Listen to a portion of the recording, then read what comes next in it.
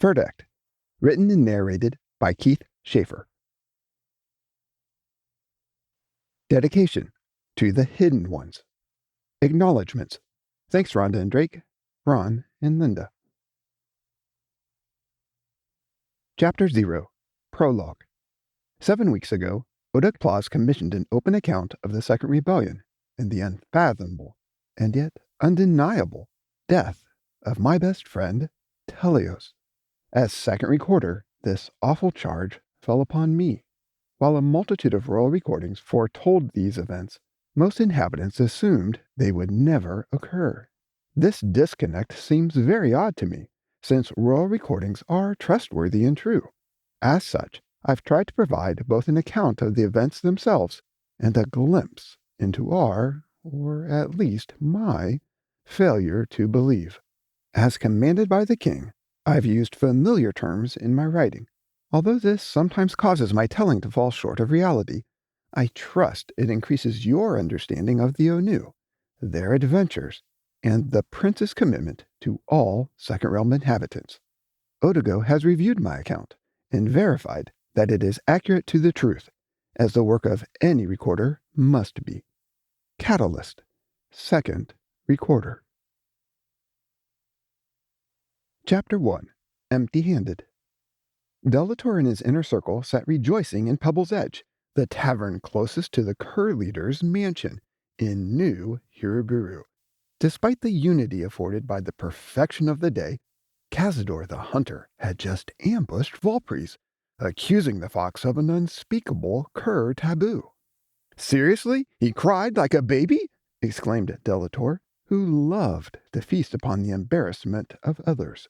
"Absolutely," Cazador affirmed as he raised his mug towards Volpres to pay tribute to the merchant's cowardice.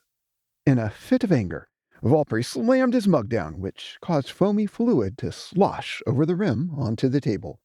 "No, I didn't," he objected loudly, trying hard to sound convincing. "Oh, yes, you did," smiled Cazador, his arrogant demeanor purposely riling his agitated prey. Cazador the Hunter had been waiting for this moment for eons, and couldn't think of a better time to lay his trap than today, on the day of the Kuur's greatest trade. He knew Volpres well enough to know that while the merchant was enthusiastically celebrating the Kuur victory on the outside, on the inside, the self-proclaimed greatest merchant ever was bitter that he hadn't personally suggested and executed the exchange himself. "I said I didn't," protested Volpres, once again his attestation sounding lame even to his own ears. "It doesn't matter what you say now," shrugged Cazador. "Why not?" volleyed Volpres. He hated to have his word challenged. "Because I heard you back then," replied Cazador with unwavering smugness. "There's no way. You're lying," howled the fox. "No, I'm not," stated Cazador firmly, as he shook his head to emphasize his claim.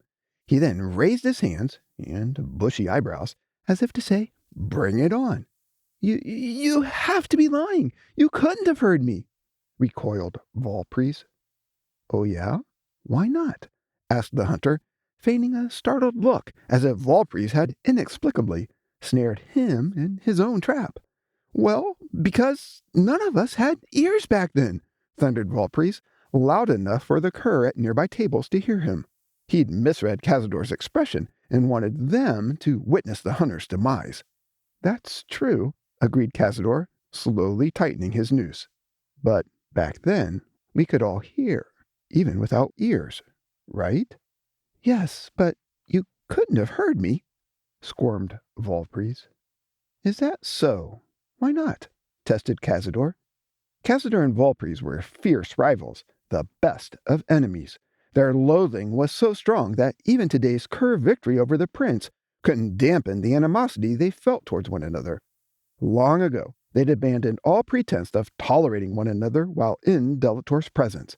Delator reveled in this and jumped in now to fuel their hatred. "Yeah, Volpres, why not?" he plied, sensing Cazador was about to fully spring his trap. Because I never cry, wailed Valpries, his cheeks flushing red beneath his brown fur. So much so that Cazador the hunter could easily see the hue and merrily pressed on. Oh, but you did, he squeezed. I did not, swiped Valpries emphatically. Listen, I know you did. I heard you. That can't possibly be true, whined the trapped fox. Cazador roared mightily and drank in Valpry's mounting frustration. In between his bellows, the hunter finally pulled his noose taut and explained. Sure it can. I was right there behind you, barely a foot away. Really? Squeaked Valpries. Yes, and I distinctly heard you blubbering like a baby, confirmed Cazador, laughing. No, I didn't, stammered Valpries weakly, frustrated that once again it was his word against Cazador's, and that he still got rattled whenever anyone, let alone the hunter, looked down upon him. But, truth be told, Cazador was right. Eons ago, before the Kuur tumbled down Bolmec's throat, they had to first fly up to meet the Great Divide. Despite Valpry's adamant claim to the contrary, he had been the first to cry out. Valpries had been hiding in his market, cowering behind a filing cabinet in the corner of his office. As the sole resident of Hiraburu, not out on the Great Eastern Plain fighting, the merchant had been alone in the Kuur capital, seemingly safe and out of reach. But after the king whispered, "Enough," to end the conflict, Valpries, like all Kuur in First Realm, began to float skyward. Alarmed, Valpries frantically struggled against this unnatural sensation by trying to wedge himself more tightly into the corner, but, try as he might, the merchant was unable to withstand Bolmec's attraction. Continuing his ascent, Valpries scratched and clawed at the smooth surface of the cabinet on one side and the rough stucco wall on the other. As he rose above the cabinet, the fox accidentally thrust himself off the wall into the middle of the room, where he continued to drift helplessly upward. Near the apex of the vaulted ceiling, Valpry's hands and arms evaporated like mist on a breeze. This was, of course, the king transforming the fox into a sphere for safe passage through Bolmec to Second Realm. But Valpries didn't know this. How could he, when the king had never done such a thing before? Instead, the merchant thought he was disconnecting from reality again, like he'd done long ago, when he tried to open the sealed scroll in Malum's workshop. Concentrating hard to delay his fate, Valpry scrunched the triangular birthmark on his forehead to pull forth greater focus. After a few seconds, he decided he couldn't possibly be disconnecting again. He was pretty sure he was conscious, and that his vision had in no way faded to black. Now curious as to why he could see the room, but not his hands, Valpries held his hands up in front of his face. But again, he wasn't able to see them. Failing to comprehend that he had no hands to see, Valpries wondered if his arms had somehow missed his command to stand at attention. Tilting his head downward to check on them, he was intrigued to see that his view of the fast-approaching ceiling would not change. He tried to look down again, but still could only see the ceiling. Wondering why he was so out of control, and now speculating this was merely a nightmare, Valpry squinted his eyes and prepared for imminent impact, just in case he was wrong. As he was about to crash into the ceiling, the entire roof of M3 vanished, affording Valpries a clear view of Bolmec off in the distance, the Great Divide's vacuuming mouth wide open. For eons, the Onu had warned Valpries and the Kuur the Great Divide was coming, but they had steadfastly refused this counsel, confident that the king didn't have the resolve to expel them from First Realm. Even now, as Valpries rose to face Bolmec, he couldn't believe this was real. It had to be some sort of illusion, another vain attempt by Otek to lure him back. If it had been real, Valpries reasoned, he would have painfully slammed into his office ceiling. "Nice try," muttered the fox, more to himself than to the king. Valpries growled defiantly, as best a fox could, determined that no matter what Otek Plas threw his way, he'd never, ever return to the Onu. Surely this vision would soon pass, and he'd find himself hiding safely in the confines of his office, far away from the dangers of the fighting out on the plain. After all, he was a merchant, not a warrior, and trading had always been sacred in the kingdom. Since he was the best trader in Kurland, and possibly the entire realm, didn't that make him sacred, special, untouchable? As Volpres and the Kuur departed First Realm, the king being, well, the king, prepared each Kuur for their entry into Bolmec. Not only did he temporarily reshape their kalamas for added protection against the blazing internal workings of Bolmec, he also provided each Kuur with a fleeting glimpse of something or someone they were leaving behind in First Realm. His hope was that once they'd spent sufficient time away from this important connection, they'd reconsider their allegiance to Delator and the Great Without. For Volpres, this was undoubtedly M3, and so, as the fox rocketed up to Bolmec, Otek's claws gently rolled the merchant over so he could watch his market shrinking away. This sight struck a chord in Volpres, a G minor 7 with a dissonant 2-octave lower bass B instead of B flat to be precise. In the merchant's limited musical imagination, these notes left no clear path to resolution. However, one thing was certain, M3 was his, and his alone. Not wanting to lose it, Volpres resolved, well, if this is a dream, I'm taking you with me. The merchant then commanded his non-existent right hand to reach down and scoop up the vast engine of his wealth, which now appeared small enough to fit comfortably in the palm of just one hand. But since Volpres had no hands, nothing happened. Desperate, Volpres begged his left hand to grab M3 before it was too late. Again, nothing. The merchant's love for M3 was so fierce, and the sense he might permanently lose it so intense, that the fox became furious. His anger caused him to reconsider the possibility that maybe, just maybe, he was experiencing the Great Divide. "Otek, put me down!" he shouted. Despite being certain Otek had heard his demand, Volpres continued to soar upward, disconcertingly gaining speed, causing M3 to fade away more rapidly. As the market disappeared, Volpres ranted and raved, cursing the king and all the Onu. When he could no longer see M3, the fox howled as if the object of his great affection and efforts had been torn away from him forever. In his moment of anguish, Volpres shed non-existent tears from his non-existent eyes and became the first Kuur to cry out, "No, no, please, not M3.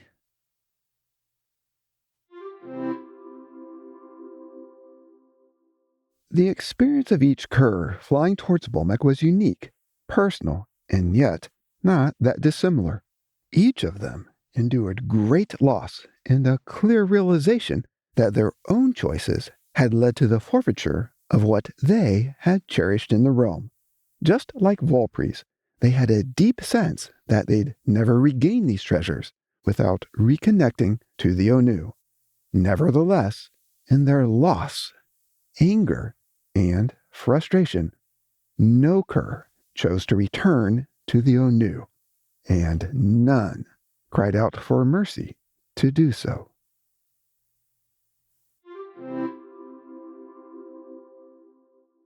For countless eons, Bolmec had diligently protected his baby sister, and all Second Realm, by grazing on the endless supply of stray asteroids and space debris encroaching upon Kalim's doorstep. But as the Kuur streamed into his throat today, the Great Divide reflexively gagged on the sudden, massive influx and spit some of the Kuur out, although he quickly sucked the rebels back in again. While Bolmec attempted to use his esophagus flap to guide the Kuur towards his safer stomachs, safer being a relative term, a few, including Delator, missed this prescribed detour and headed straight towards his bottomless pit. To many First Realm inhabitants, Divide Clan members appeared invisible or amorphous at best, making them difficult to see. But to those with vision, each Divide looked like an animal, beast, or bizarre inhabitant capable of altering their appearance in service to the spaces the Onu had charged them to protect. Even if multiple inhabitants stared at the same divide, they'd perceive a diverse array of forms, like children spotting different animals in fluffy white clouds. In reading, thinking, and discussing the Great Divide, most Onu had assumed Bolmec was the only Divide clan member residing between First and Second Realms, the one solely responsible for maintaining the separation between the realms. While this limited perspective of Bolmec didn't hamper their understanding of choice in terms of the rebellion, it did, however, severely undervalue the richness of what Telios had created. It's more accurate to view the vast spaces between and around the realms as being inhabited by several Divide Clan members. Their interplay similar to waves crashing upon a beach or shifting tectonic plates. These divides experienced both continuous short-term ebb and flow, as well as long-term boundaries that typically changed gradually, but on rare occasions had been known to leap and bound. As Bolmec swallowed the last insurgent, his younger brother, Trezor, who'd been lurking behind him out of sight, tapped the Great Divide on his shoulder and coyly asked, "What you doing?" Bolmec and Trezor, like many Divide Clan members, possessed multiple ways of allowing material to enter and exit their internal hidden spaces. The brothers were so expansive and complex that their interiors felt like entire realms unto themselves, though no inhabitants knew this yet. And while the two Divides weren't technically twins, their outward appearances were so similar that even an Onu with vision could have been forgiven for thinking they were. However, over the course of many eons to come, the brothers' appearances would change so dramatically based on the choices they'd make that all First Realm inhabitants, even those without vision, would be able to clearly tell them apart. Turning to face his brother, Bolmec answered matter-of-factly, taking the Kuur to Second Realm. "Why?" questioned Trezor. "Because the king asked me to." Trezor instantly felt insulted, like Otek Plaz had rejected him by granting Bolmec this role. This perceived slight added to the concealed disdain Trezor bore for his brother. While Trezor knew much about First Realm, the Onu and the Kuur, all his knowledge stemmed from his interactions with the royal family. Just like his brother, he had never spoken to any First Realm inhabitant. "What makes you so special?" shouted Trezor in his head. "Aren't we identical? Why are you the one the Onu call great instead of me? Why in the realm did Otek let you interact with the Kuur first?" Uh, stammered Trezor aloud, trying to hide his resentment. "Why'd the king ask you to take them to Second Realm?" He didn't say. "Are you dropping them off right away?" pursued Trezor, imagining that if the Kuur were set free on Second Realm, and the king was back in First Realm, he could sneak down and talk to some of them. "Oh, no," shook Bolmec. "Why not?" squinted Trezor. "Because the king said I was supposed to hold on to them for a while." "How long?" "I don't know. He didn't say," shrugged the Great Divide. "Did he at least tell you where to put them down later?" nudged Trezor, wanting to make sure he knew exactly where to look for them in case he missed the drop-off. "No, he didn't say." Without replying, Trezor floated away, seemingly disinterested, but then abruptly turned and rushed back up to Bolmec as if trying to catch him off guard. "I bet he wants them on the northern coast," he suggested excitedly. "I wouldn't hazard to guess. He really didn't say." "Well, if it were up to me, that's where I'd put 'em. Want me to take them there for you?" offered Trezor. Before Bolmec could answer, Trezor extended his hand as if preparing to accept a fistful of First Realm inhabitants, but instead of placing his palm up, as he should have if he expected Bolmec to give him some of the Kuur, Trezor positioned his hand with his palm down and prepared to extract the Kuur for himself by knifing his hand through the crevices of the Great Divide, which currently resembled a giant rib cage. Bolmec recognized this simple maneuver and held his ground, unalarmed. He knew the king's blessing would protect him, like it had done many times before, though he did reflexively tighten his outer layers to repel his brother's encroachment. As Trazor's fingertips glanced off Bolmek, his red-hot temper flared, causing his aura to shimmer. "Oh, come on, Great One! Aren't you supposed to share?" he fired angrily. Trazor viewed Bolmek's refusal to allow him to reach in and take whatever he wanted as an insult, nearly as great an offense as the king not having asked him to take the Kuur in the first place. "I don't think so. Honestly, Otek didn't say," replied Bolmek, deflecting his brother's volley. "Well, if he didn't explicitly forbid it, then I'd say it's okay," pressed Trazor, extending his hand once again, this time with his palm up. Bolmek's love for his brother didn't outweigh his allegiance to the king. He quickly replayed the king's instructions in his head once again, before replying softly, but firmly. "No, not this time, Trey. I don't think I'm supposed to do that." "Why not?" demanded Trazor. Bolmek took a deep breath and paused. While he didn't want to offend his brother, the Great Divide sensed he was protecting Second Realm and the Kuur by holding firm. He was well aware that Trazor often allowed projectiles free passage when he was supposed to be on guard duty, just to enjoy the spectacle of errant collisions and then gorge on the eruptions. Sadly, Bolmek had even witnessed Trazor purposefully hurling and spitting meteoroids at celestial bodies to trigger these upsurges. While there was no way Bolmek could have known it, Trazor would eventually use this ingested debris and additional harvested material to help the Kuur build their new capital inside of himself. Today, the Great Divide simply wondered if Trazor was seeking Kuur pebbles as convenient, well-shaped ammunition. "Because," began Bolmek slowly, ready to hide behind the king's silence once again. I know," interrupted Trazor. "Because he didn't say to." "It sounds to me like the king didn't say much of anything," huffed the offended Divide. "No, I suppose this time he didn't," granted Bolmek, before drifting away towards Calum to await the king's arrival.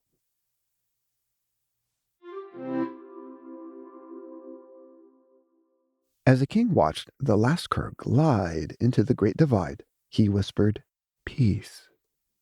While Otek Plaz was looking up at Bolmek, the Onu Otu were the primary recipients of his blessing.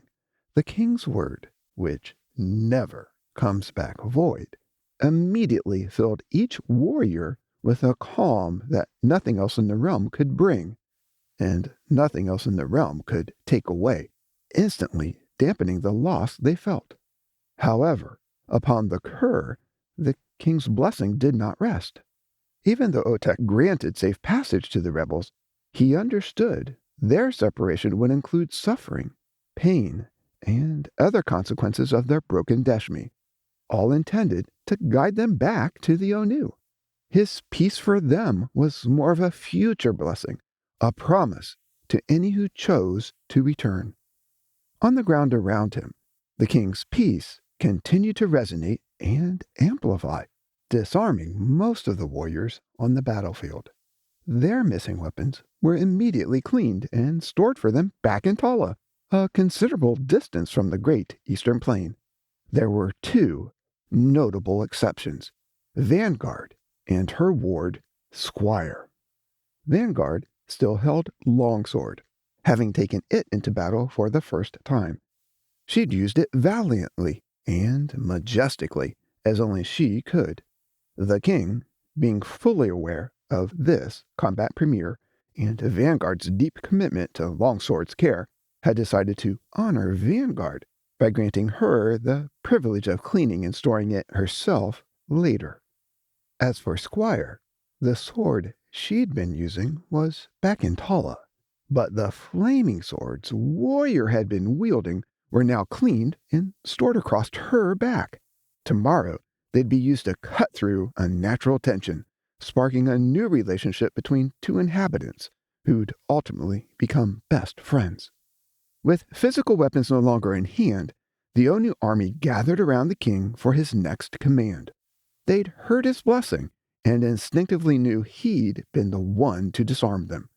To enhance the peace within each warrior, Odigo the Seer used their deshmi to confirm that the Kuur would no longer be allowed to wreak havoc in First Realm, just as the prophecies had foretold.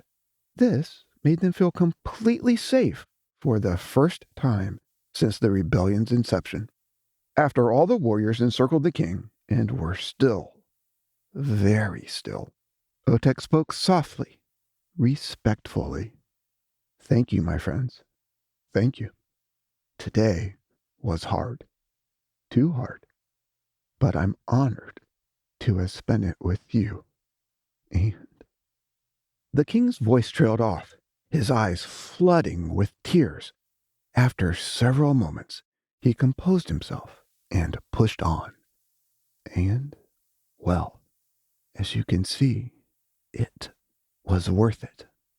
Otek paused, then cast his gaze over to Toger, the lone Kuur warrior who had returned to the Onu during the battle. The warriors encircling Toger immediately moved in closer, as if trying to give the tiger a hug. But really, they were huddling around him to protect him, like they would have done had other Kuur been nearby. These warriors, like all Onu warriors, were always ready to protect just one, at any cost. The king glowed as he watched them swarm the tiger and continued his decree. Soon we'll go after more in hopes that they too will come home. As we do, we'll also fight to protect the inhabitants of Second Realm. Otek's message caught the warriors off guard.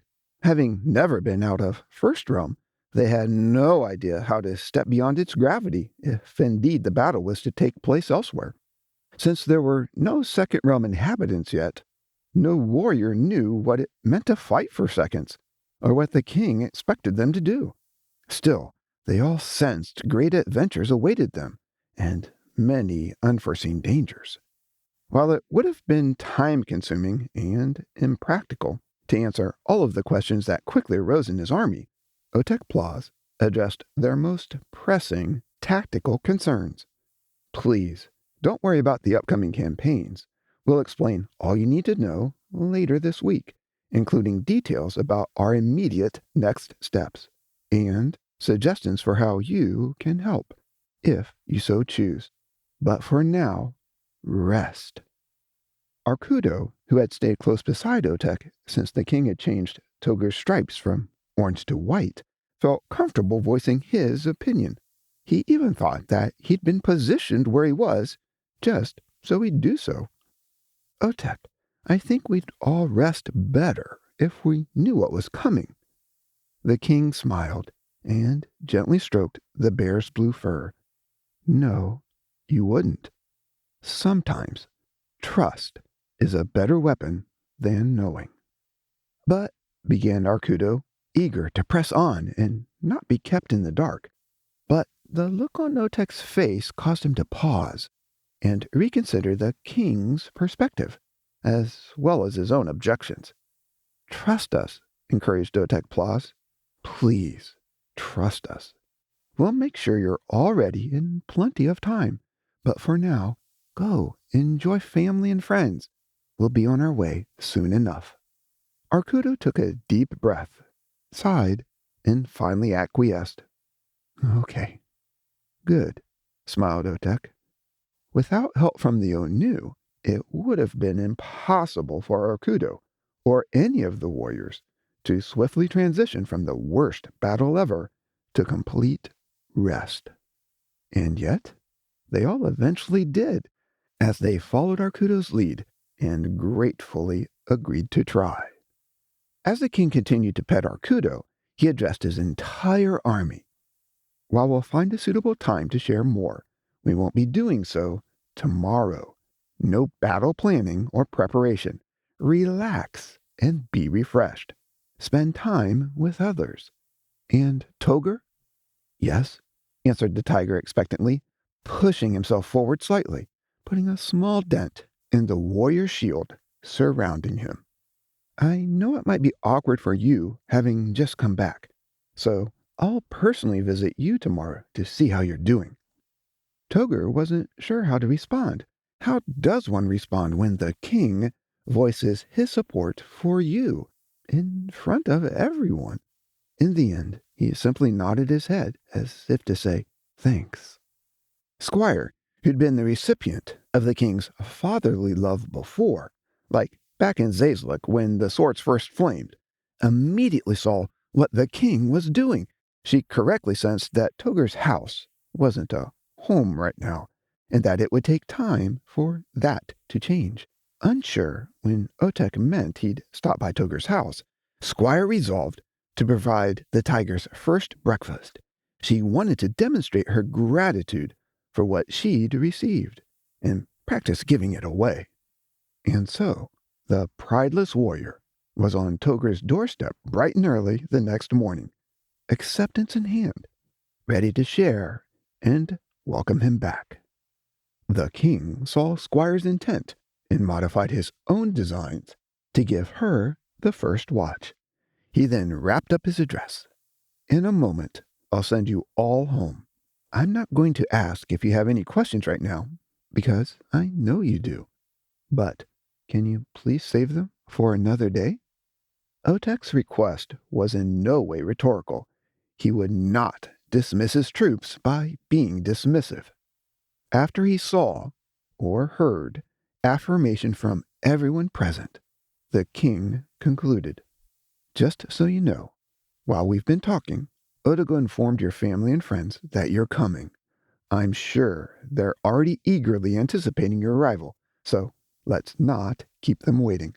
If anyone asks how long you'll be home, feel free to tell them it'll be at least a week or so." "All right then, I'll see you soon," promised the king as he transported his army away. The Onu, now alone on the battlefield, turned their attention to the plain. They dismantled and removed the warring encampments and reclaimed the spilled blood, for there is life in the blood. Every second of every day, blood brings oxygen, the very breath of physical life, to the innermost recesses of every living creature, great or small. It serves as a subtle reminder that life flows continuously from the Onu, refreshing and reviving the inner being. Without this constant renewal, there is no life. The Onu don't view this need for their ongoing support as an imposition. Rather, they view it and their own interdependency and support as their very strength, freely given to one another, freely offered to all. Although they were still reeling from the ravages of today's legion of broken Kurdeshmi, the royal family rejoiced in the commitment of the Onuotu to this life. As they removed the last remnants of the battle, the Onu hastened the natural restoration processes of the land, and the great eastern plain was great once again before the last hint of sunlight vanished for the day. Chapter 2. Pebble's Edge. Humiliated, Valpries jumped up and shuffled to the bar to get a drink. Despite the raucous tavern noise, he could easily hear the table he'd just abandoned, and its remaining occupants roaring gleefully. Since Valpries had left a nearly full mug of brew back on the table, they knew, he'd retreated to avoid Cazador's assaults. When Valpries arrived at the mahogany bar, he ordered his favorite drink, which required ingredients not stored in the main tavern room. Emboldened by the perceived prestige he thought this delay implied, Valpries reached out and grabbed a fistful of marbles from a bowl beside the pretzels. He couldn't grasp very many, only 4 to be exact, since his hand was rather small. As the fox cupped the marbles in his right hand, he began to ripple his fingers dexterously, like invisible waves were passing through them.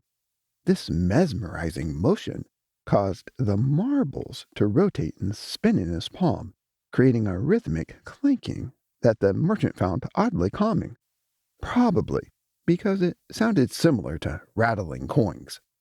Once he fully regained his composure, Volpri stopped his marble rotation and peered down into each sphere to see if it contained his image. However, failing to spot himself, he closed his fist, shook the marbles as if they were dice, and then cast them down the bar with a flourish, as if shooting double craps. Volpri's wager was well timed. As the spheres sprang out of his hand, Gimbaya, the patron to his left, raised her arm to take another drink, revealing two narrow passageways between an assortment of empty appetizer dishes and dirty cutlery. 3 of the 4 marbles successfully squeezed through these tight spaces, but the teal sphere was rejected. It clanked loudly off a plate and bounced all the way back to Volpri's, who scooped it up quickly and pitched it again, this time harder, as if attempting to help the straggler catch up with its mates. Unfortunately, the fox was too slow. Gimbaya had already slammed her right arm back down on the bar, creating a furry barricade. Growling menacingly, her fleece swallowed the marble, which Volpri's never saw again. The 3 other marbles enjoyed a much more productive adventure.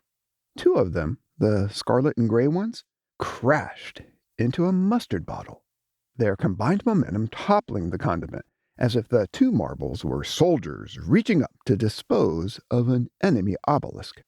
At the same time, the purple marble broke a water glass beside them, the explosion resounding like clanging cymbals celebrating the fall of the monument.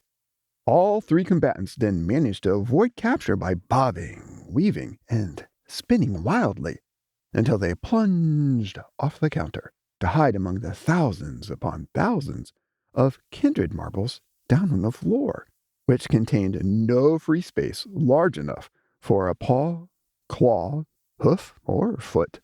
While a floor completely covered by marbles is a bizarre hazard to be sure, all the patrons at Pebble's Edge were accustomed to shuffling and scuffling to find safe footing.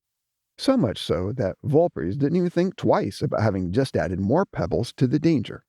The merchant, still waiting for his beverage, clutched another handful of marbles to search for himself again.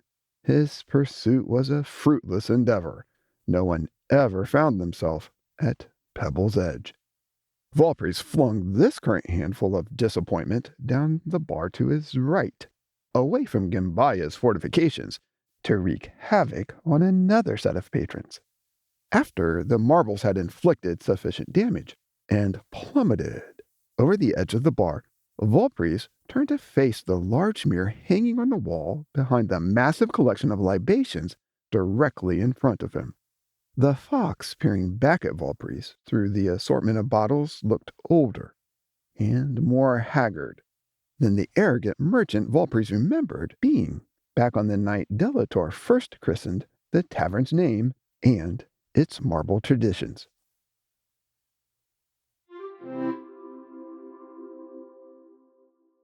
Long ago, after the Kuur grew weary of wandering aimlessly in and around Second Realm, they decided to seek refuge in Trezor. Initially, they only constructed makeshift dwellings and structures.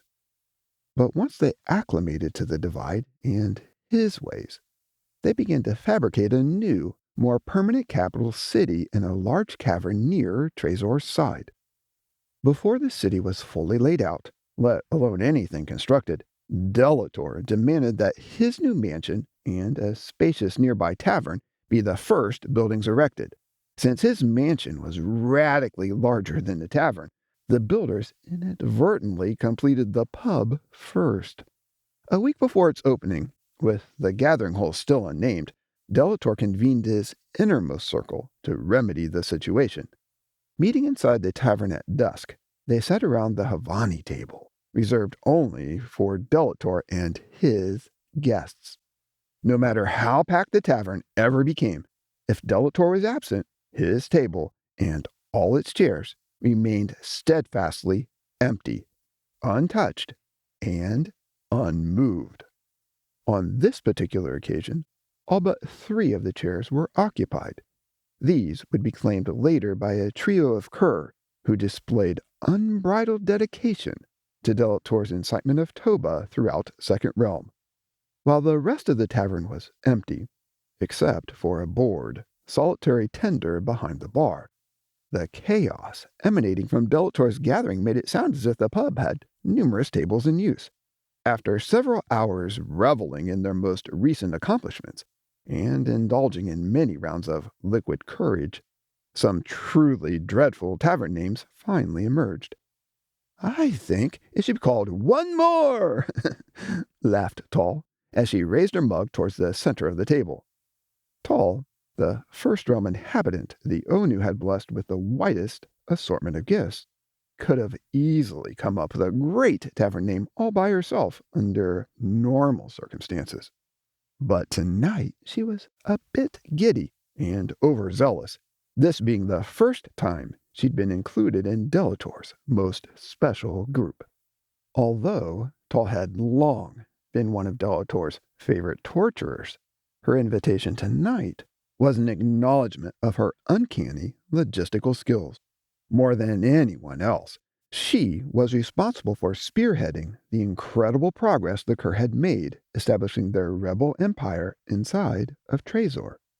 Tall was so excited to be present tonight, and so intent on being the first to come up with an interesting name, that she'd momentarily forgotten the king's endless emphasis on trying to convince one more inhabitant to join the Onu. However, all the others around the Havani table had not. Instantly, they all went silent, and for an awkward moment, the only sounds in the tavern were the crackling blaze in the massive stone fireplace behind Delator, and the grinding of his teeth. "What do you mean?" he snarled, tempted to devour Tall. "You know, one more, as in, I want another drink," explained Tall, who literally wanted another swill, but was also slowly catching on to her blunder. "We're not quoting the king here," fired Cazador, distancing himself from his daughter's mistake, before Delator could say anything that might shift the blame to him for not having better schooled his offspring. "Oh, come on, everyone, line up," compelled Tall, too intoxicated to know better. "Why not twist the king's words? I mean, if Telios ever does create Second Realm inhabitants, won't we always want one more of them to join us?" Tall paused and looked around the table for support.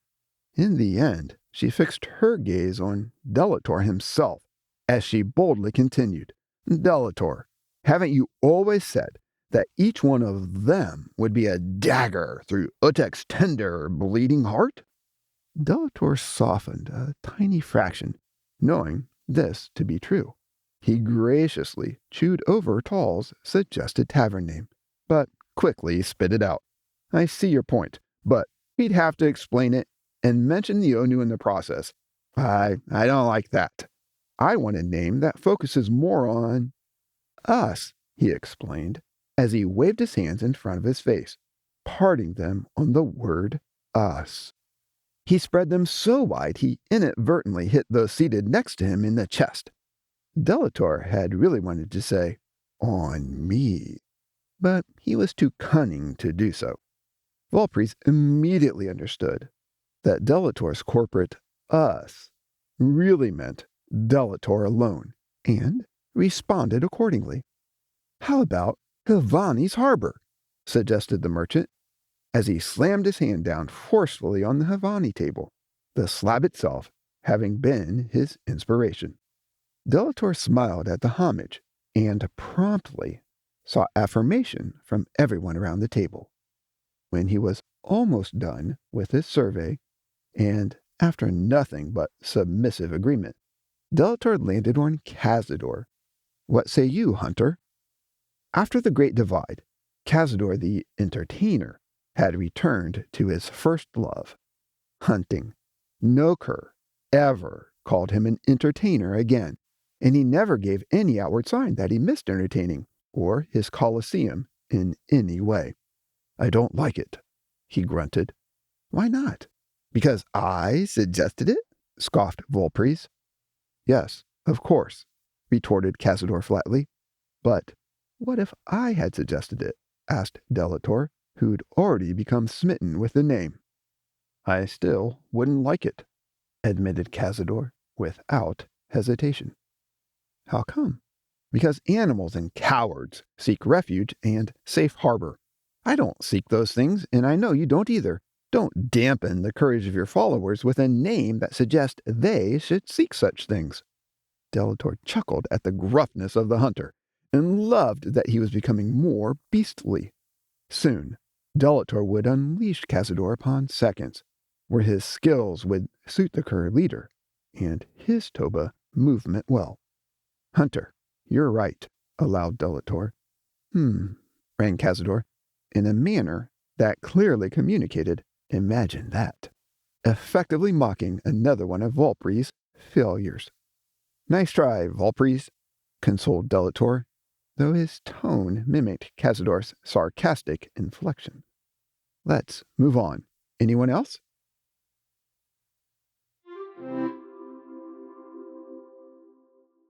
In the ensuing hour or so, many more names came and went, most not worth a single moment of serious consideration. Towards the end of this time, Delator began daydreaming, assuming that tonight would be a total bust. As his mind wandered, an ancient interaction with PB, the scholar-turned-traitor, came to mind. Perhaps this memory surfaced due to a tavern name someone suggested, or maybe because that's just the way memories work. Regardless, after mulling over what PB had said, Delator sprang back into the conversation. "Pebble's Edge!" he hailed triumphantly. "What?" startled Ruthless, who had been talking and didn't take kindly to being interrupted, not even by Delator. As the leader of Delator's Imperial Guard, Ruthless had been the first member of the Kuur leader's innermost circle, a subset of his initial inner circle that he had winnowed down after the Great Divide. Ruthless was, without a doubt, his most trusted protector.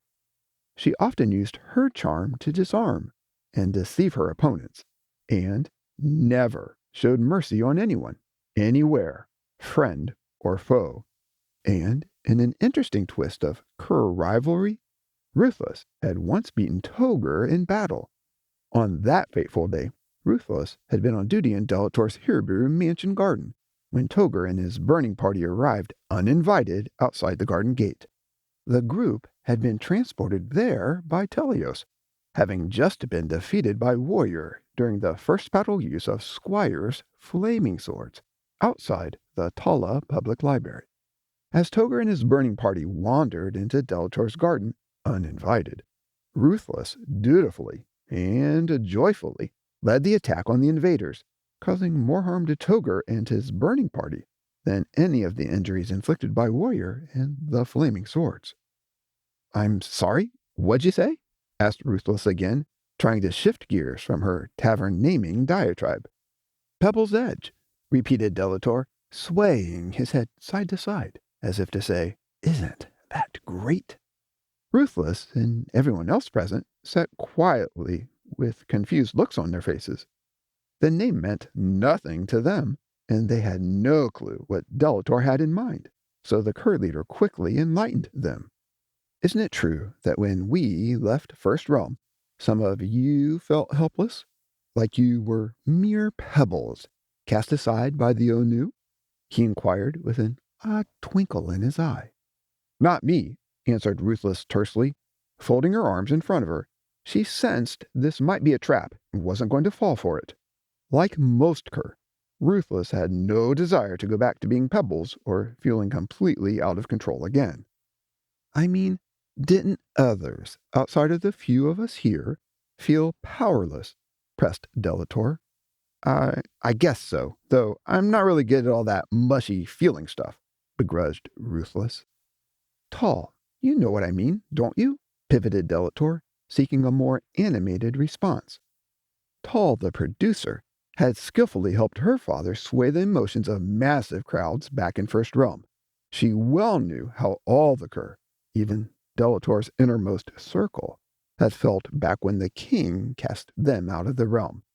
Yes, I know a few who did, she conceded hesitantly, also leery of where Delator might be leading her.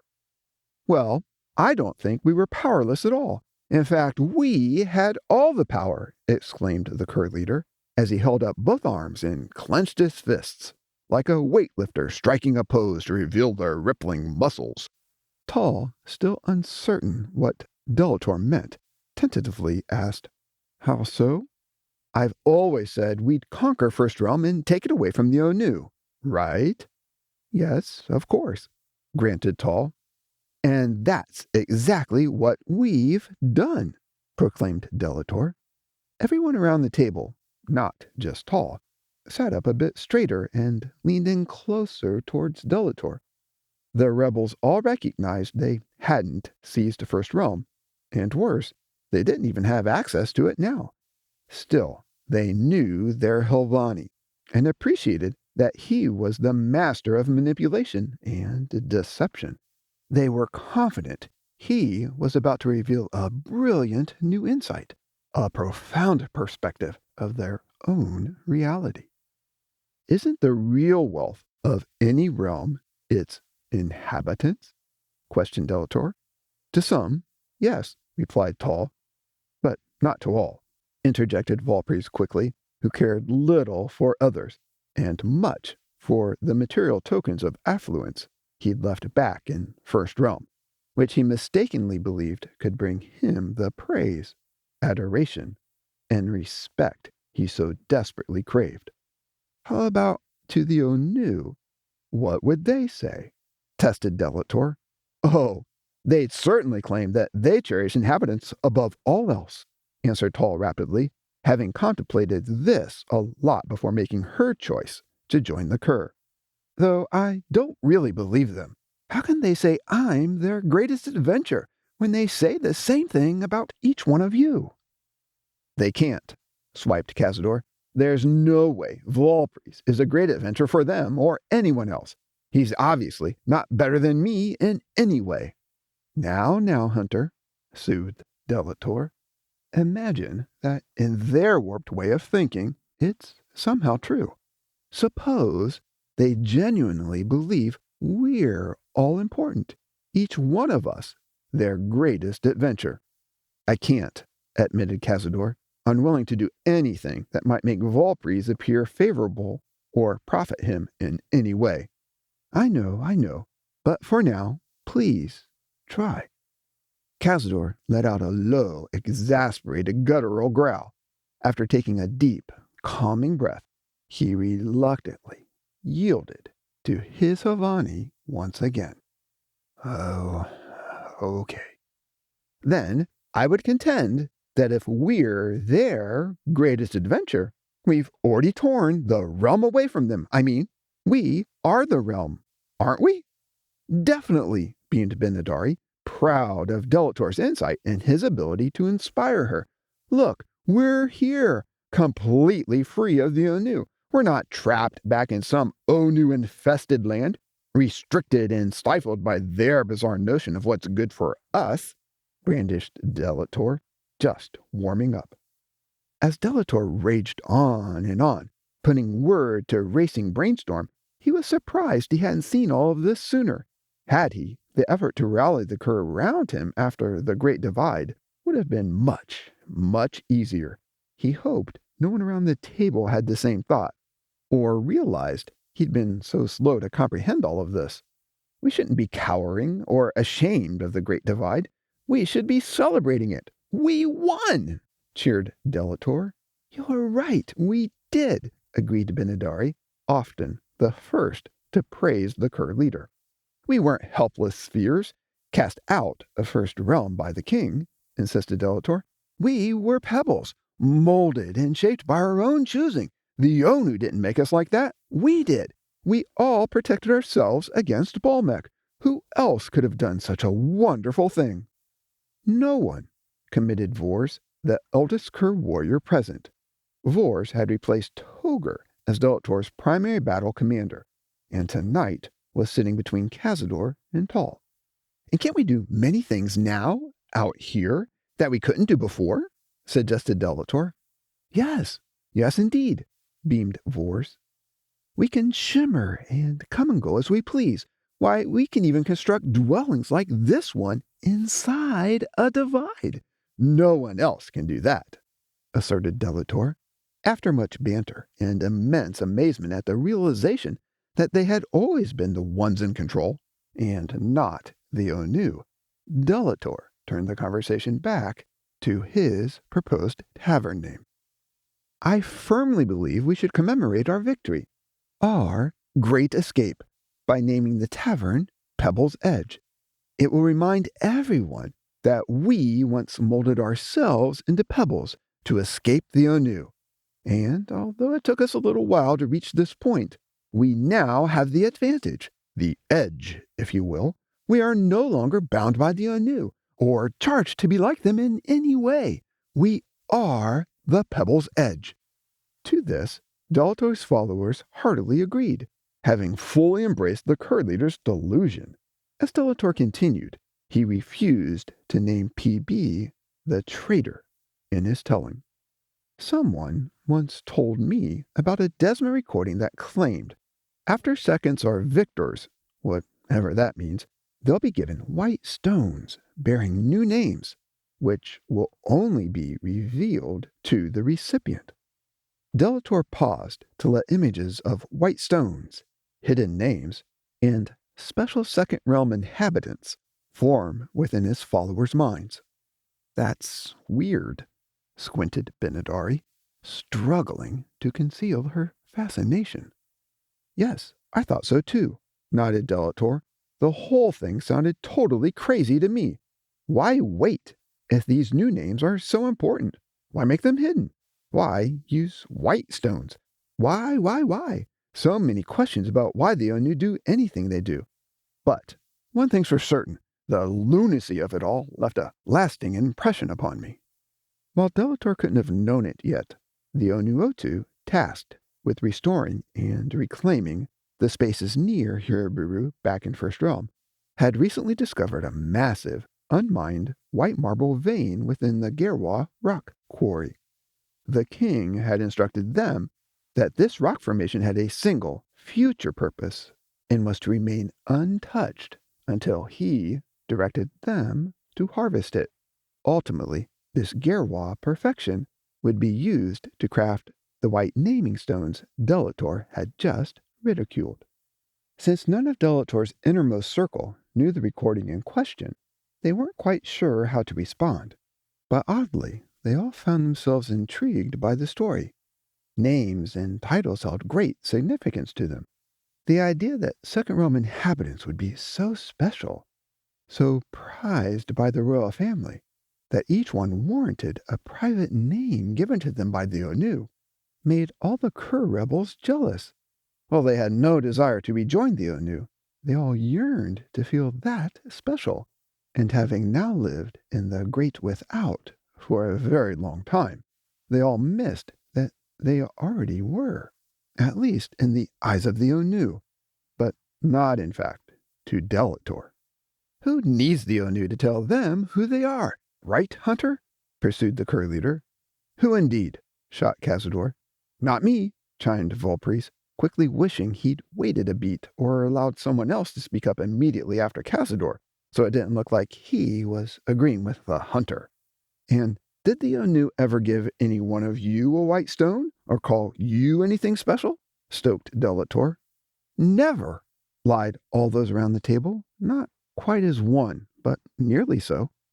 While it was true that none of them had received an engraved stone from the Onu with a hidden name on it, they all had, on countless occasions, been told they were special and important to the Onu, in word and in action. Delator smiled, confident as ever that he could manipulate the longing of his followers into something to serve his gain. Never one to miss an opportunity to one-up the Onu, Delator knew he was onto something, and that the tavern name had been chosen. "Then, here's what I propose we do. To show the Kuur that we, genuinely care about them right now, not later after some future abstract victory, membership to Pebble's Edge will require the trade of a single engraved marble with a unique name on it. The marble's owner can have any name on it they desire. Anything. Unconstrained by Onu restrictions and perceptions, let them name and claim their full potential. Anything? Inquired Valpries, already dreaming of several names he'd choose, and wondering if the pebbles would be large enough to accommodate his monstrous titles. Yes, absolutely anything, as long as it's unique, promised Delator. How are you going to guarantee uniqueness? Asked Benadari quickly, trying to make sure that she, and only she, could claim the name she had in mind. We'll establish a registry that maps the Kuur to their chosen pebble names, and make it available at Pebble's Edge for public perusal, shrugged Delator, as if maintaining a list was no big deal. As someone who always kept score, Delator prided himself on accurate accounting, and everyone knew this. If the name isn't listed in the registry, can someone really have it? Sought Ruthless, thinking she'd spotted a flaw in Delator's plan. She wanted to shield the Kuur leader from his potential embarrassment and further enshrine herself as his protector. Sure, baited Delator, certain that Ruthless was about to set the stage for his next twist. She didn't let him down. But Helvani, that doesn't sound like a safe plan to me, charged Ruthless. Why not? Asked Delator, pretending to be surprised. What if someone wanted, and I'm just speculating here, what if someone wanted to call themselves Helvani? Should they be allowed to do that? Absolutely not, snapped Benadari, glaring at Ruthless for even suggesting the idea. I agree, nodded Ruthless. I'm just trying to say that I don't think we want inhabitants to freely choose any name they want. We need some form of restriction. Then what do you recommend? Bid Delator. Maybe you should approve all the names. I trust you to do that. I don't want some server or door guard maintaining the registry and adding new names willy-nilly. That seems too risky to me. That's a great idea, asserted Benadari, quite positive that with this approach and her close relationship with Delator, she'd be able to have the name she wanted and prevent others from claiming names even remotely similar to hers. Delator, please, please, you approve them, she practically begged. Delator looked around the table and waited until everyone gave some indication that they wanted him to control their names. Vors was the last to nod, way too slowly for Delator's liking. The Kuur leader took note of this delay and addressed it the following morning. Well, if you all insist, I'll do it, established Delator. Of course, Delator would have approval and acceptance done no other way. He'd already seen this as a fun way to dominate his followers. Okay then, anyone wanting to join the tavern will have to submit their marble to me for approval. If they've chosen a name I like, I'll add it to the registry and their marble to the tavern's collection. Great, beamed Benadari, clasping her hands tightly up in front of her chest, as if she was already clutching the name she desired. And since no one wants to be rejected, continued Delator, I highly recommend everyone check with me first before etching their names into their marbles. I'd hate for them to waste their time or ruin a perfectly good stone with a name that doesn't get approved. This pre-approval seemed straightforward and prudent to everyone sitting around the table. However, Delator knew there was more to control than just a name. Before I accept anyone's pebble, I'll also check it for size. Seeing as we're all in this together, we should all be characterized the same. Foremost, he shouted. Kuur! Resounded the table. Truth be told, Delator didn't really care if anyone's marble was too small or ill-formed, but he desperately wanted to make sure none encroached on the size of his. The Kuur leader would intentionally have his marble made much bigger than the acceptable size and kept on display above the front entrance of Pebble's Edge, so all bowed before it as they entered the tavern. And of course, I'll also check them for consistency, not simply their size. Quality matters. We can't have someone's marble looking marvelous and someone else's shoddy, added the Kuur leader. I love it, exclaimed Volpries. Valpries could hardly contain himself. As the foremost Kuur trader, he knew many Kuur often spent well beyond their means trying to one-up each other. The merchant was certain that this would happen with these precious stones, and he was right. Valpries quickly established a thriving business around the creation and trade of these pebbles, far beyond their intended purpose as tavern membership tokens. All the Kuur, except for Cazador and Delator, ultimately acquired most of their marbles from Valpries, primarily because the fox was able to embed an accurate ghost image of each purchaser within their marbles, a feat unmatched by any other merchant, sculptor, or craftsmaker. Valpries marbles were so popular that most Kuur acquired many, way too many, icons of themselves. Over time, these symbols became a form of currency used outside of the tavern in many trades.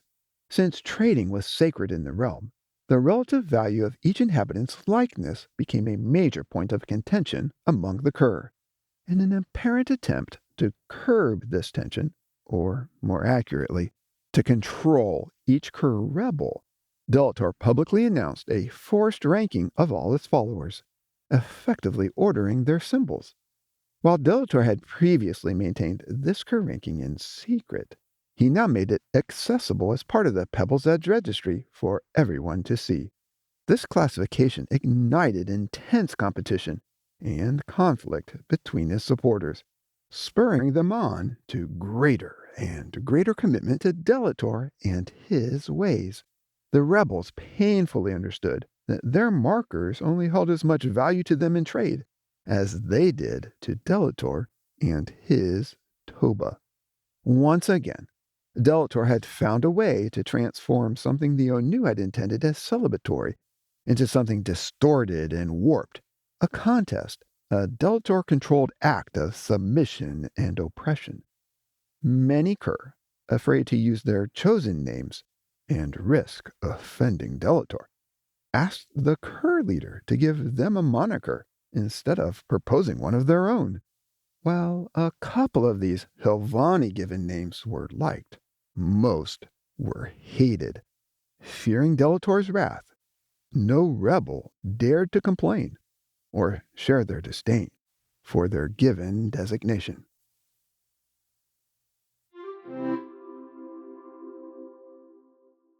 The morning after the Great Divide, Otek rose to meet Bolmek. The king was eager to spend time with the Divide and thank him for his participation in the current Kuur judgment. "How are you doing this morning?" asked Otek Plaus. "I'm fine," answered Bolmek. "Are they sitting okay?" The Great Divide knew Otek meant the Kuur and responded accordingly. "Yes, they are. Thanks for asking." Transforming them all into small, smooth spheres made it easy for me to swallow them. "I'm glad," replied the king. "But honestly, while they were smooth, I wasn't. I wasn't smooth on all of them," blushed Bolmek, referring to his occasional gagging and spewing. "That's all right," assured Otek, patting the Great Divide on his shoulder. "What do you want me to do with them now?" questioned Bolmek. He was keen to venture to Second Realm and rid himself of the rebels within. "Stay put for a couple of weeks." "Why?" inquired Bolmek, sounding surprised at the delay. "I'd like to have the warriors and some others help me with the Kuur migration. However, the Onu all need a break first. The war and separation have taken a toll on them." Since the Kuur were sitting well within him, Bolmek felt no physical need to hurry, though the thought of all the spheres of Toba within him made him uneasy. "Well, I think I can handle that." "Okay, then. I'll stick around here for a while. Anything else?" "Yes, if you don't mind. Would you please allow the Kuur free range within you?" The idea of Toba meant Kuur free to upset his insides sent Bolmek into a state of shock, making him shiver and rumble like a massive thunderstorm. The king instantly realized that the Great Divide had misunderstood his request. Easy. Let me explain. The Kuur will remain in their current form, unable to forcibly move around anywhere of their own accord." "I guess at least that part's good. Then what exactly did you have in mind? I'd like you to allow them to move beyond their initial resting places in your stomachs. Let them be absorbed, so to speak, and float around elsewhere in your great vastness. While Bolmek trusted the king, that didn't mean he had no questions or concerns on this matter. Since having sentient beings within was entirely new to him, the Great Divide wasn't sure what to expect, even if the Kuur remained in forms similar to the multitude of rocks he'd swallowed before. Will that be safe for them? And for me? He bid. Absolutely. You have my word on it. Bolmek knew that safe didn't always mean painless. Will it hurt? He asked. No, I wouldn't say that, but it might be a bit uncomfortable. You'll leave them as spheres? Implored Bolmek, despite the king having just said that he would. The Great Divide's question wasn't a doubt about whether or not the king had already mentioned this, but a confirmation he felt he needed nonetheless. Yes, affirmed Otek Plaz simply. Do you want all of them set free, even those in my bottomless pit? No, leave those in the abyss there. Everyone else can move about. Is that okay with you? Bolmek paused before answering. Someone watching the king and the Great Divide would have thought Bolmek was hesitant to support the king's request. But in reality, he was already working on the solution, his insides rumbling. No problem. I've already thinned the appropriate walls, and they'll eke out momentarily. If you don't mind me asking, why? Petitioned the Great Divide, who hadn't needed an answer to his question before executing the king's vision. No, I don't mind you asking at all. I love honest questions. I know you do, acknowledged Bolmek. Why do you want them to shift about? It seems rather odd to me since, in their current form, they won't be able to control their movements. That's the point. I want them to feel out of control, sense and see movement, ebb apart, and drift helplessly around inside you, like they're lost on a great ocean. I'm certain this will happen more outside of your stomachs than within. That's for sure. But why not free those in the bottomless pit as well? Because I had a hand in directing them there. They need to stay put for now. Will you be taking them out later, or will I? I will. The two then sat silently, enjoying the view of the open vastness around them, and first and second realms off in the distance. After a while, Bolmek brought up his next concern. So, others will be joining the Kuur inside of me soon? Yes, next week, if you don't mind. I'd like to have the army and some carriers join me in the quest to find the Kuur within you. After that, I'll send the rebels on towards Second Realm. Another part of your plan where a simple word won't suffice? Smiled Bolmek. Something like that, ascribed the king. In that case, I'd be happy to host the Kuur for a few weeks, as well as you and your explorers. Thank you. I really appreciate it. And, by the way, have you given any thought to my other request? Which one? For the outposts. I have. And, well, to be honest, hedged the Great Divide. Always, encouraged Otek Plaz. I'm not sure about those. The idea of having firsts permanently live inside of me, as well as all of the material they'd need to dwell in one place, makes me feel, I don't know, trapped? Claustrophobic? I prefer a more fluid existence. Bolmek, like a few other special Divide clan members, including his brother Trezor, was both a Divide and a Vault. He possessed the ability to separate and compartmentalize his internal spaces to safely store matter and life. However, Bolmek wasn't accustomed to housing sentient life yet, as the Kuur represented his first inhabitant visitors. His hesitation regarding the outposts wasn't unexpected. I know, approved the king gently. While a lesser king might have piled on compliments or guilt to persuade the Great Divide to shelter some Onu after the Kuur rebels were extracted, Otek Plaus did not. He didn't want Bolmek to feel any pressure to help more than he was willing. Otek's simple acknowledgement of Bolmek's emotions and his ongoing silence were both powerfully received by the Great Divide. "Do you mind if I give the settlements more thought?" Bolmek finally entreated. "Not at all. Take your time. I'm in no rush." "You never are.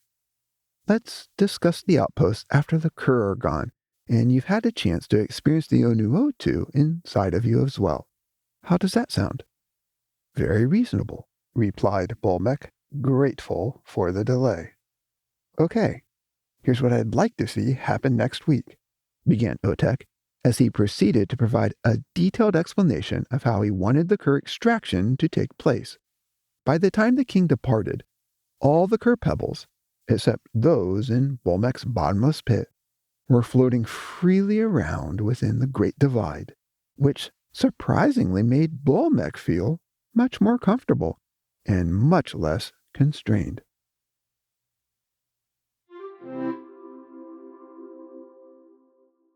The evening after the king's visit to the Great Divide, the air was crisper and cooler than normal. While many wondered if this was a byproduct of Bolmek being nearby, it was actually just the first hint of autumn. For hours, Kat, Mkeshi, Lipikanja, and Jiajuja had been sitting around the fire pit behind Kat's home, recounting the extraordinary events that had unfolded over the past few weeks. All the large flames had died down, leaving only a heap of dancing embers. As Lipikanja stirred the coals to enliven their glow, he wondered if he should place another log on the fire or call it a night. The defender opted for more discussion, grabbed another log, and positioned it directly in the center of the brightest orange spot he could find. "So, Mkeshi, what did Otek say again?" asked Lipikanja, as the edges of the oak log instantly burst into flames, a testament to the intense heat of the embers and the seasoned nature of the log. Mkeshi, ever patient, once again explained the king's final discourse on the Great Eastern Plain. He knew Lipikanja processed events by talking to witnesses again and again and again, listening carefully for subtle differences in their tellings. Mkeshi in no way felt interrogated by this repeated questioning tonight. The warrior was accustomed to this style of conversation with Kat's uncle, especially when they were discussing something important or challenging to comprehend. After Mkeshi concluded his brief account, Lipikanja picked up a poker and rolled the freshly blazing log over so its back could snuggle down deep into the bed of coals. "And do you think the king meant you'd be pursuing them inside of Bolmek? The Great Divide himself?" he probed. "Yes, I do," confirmed Mkeshi in a resolute tone, revealing no concern for how that would happen, or what it'd be like to be inside the Great Divide. His calm was extraordinary, considering their frequent conversations about the Great Divide and their perception of it as an act of judgment from the king, punishment. And yet, Mkeshi was willing to march into that punishment, if that's where the king led him. But how could Otek possibly ask you to go there?" cried Jiajuja, her voice full of anguish. She couldn't imagine how Kat would feel once Mkeshi left the realm to confront the Kuur in such a terrible place. "Because he's the king," answered Mkeshi softly, as he lifted his gaze from the fire to Kat. Kat missed his approval, having been deeply absorbed in her own thoughts during Mkeshi's multiple retellings of the king's commands. She'd been reliving the fateful moment eons ago when she'd crept through the royal library to steal the purpose scroll, and Arcuda had come crashing through the walls trying to stop her. While Kat no longer felt the same overwhelming shame she once did, she occasionally still wondered if the success of the rebellion was her fault. She sighed and wished she hadn't missed Arcuda's not so silent alarm. But instead of focusing on her remorse, Cat resolved to break through some of the barriers she'd erected, walls she'd put in place to protect herself from the ever-present pain of war. She decided to visit Arcuda in the morning and thank her once again for being Arcuda. Cat smiled in the darkness, realizing that Arcuda's friendship brought a warmth to her life that no fire could provide. Mkeshi saw Cat's smile, and for an instant imagined that she'd noticed him staring at her. But in the firelight, he could easily see she was gazing at the embers rather than at him. Since there were no other outward signs to suggest otherwise, Mkeshi had no way of knowing that Cat was in the process of turning her contemplation towards him. While Cat was mourning the loss of family and friends to the Great Divide, she, like all Onu, couldn't help but fantasize about the possibility of a realm without the Kuur. For her own protection, Cat's movements and actions had been severely limited after the rebellion took hold. Aside from occasional dinners at home, she'd only spent limited time with Mkeshi, merely a few moments outside the royal library in the presence of the twins, in their way too brief journeys to and from work. She wondered if all that would change now. The royal recorder almost felt guilty for having these pleasant thoughts and yearnings for Mkeshi, while simultaneously grieving the Great Divide. But Cat had to admit these images were a refreshing alternative to the long slog of war she'd been enduring. "Mkeshi, do you know how long you'll be home?" she blurted out, completely unconcerned that she was out of touch with the ongoing dialogue and would be interrupting. Mkeshi, who'd already answered this line of questioning many times tonight, patiently explained what he knew once again. "No, Otek only said we should try to rest this week. I'm sure I'll learn more in the next couple of days. But for now, I'm simply trying to follow the king's command to relax," smiled the warrior, happy to be here, now, with Cat and her family. Cat wanted to offer, "I'd gladly take any time you can spare, even if it's just a couple of days or a couple of hours." But she decided to keep that to herself, though Mkeshi hoped this was what she meant by her silent response. The conversation then took flight once again, weaving in and out of new and old topics for several more hours, and logs, until they all retired to bed long after midnight. In the morning, after meeting with Arcuda, Cat ventured to Mkeshi's home unannounced, someplace she'd never been before. When Mkeshi answered the knock on his door, Cat sheepishly asked him out for lunch, even though it was still very early in the morning, just past breakfast. Mkeshi gladly accepted her offer, and they immediately set off, ultimately spending the entire day together. As they freely roamed Tala for the first time, enjoying the sights, sounds, and company of two, their relationship felt alive, refreshed, and full of potential, just like the city and its occupants they encountered.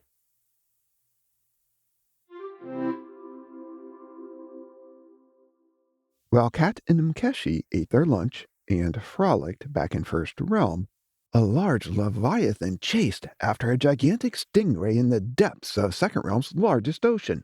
The ray's escape led the two aquanauts on a dangerous flight, in, around, and through many mysterious underwater rock formations.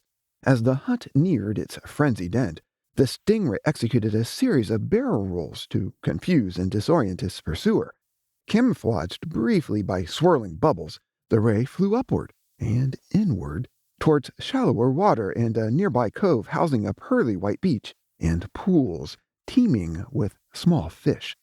When the stingray reached this shelf leading up to the beach, it shot through a short, narrow cave-like structure, way too small for the leviathan to squeeze through. Having temporarily thrown his follower off track, he quickly slid under a coral reef on the other side of the cave and tried to hide. The ray, waiting patiently for the leviathan to zoom by, floated gently below the coral, hovering effortlessly in the confined space between the reef and the ocean floor. Just as the stingray thought it was safe to emerge, the leviathan, who'd been swimming circles nearby, caught a glimpse of the ray's tail as it passed under a gap in the coral outcroppings.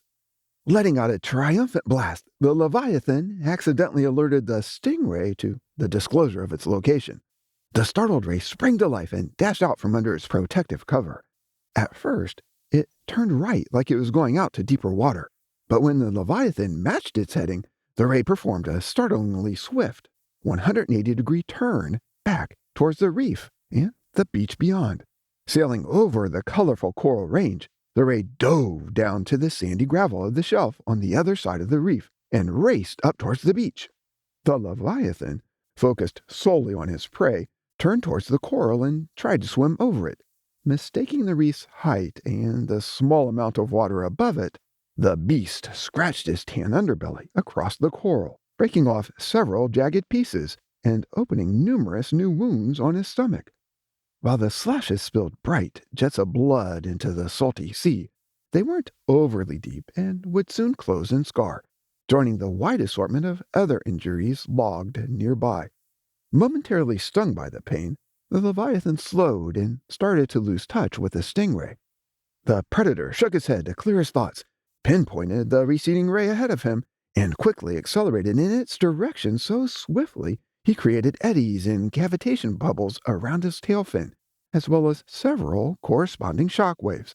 Despite the additional discomfort, the beast pressed on, ignoring the fact that the ocean was now getting dangerously shallow.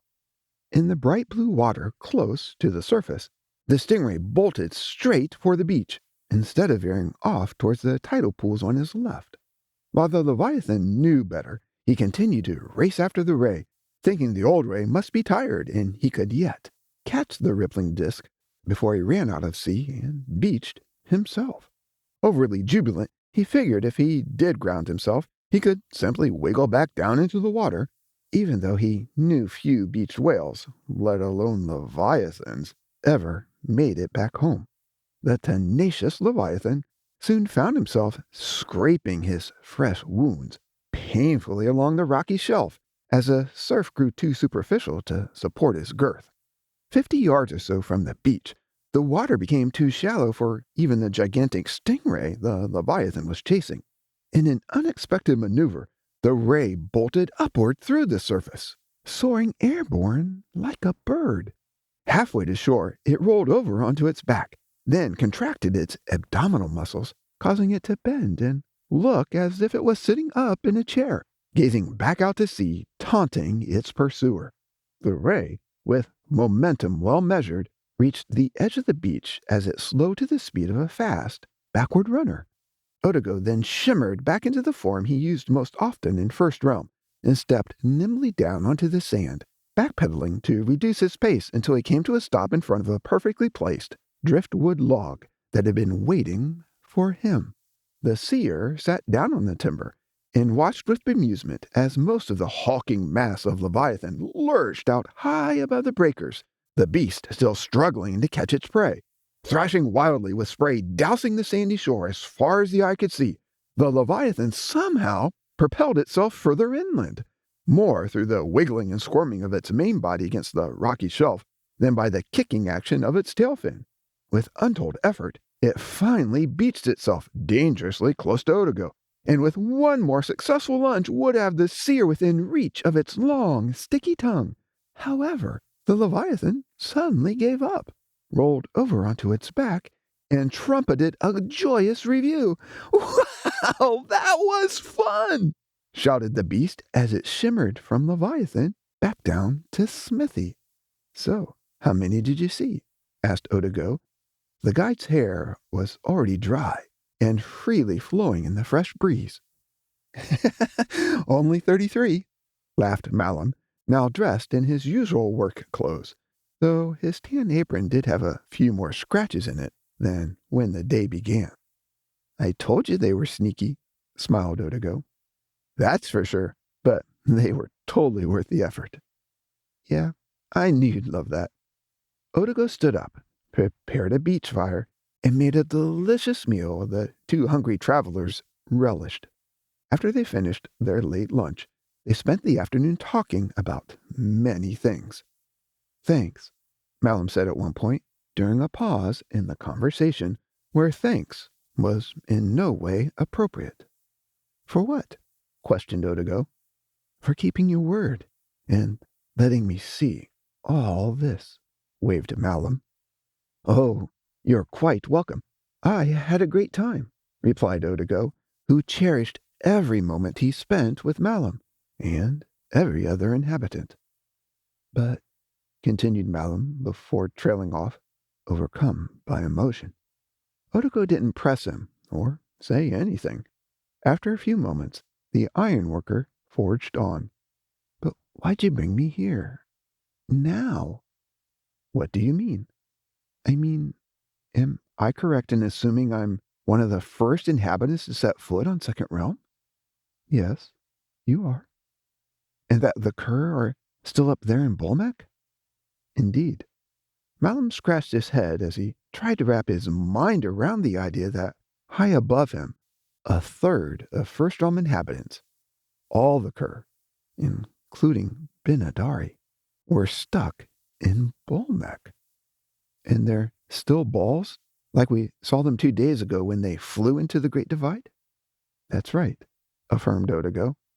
Malum bent over, picked up some sand in his hand, and let it flow through the cracks between his fingers, back down to the beach, as if considering each grain of sand a different Kuur rebel. When his palm was almost empty, he asked, And we're going after them? Yes, just like the king said. But that'll be later, next week. What did the king command everyone, including you, to do first? Relax. And were you relaxing before we came here? No, not really. I know, smiled Odigo. I really tried, but I just couldn't. Malum, who always had time and space for the seer, wasn't surprised earlier today when Odigo stopped by his workshop unannounced. Malum had been working, which he normally found quite relaxing, even when the effort was hard. But today, he'd been unable to get into the flow. After Odigo appeared, Malum had gratefully plopped down his tools and himself with a heavy sigh. Malum picked up another fistful of sand and held it cupped in his right palm. As the overflow trickled over the sides of his hand, he gently caressed the remaining sand in his palm with his left index finger, spreading it in circles, as if milling the grains, causing most of the sand to spread out and spill back down onto the beach. When only a fine, thin layer remained, he held it up close to his face and carefully inspected the remaining pebbles. While they looked similar to those in First Realm, they seemed somehow different, though Malum couldn't quite explain why. He brushed his hand clean, freeing the last pebbles stuck to the moisture in his palm, and looked back up at Bolmec. The ironworker was determined.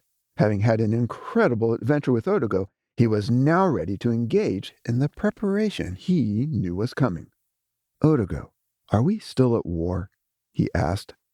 Sadly, yes, and will be for a long, long time, prophesied the seer. But we haven't talked about our next steps or the armaments I should be making. I have no idea how to fight up there in the celestial realms. No one does. Then how am I supposed to get ready and help others defend themselves? Wondered the ironworker, now feeling a bit guilty for having so enjoyed the day when others were suffering above him in Bolmec, and with so many more battles yet to come. You are getting ready, Malum. Remember, rest first. Wait, is that why we're here? Just to make sure I relax? Explored Malum, with a huge grin on his face. Yes, of course. It was the king's idea. He knew you'd love it. I must admit, it was a lot of fun, exclaimed Malum. Earlier today, back in Malum's workshop, Odigo had gently touched Malum on his shoulder, instantly transporting them both, without explanation, into the depths of a second realm sea. Otigo had also shimmered Malum into a leviathan before the ironworker realized what was going on, and their adventure had taken flight. Having never changed forms before, Malum was surprised how natural it felt to be different, empowered by Otigo to bring forth gifts and feelings he didn't even fathom he possessed. Since Togr was the only First Realm inhabitant whose external form had been altered by the Onu in any way, and Togr's was merely a color change, Malum didn't know if what he'd just experienced was a one-off or something he'd get to do again. I'd gladly do all that again, can we? Pursued Malum, looking back out to sea, wishing he could plunge back into the expanse. We will. You mean all of this, including being a leviathan again? Sure, why not? Can I do that on my own? I mean, not be out there in the depths without you, but change my form?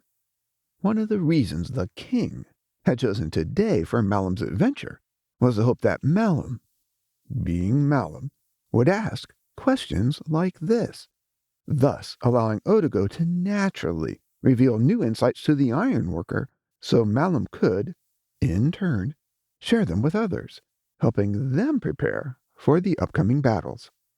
Yes, you can. We call it shimmering. Like the veil before the battle in the Great Eastern Plain?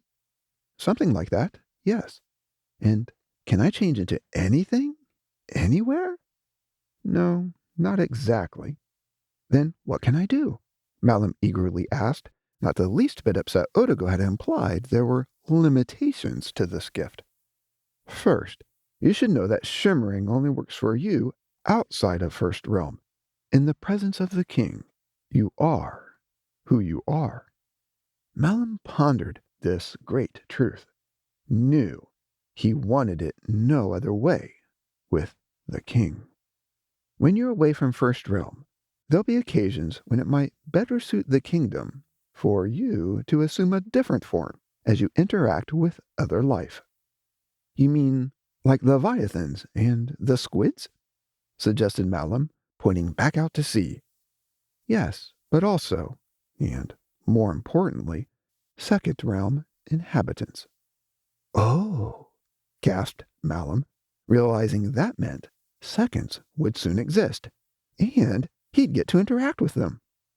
While you'll find Second Realm inhabitants familiar looking, and not the least bit strange, most First Realm inhabitants will seem terrifying to Second Realm inhabitants in appearance and power. Malum rubbed his chin, thought he looked harmless and rather ordinary. He couldn't imagine he looked scary in any way. Were all frightening? He mused, making a mental note to check himself more closely in a mirror the next time he was near one. Well, not all, smiled Otigo, as if to assure the ironworker he wasn't really scary at heart. So, when I'm here in Second Realm, I can shimmer? Yes. Even now? Sure, go ahead, sanctioned Otigo. Malum then contorted his face and tried to change into a tree in honor of Grandfather Tree. Otigo laughed as Malum opened his eyes and raised his arms up to see that his hands were still hands instead of branches. What am I doing wrong? Asked Malum, with a perplexed look on his face, as if he'd been shimmering for eons and couldn't believe he'd failed this time. Fauna, not flora, explained Otigo, who'd easily seen the ironworker's intention.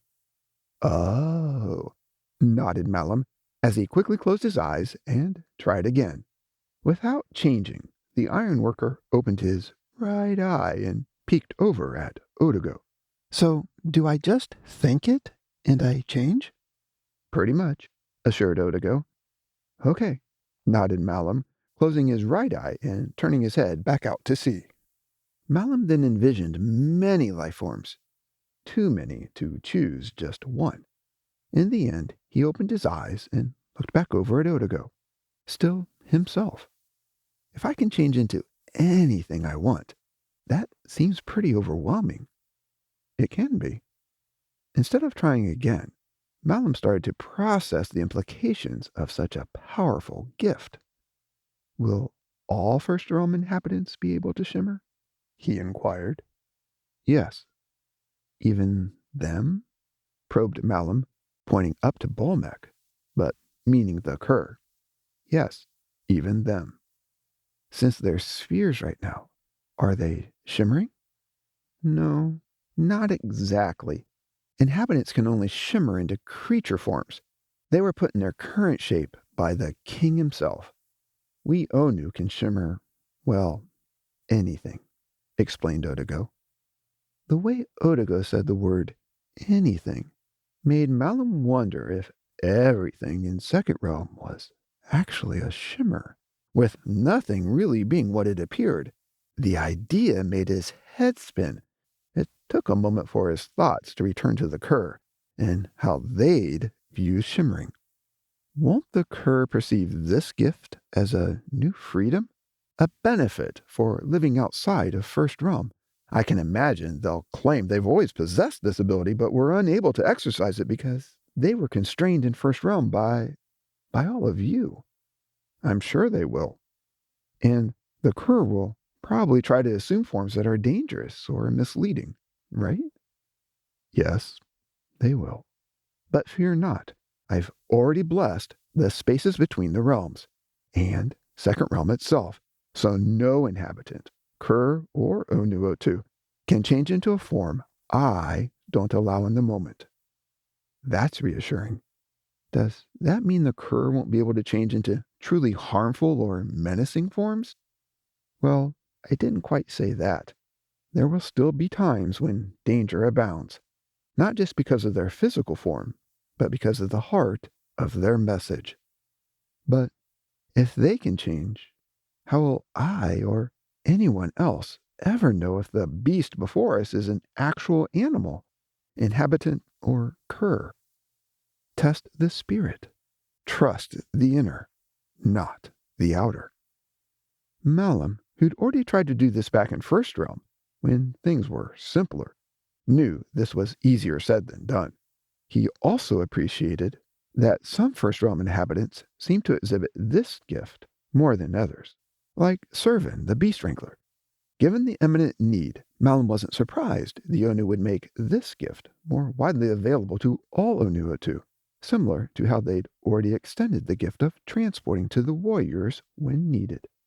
Will you help me? Bid Malum, feeling inadequate to wield such a gift. Yes, absolutely. I'd love to. Now that you know you can't trust your eyes outside First Realm, I'll help you sense the true nature of those before you with your Olmec. You'll be able to do this whether they're shimmering or not. Malum found it hard to believe seeing past a shimmer would be that simple, but trusted Odigo would provide as he promised. He then swung his attention back to how he and the other Onu would know how to use this new shimmering gift. Will you also guide me and all the Onu on how we should shimmer and change, if at all? Certainly. When confronted with a need, you'll know how to choose an appropriate form quickly and wisely. But a few minutes ago, when I was about to try to shimmer, there were so many things to choose from I couldn't make up my mind. Was that because there was no real need? I mean, without a need, there weren't limited options to help me choose? Odiga smiled, loved that Malum worked so hard to understand things. That's right, he encouraged. As Malum sat digesting the insights Odiga had shared with him today, he was certain Benadari would view this new ability as proof that living away from the Onu was better than being close to them, at least until the king pronounced judgment once again. Won't shimmering, which doesn't work inside of First Realm, make some of the Kuur want to stay outside the realm, away from the Onu? He asked. It might, but many gifts have that potential. Do you wish to stay here? Solicited Odigo. Malum looked around and knew he'd barely scratched the surface, or the oceans, of what Second Realm held. The ironworker longed to see and experience all of it, and easily recognized it would take a long, long time. And never go back? He inquired. Yes. Would you want to stay here forever and never return to First Realm? Malum, never one to hide his concerns from Otago, didn't immediately answer. In the moment, he understood Otago's question wasn't rhetorical. It was a real offer, a real choice to be made. The idea of a new realm to explore and shimmering nearly at will were enticing, but not enough. No, I'd miss you too much, he ultimately admitted. Otago's eyes filled with tears of joy and appreciation. He knew Malum meant this wholeheartedly and would be a great ambassador for the kingdom during his service outside of First Realm. The gift giver and the ironworker then spent the rest of the afternoon talking about many things, and sometimes just sitting silently saying nothing at all, merely staring out to sea. Once their time on Second Realm was nearly over, Otago shifted the conversation back to the rebels still in Bolmec. When the king said we'd be going after the Kuur, he didn't mean to fight them, enlightened the seer. If not to fight, then what? To gather them. You mean to herd them? Yes. Malum looked up at Bolmec and could see the Kuur pebbles floating around inside the Great Divide. Not literally see the rebels with his eyes, but figuratively with his mind's eye.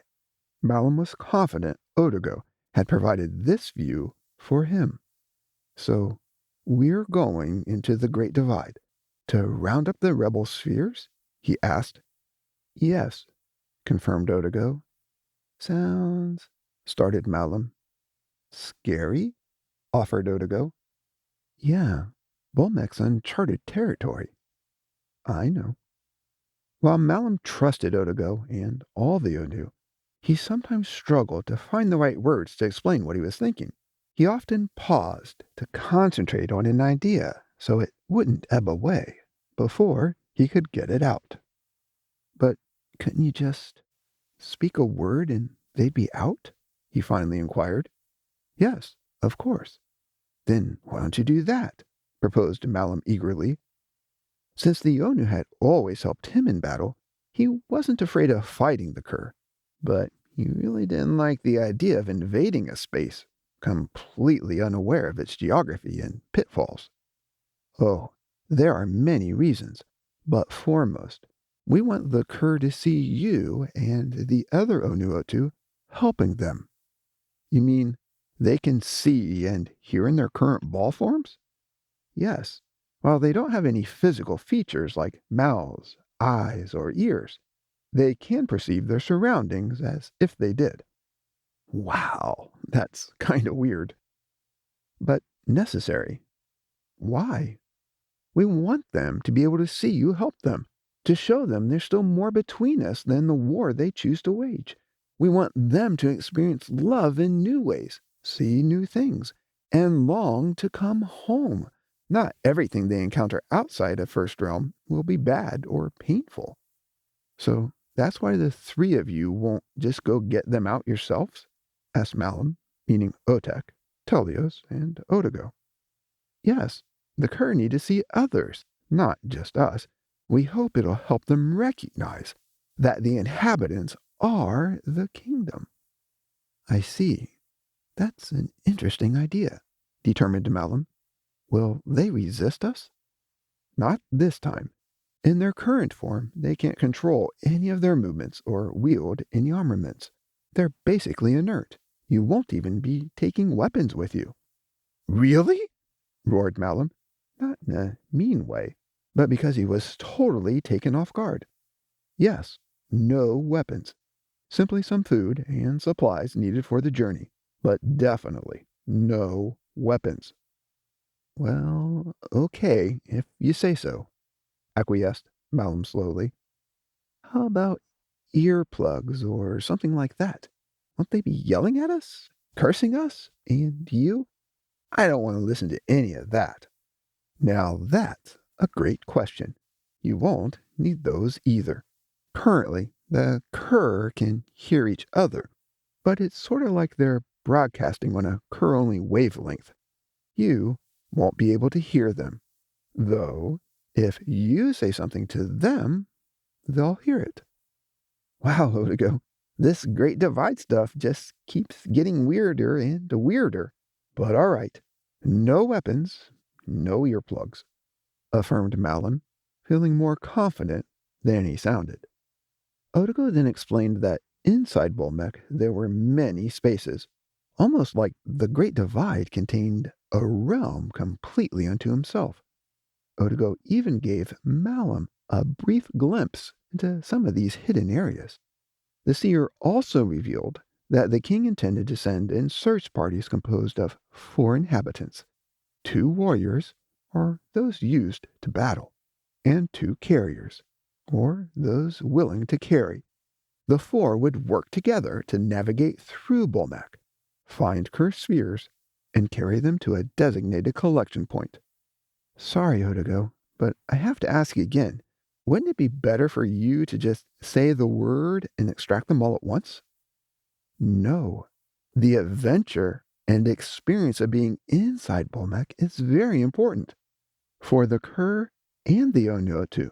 But if you don't want to be part of it, that's perfectly fine, assured Odigo, in no way sounding like his comment was a form of reverse psychology or pressure to accept the mission without weighing the cost. Malum, who was accustomed to Olmec searching and honest conversations with Odigo, didn't immediately reply. He contemplated the possibility of rescuing some of the Kuur he knew, like Benadari, and came to appreciate the Onu were willing to let him participate in the effort. I want to help, he said resolutely. Good, replied Odigo. Odigo and Malum then talked until all of Malum's questions were answered, including those regarding limits for who could transport between the realms and how travel would take place.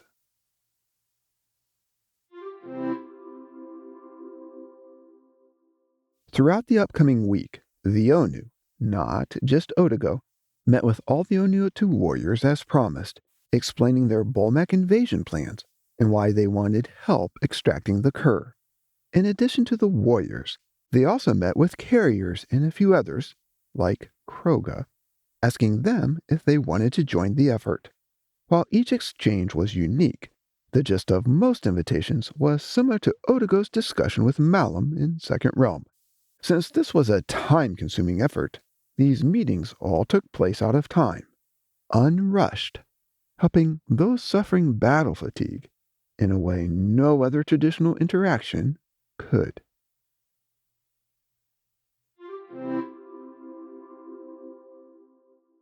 Three months removed from the last remembrance, and more importantly, just 10 days since the Great Divide, Giajuja felt her loss too immense to carry alone. Having decided another commemoration dinner was in order, she had risen early in the morning to prepare her burnt scroll with immense care. Giajuja fought back tears as she kneaded the dough, knowing that Mkeshi would be departing tomorrow morning with many other Onuatu for Bolmec, leaving Kat and her far behind. Once Giajuja had her burnt scroll completely prepared, she distracted herself throughout the day by cleaning up a little bit and preparing a ridiculous amount of food for dinner, far more than they could possibly consume. After a wonderful meal and telling by Lipukanja, Giajuja's burnt scroll crowned the event. Gio, that was your best burnt scroll ever, raved Kat. Thanks, Kat. I thought so too, agreed Giajuja exhaustedly, even though she wasn't tired from lack of sleep or physical exertion. Uncle Lip, may I have another piece, please? Asked Kat, turning her attention and plate to her uncle. Sure thing, replied Lipukanja, picking up the telling knife to do the honors again. Anyone else? Mkeshi? Probed the defender as he passed Kat her plate back, loaded with a huge second piece of burnt scroll. Mkeshi was too absorbed in his own contemplation to hear Lippy Kanja. The warrior was trying to figure out how to ask Kat what pressed upon him, even though he knew now wasn't the best time to bring up such things. Mkeshi's timing concerns weighed so heavily upon him that everyone noticed his dampened mood. But they all assumed he was merely distraught about the loss of Kuur friends and the unknown awaiting him inside Bolmek tomorrow. When Mkeshi didn't reply, Lippy Kanja tried again. Mkeshi, would you like another piece? No thanks. I'm full, replied the warrior. But Jiajuja, everything was delicious, as usual. Thanks again for pulling all this together tonight. It was a great idea. You're more than welcome. I'm glad to have shared it with you. I would have hated to miss it, acknowledged Mkeshi. After wiping his mouth with his napkin and placing it on his plate, he added, Jiajuja, would you please excuse me? While Kat was the head of the household, it was clear Jiajuja was the host tonight. Sure thing, dear, approved Jiajuja.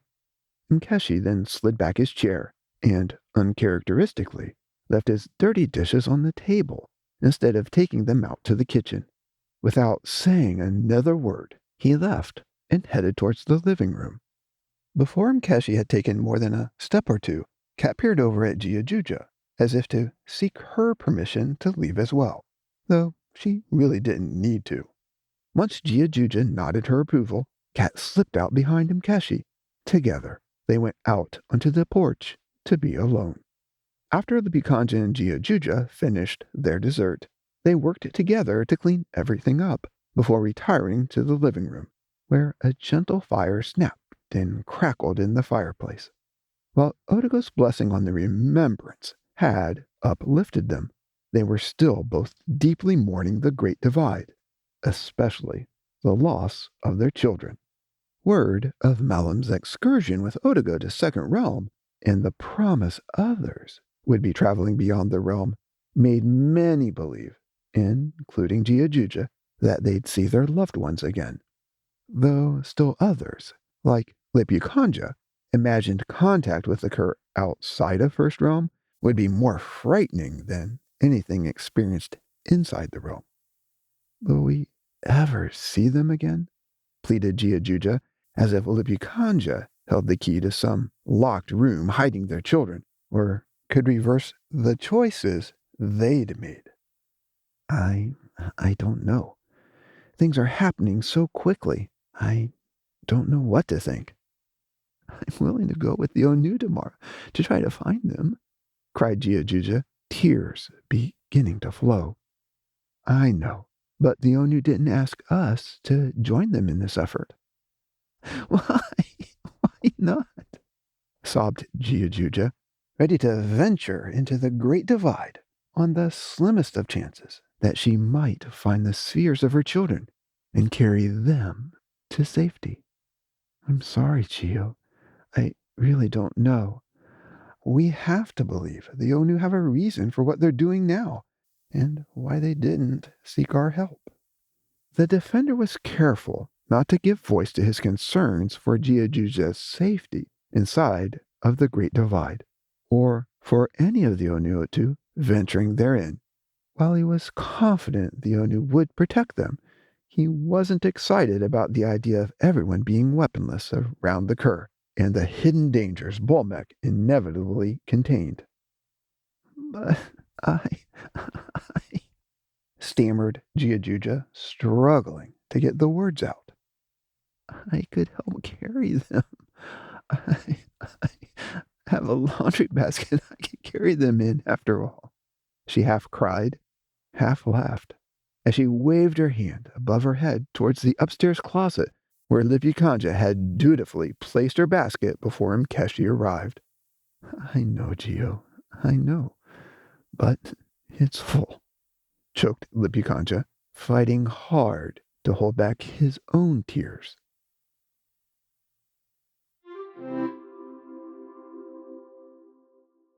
Early in the morning, the day after Giajuja's well-timed remembrance, all the Onu chosen for the Kuur extraction assembled outside of their homes so they could be close to their families in the moments before they left. As directed by the Onu, no one gathered in a centralized location. Giajuja and Lipikanja stood outside Umkeshi's home, watching Kat anxiously say her last goodbyes. When the king sensed the time was right, he nodded, and the Great Divide descended until he was close to First Realm. Bolmec was larger than life, but not larger than the king.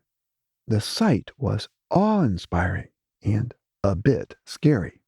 Many in First Realm feared the Great Divide, as they should, viewing it as a separation from the Onu, and yet some, like Giajuja, peered deep into Bolmec, hoping to catch a fleeting glimpse of their loved ones. When Bolmec neared the ground, he knelt and put his hands down, palms up, covering the realm in a billowy, misty fog, an invitation to climb aboard.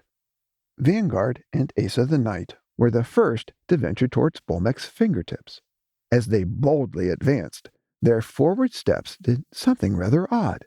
They lifted them up off the ground, like they were climbing invisible stairs. At the top of the Onu-provided hidden incline, the warriors strode onto Bolmec's hands without pause. Soon, others followed suit and rose to meet Bolmec in a similar fashion. As Mkeshi climbed the last few steps, Giajuja ran after him, not because she longed to be with him, but because she so desperately wanted to go rescue her children. When she reached the spot where she thought the stairs began, she leapt up, expecting to land on the first riser, but she merely bounded back down to the ground. As Mkeshi continued to rise, their vertical separation increasing with each step. Undeterred, Giajuja circled a few times, darting back and forth, trying to find a launch pad. Failing to find any, she sprinted straight towards Bolmec's knee until she found herself completely under his dark gray shadow. Winded from her frantic effort, she stopped and leaned over, placing her hands on her knees to catch her breath.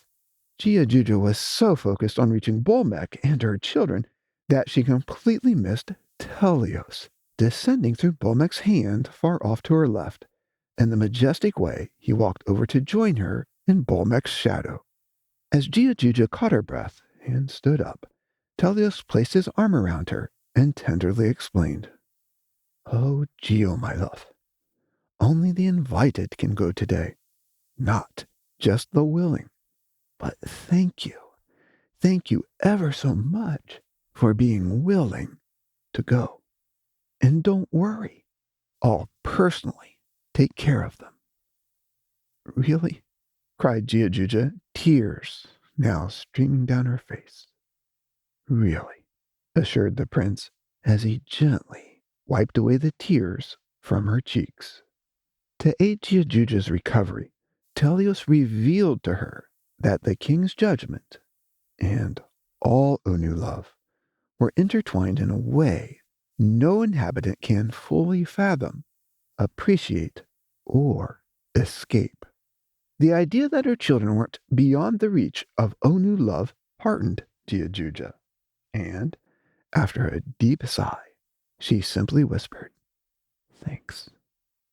Telios walked back out from under Bolmec's shadow to the front of the Great Divide's hands, as if he needed to board Bolmec in the same manner as everyone else. The prince waited until all the invited preceded him, before he too walked up the invisible stairs to take his place in Bolmec's hands. With all aboard, Bolmec stood and raised his hands slowly to his chest, careful not to make the Onu too dizzy or sick from a too rapid ascent.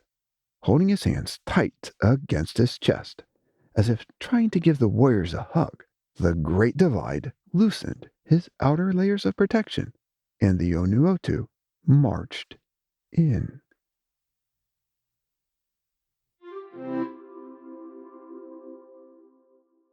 Extract from Unsealed Royal Recording 14E8-29-51D F504L6K40-50580I6J-504L4-547FAC.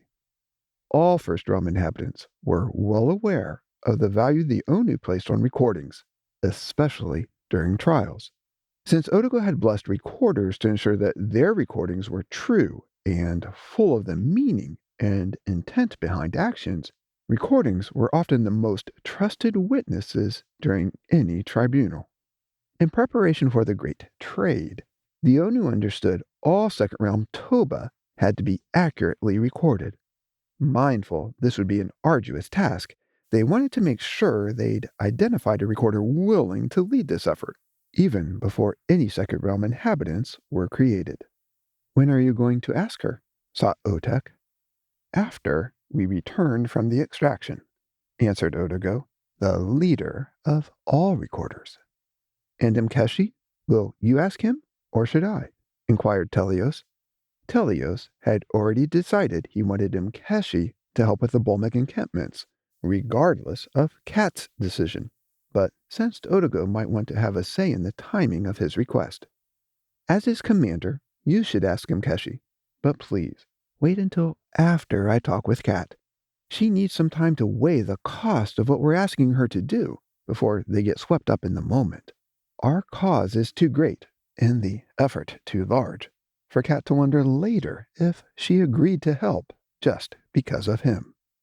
"Okay," said Telios softly. The prince was cognizant that future Second Realm recordings would one day weigh heavily upon him. Instead of avoiding this responsibility, or hoping they'd somehow be short or lack detail, Telios wanted the recordings to be entirely accurate, full of every ounce of Toba, not to use against Second Realm inhabitants, but to save them. Telios, like all the Onu, trusted Kat to lead this effort and knew she'd been gifted to do so. He wanted her on this endeavor, but only if she chose to help. Otherwise, they'd find another way. Chapter 3. Carried Away. Barely 8 hours into a 3-day kegger, Volpris trudged back to the Havani table, his drink securely in one hand and a tray full of beverages for his compatriots in the other. Despite having room on the tray for his own drink, the fox gripped his glass firmly, the feel of it helping him focus on loftier things than the ridicule he'd just endured. Looking down at the parting waves of marbles as he walked, Volpris wondered how often the pebbles in the main tavern room were exchanged for different ones kept in the legions of barrels stored down in the basement. While he was curious, he wasn't curious enough to bother asking anyone. When he reached the table, those seated around it warmly greeted the merchant, or rather the tray he was toting. "Ah, there you are," roared Cazador. "We've missed you." Everyone knew the hunter only missed the fox as his prey, though tonight Cazador relished the fresh round of drinks Volpris provided, even though he hadn't requested one. Vors, too old and crotchety to care about decorum, grabbed his draft before Volpris had a chance to set the tray down on the table. Not waiting for the others, he guzzled it as Volpris passed out the remaining drinks. "Ah, Volpris, it's like we're back in the Great Divide and you can read my mind," bellowed Vors, almost like that was a good thing. But, truthfully, Vors had hated his time in Bolmec, when the Kuur were able to communicate sphere to sphere without mouths or ears. The thought of Volpris actually being able to read his mind made Vors shudder, the merchant fox already being way too cunning as it was. Vors then relaxed and slumped back down into his assigned chair, grateful to be living in Trezor instead of the Great Divide. After everyone had raised their glasses high, including Vors, though his was empty, Delator led the toast, exercising the only one he used during their weekend-long party. "To his death!" he shouted over the crowded tavern noise.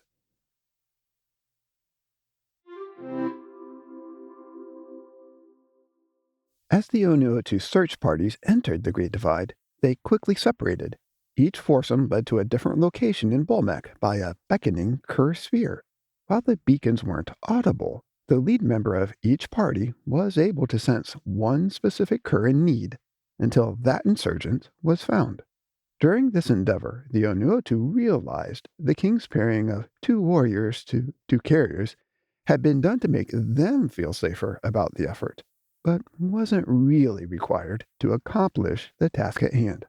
With no weapons to bear, all the warriors felt like they were scouts or carriers and swiftly took to their non-combatant roles. The king, being, well, the king, had also carefully constructed each group, so there were no strangers working together. They were all connected, which made it easier for them to venture into the unknown together.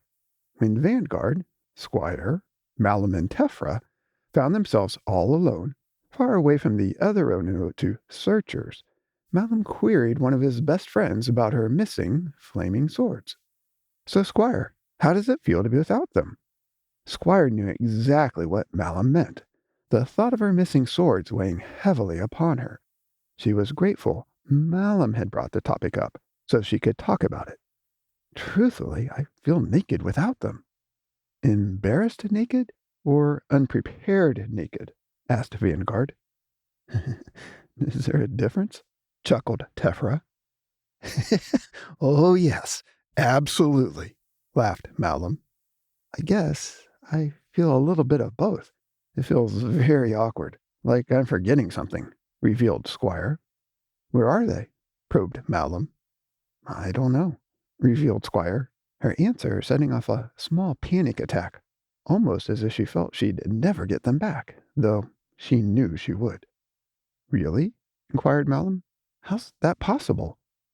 "A few days ago, when the king stopped by to talk to me about joining this excursion, he asked me if he could borrow them. In the moment, I didn't know how to respond. I mean, sure, at one point in my life I would have gladly given them to him and begged him to keep them.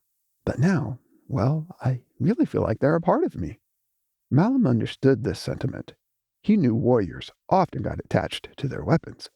The ironworker could easily imagine that this feeling would be even more intense for Squire, given how blessed her ordinary swords were. Vanguard, on the other hand, sensed there was a deeper issue here and gently sought to confront her ward. "Do you feel they make you special?"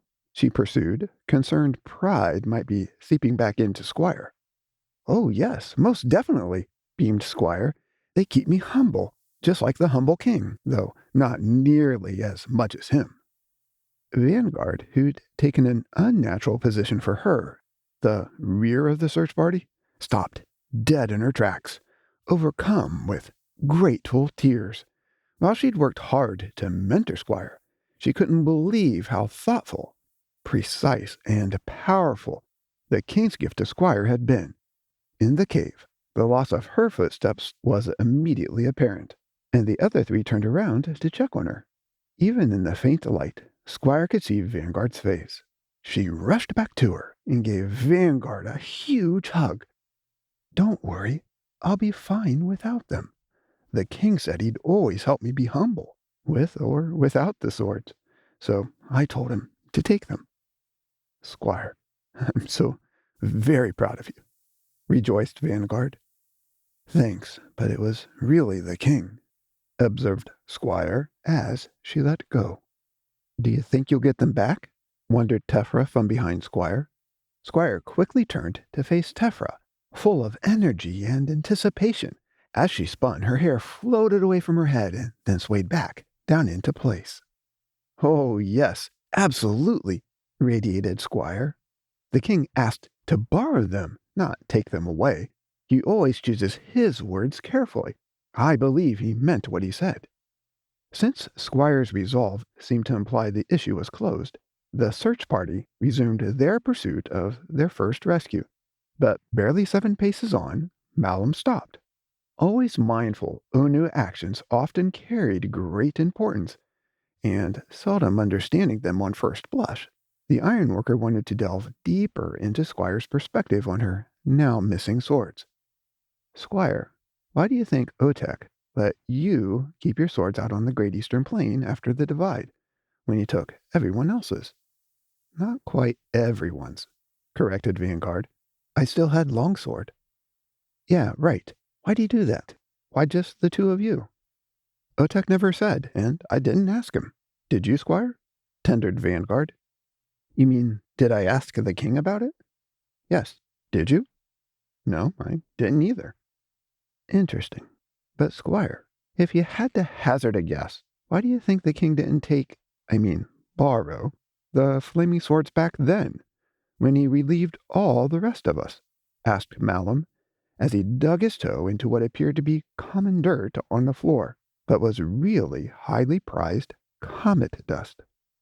I don't know, shrugged Squire as she shook her head. Maybe so he could explicitly ask me to borrow them later? Maybe. But how'd you feel back out on the plain? Squire paused, unsure how to reply. She closed her eyes to concentrate and bring the vivid scene back into focus. After a deep sigh, she tried to explain how she'd felt.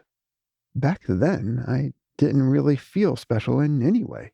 I'm so used to carrying them, it just felt natural to have them on my back again. Almost as if that signaled the battle was over. When I glanced over at Vanguard and saw she still had longsword, I didn't even realize the king had disarmed everyone else. Vanguard, did you feel the same way? Inquired Malum. Not exactly, disclosed Vanguard, who was a much more seasoned warrior than Squire. I immediately noticed the flaming swords were stowed on Squire's back, but everyone else was weaponless. In the moment, I assumed I had longsword, so Squire wouldn't feel singled out. Though, I must admit, cleaning and restoring longsword later helped me process my own thoughts on the battle and what had just transpired. It's been my experience. The Onu seldom do little, one-off things like this accidentally, offered the maker of the flaming swords and longsword. It sounds to me like the king did so again, serving both of you well. Yes, I guess so, granted Vanguard. You know, began Malum, turning back to Squire. Truth be told, I half expected you to still have the sword on your back today. And here? Now? Even when the king said we'd have no weapons? Yes, answered Malum flatly, trying hard not to laugh. Hey, jousted Squire, forcing herself to sound offended. Are you trying to say the flaming swords aren't weapons in my hands? Oh, no, never, laughed Malum, his deep voice resonating loudly in the confined space. Squire then lovingly slapped Malum on the shoulder, and the four warriors set forth again. It took them about an hour to find and secure their first cursed sphere, and a couple of more hours until their hands were full. They then headed towards the area where they were supposed to drop off the Kuur.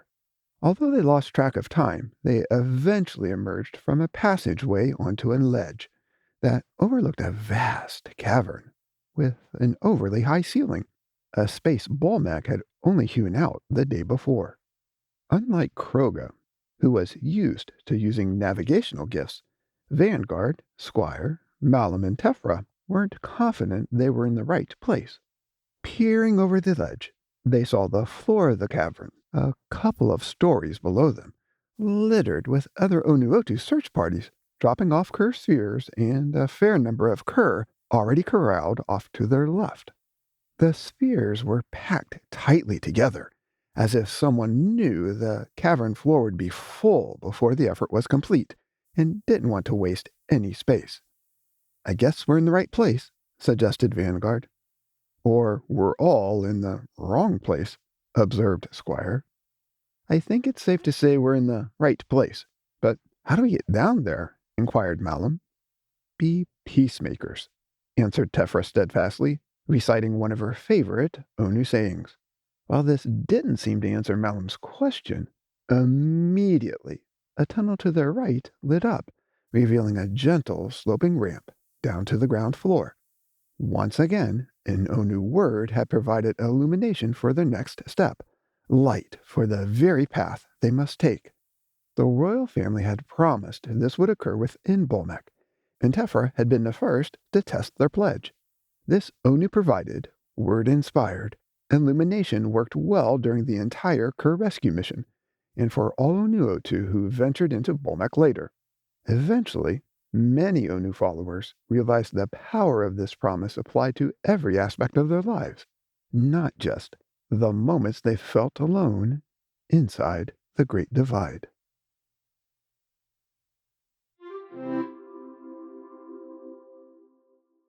True to his word, Teleos led his search party straight to Giajuja's children. Because the giants were far apart, it took a long time venturing through Bolmek before they reached both of them.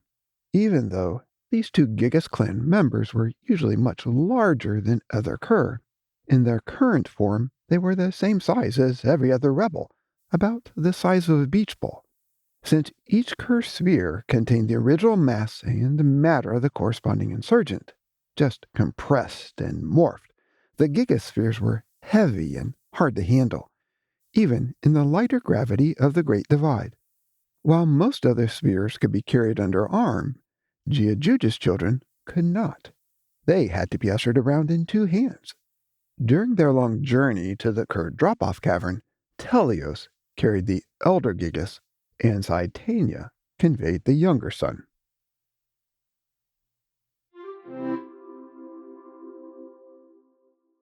Otek, Servin, and the twins discovered and relocated the largest number of Kuur spheres in Bolmek, not because they were the fastest, but because Inspelair had outfitted the twins with enormous custom-built cargo racks that could be piled high with a large assortment of Kuur spheres. While many creatures might have thought being a beast of burden like this was beneath them, the twins did not, on this occasion or ever. The grace of the massive beasts as they carted the Kuur was a thing of beauty to behold. Even with rebels stacked high above the edges of the containers, none ever fell out. During most of their endeavor, Otek let Servin the Beast Wrangler lead their search party. The king was keenly aware that the orangutan was well versed in trailblazing, following beastly signs, and finding strays. Unlike most trackers, Servin didn't go directly to the Kuur beacons he sensed. Instead, he took his time exploring the Great Divide, attempting to retrace the path each Kuur had taken. While this often led them out of the way, it gave Servin and his party a chance to see and experience some of what each rebel had endured. As Servin knelt to pick up each sphere before placing it on Arcuda, or Arcudo, the passion he felt included empathy for their specific meandering, and a longing that they'd soon forsake the great without and return to the Onu. After the Onu had gathered all the Kuur rebels in the cavern for extraction, sans those in Bolmek's bottomless pit, the king himself led the way to the dark abyss to retrieve Delator and the few insurgents imprisoned there. When the king's search party arrived at the edge of the pit, Servin let out a loud, long whistle, which echoed eerily off the top of the crater before being consumed by the void within. "Wow, look at that!"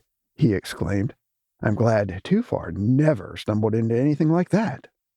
"Careful," cautioned Otek, holding out his hand like a stop sign. "When you said we were going to the Great Divide's bottomless pit, I thought you were speaking metaphorically about one of his stomachs, and that Bolmek had the voracious appetite of a youngster," explained Servin as he stood still, gazing towards the darkness. "While it is a stomach, and Bolmek does have that kind of hunger, this well is truly bottomless," warned Otek. "Really? How's that?" sought Servin as he turned to look at the king. "Space, like time, isn't always what it seems," observed Otek Plaus. Servin extended his hand towards the pit, as if asking the king permission to step closer. Once Otek nodded yes, Servin turned back around.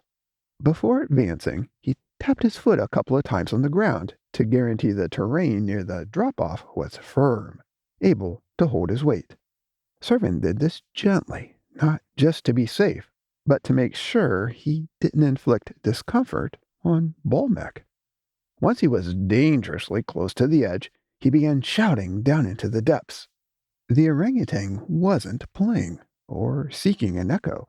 He was trying to use Onu words to illuminate the pit, similar to how Tefra and all the Onu had done in Bolmek to see their pass. But no matter what phrase he tried, the bottomless pit remained dark and foreboding, revealing nothing of its conical rings or contours. After a few moments, Servant stepped away from the abyss and addressed the king. "Your word is always true," stated Servant wholeheartedly. His comment was not a question, but a declaration of his belief. Always. Then, into this darkness, I shouldn't advance? Asked Servan, though he already knew the answer. If Onu words didn't light a path into the bottomless pit for him, then there was no path for him to take. No, not this time. Should I try? Offered Arkuda, ever ready to assist. No, replied Otek, grateful for her willingness. These spheres are mine to retrieve. I promised Bolmek I'd take care of them. So I will. The king then vanished into the pit without further explanation. As he worked, the others waited patiently by the shaft, talking softly. Each time the king resurfaced above the rim, he handed the cursed sphere, or spheres, he had in tow to Servan, who placed them in one of the cargo holds. Servan, uncertain how many Kuur were coming up, was careful to alternate placing the spheres between the twins, never letting the count differ between them by more than one. When Otek came up holding a pitch-black sphere with creamy white streaks swirling violently within it, he announced the mission complete. That's it, he declared. When the king didn't hand the final sphere to Servan for storage, the beast wrangler pointed to Arkudo. He's next, he explained, meaning to keep the loads balanced, Arkudo should haul the last one. I'll keep him, explained the king, as he tucked the sphere under his right arm. Otek Plaus, who could hear every thought, whisper, and cry of every inhabitant, tried hard not to reveal on his face the horrible curses Delator was shouting from under his arm. By holding the Kuur leader close to himself, the king shielded the others from the gloom Delator was trying to spread, even though they couldn't hear the rebels' mouthless, stormy shouts.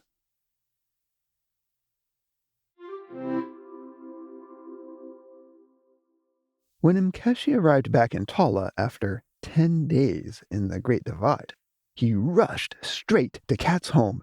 As Kat answered the door, he burst in and gave her a huge hug, something he'd never done before, but something he'd soon do often. Today, he'd been so excited he'd accidentally let his guard down, and his emotions had prevailed. Kat didn't mind.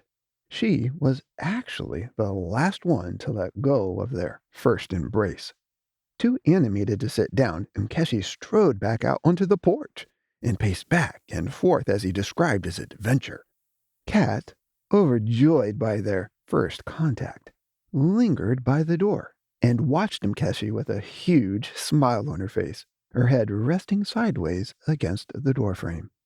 When Nkeshi turned towards her on his second pass, Kat stood up straight and closed the door behind her to join him outside. "Kat, you should have seen him.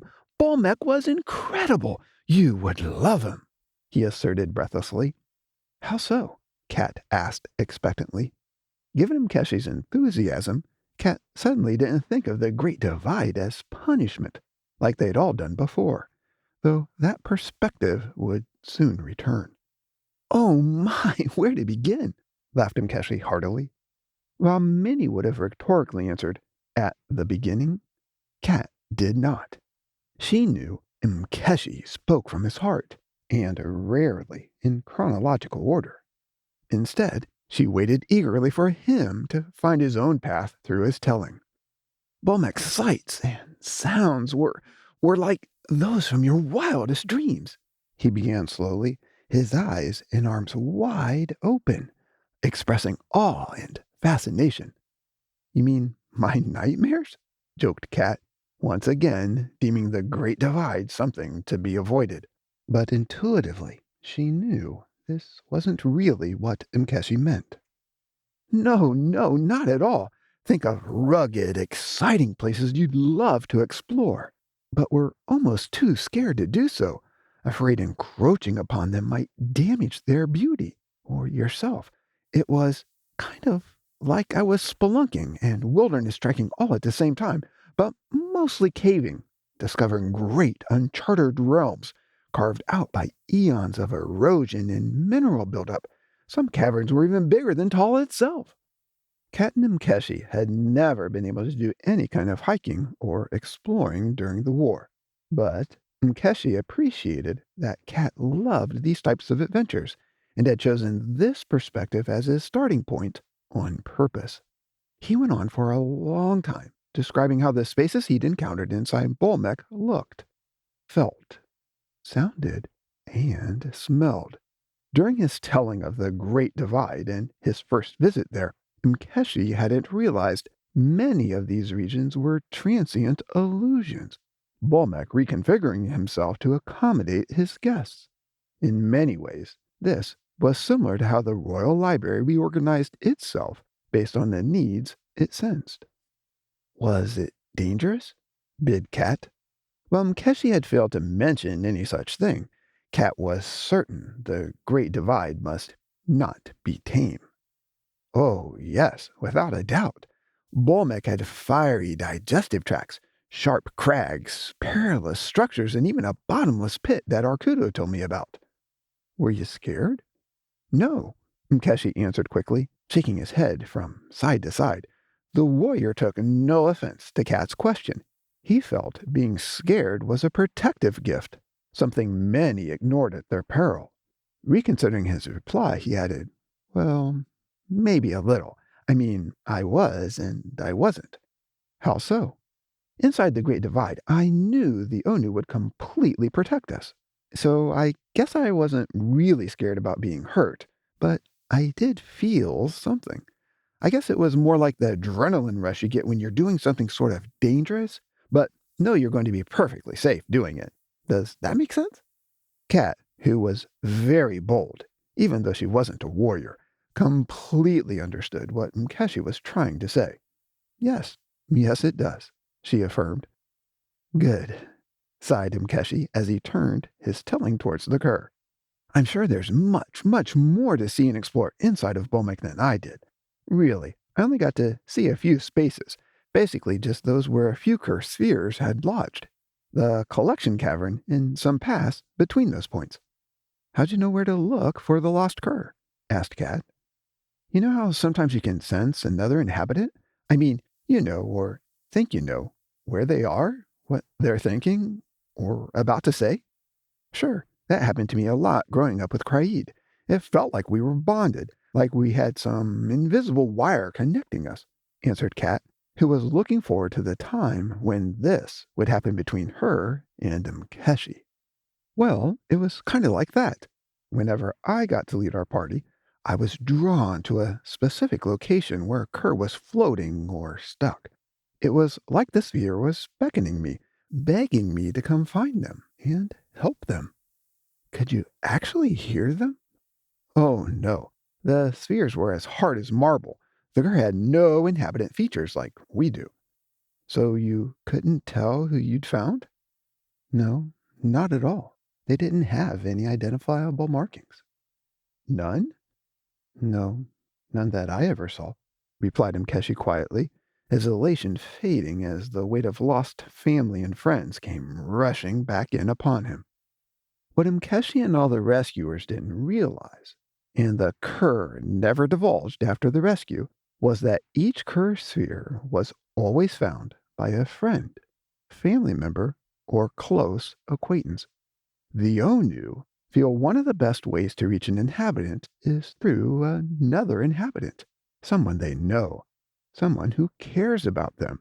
While the rescuers couldn't see inside the spheres to confirm who they were helping, in their longing to assist loved ones, they sometimes correctly guessed.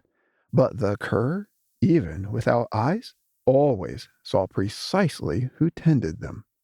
"What happened after you had all the cur in the cavern?" inquired Cat, easily able to picture a hollow full of cur spheres, waiting. "The king cast them down to second realm," answered Mkeshi without elaboration, now quite pensive. "How?" asked Cat gently, always attuned to the mood of her favorite inhabitant. Mkeshi, buoyed by his audience of one, wandered back into his telling. Well, once the king was ready, Bolmek opened a hole in the side of the cavern that led directly outside. Otek then walked around and picked up each rebel, held them close to his mouth, and whispered to them as he carried them over to the opening. And then he cast them out. Oh, wait. I should add that the first spear cast out was a black one he already had under his arm when he appeared in the cavern.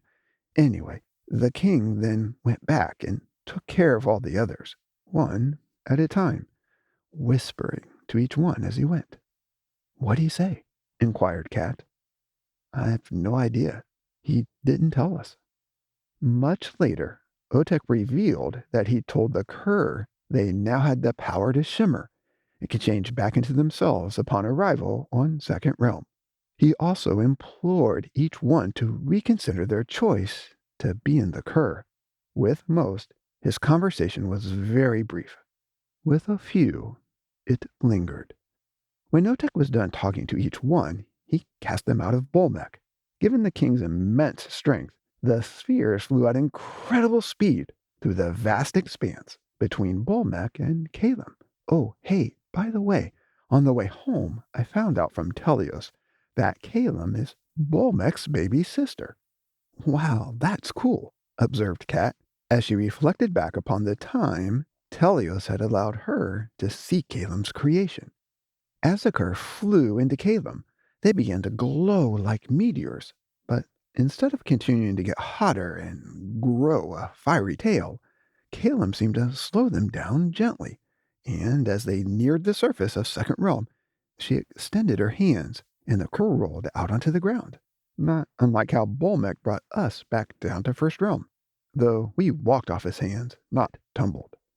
How could you see all of this if you were still inside the Great Divide? Bolmek thinned his outer shell, or made it translucent or something. I'm not sure exactly what he did.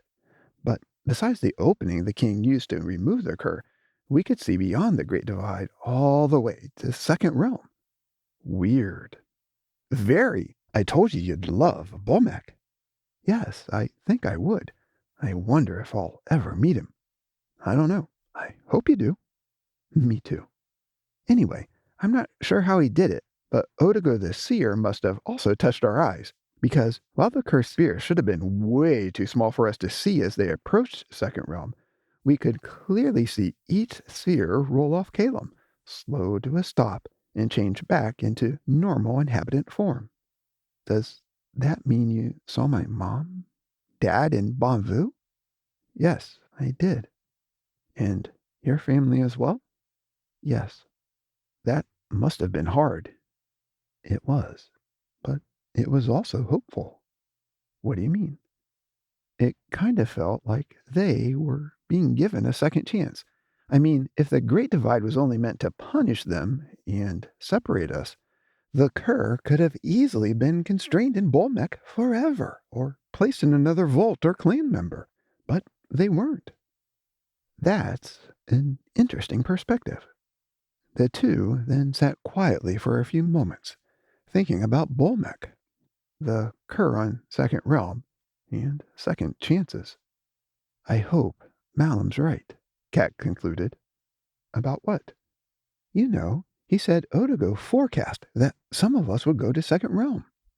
If Odogo said that, then yes, we will, agreed Mkeshi, who figured Odogo had only just begun to explain second realm future events to the Onuotu. And then we'll be able to see our families again. But do you think we'll still be at war? Without a doubt. Telios and the king have already confirmed that's the case. Well, I guess seeing them again might not be that easy. No, I don't expect it will be. Kat lightly bit her lower lip, unsure how to feel. She was insanely excited Mkeshi was home, and that he'd finally broken their limited physical contact. But the idea the Kuur were free again, able to inflict Toba without restraint beyond First Realm, made her very apprehensive.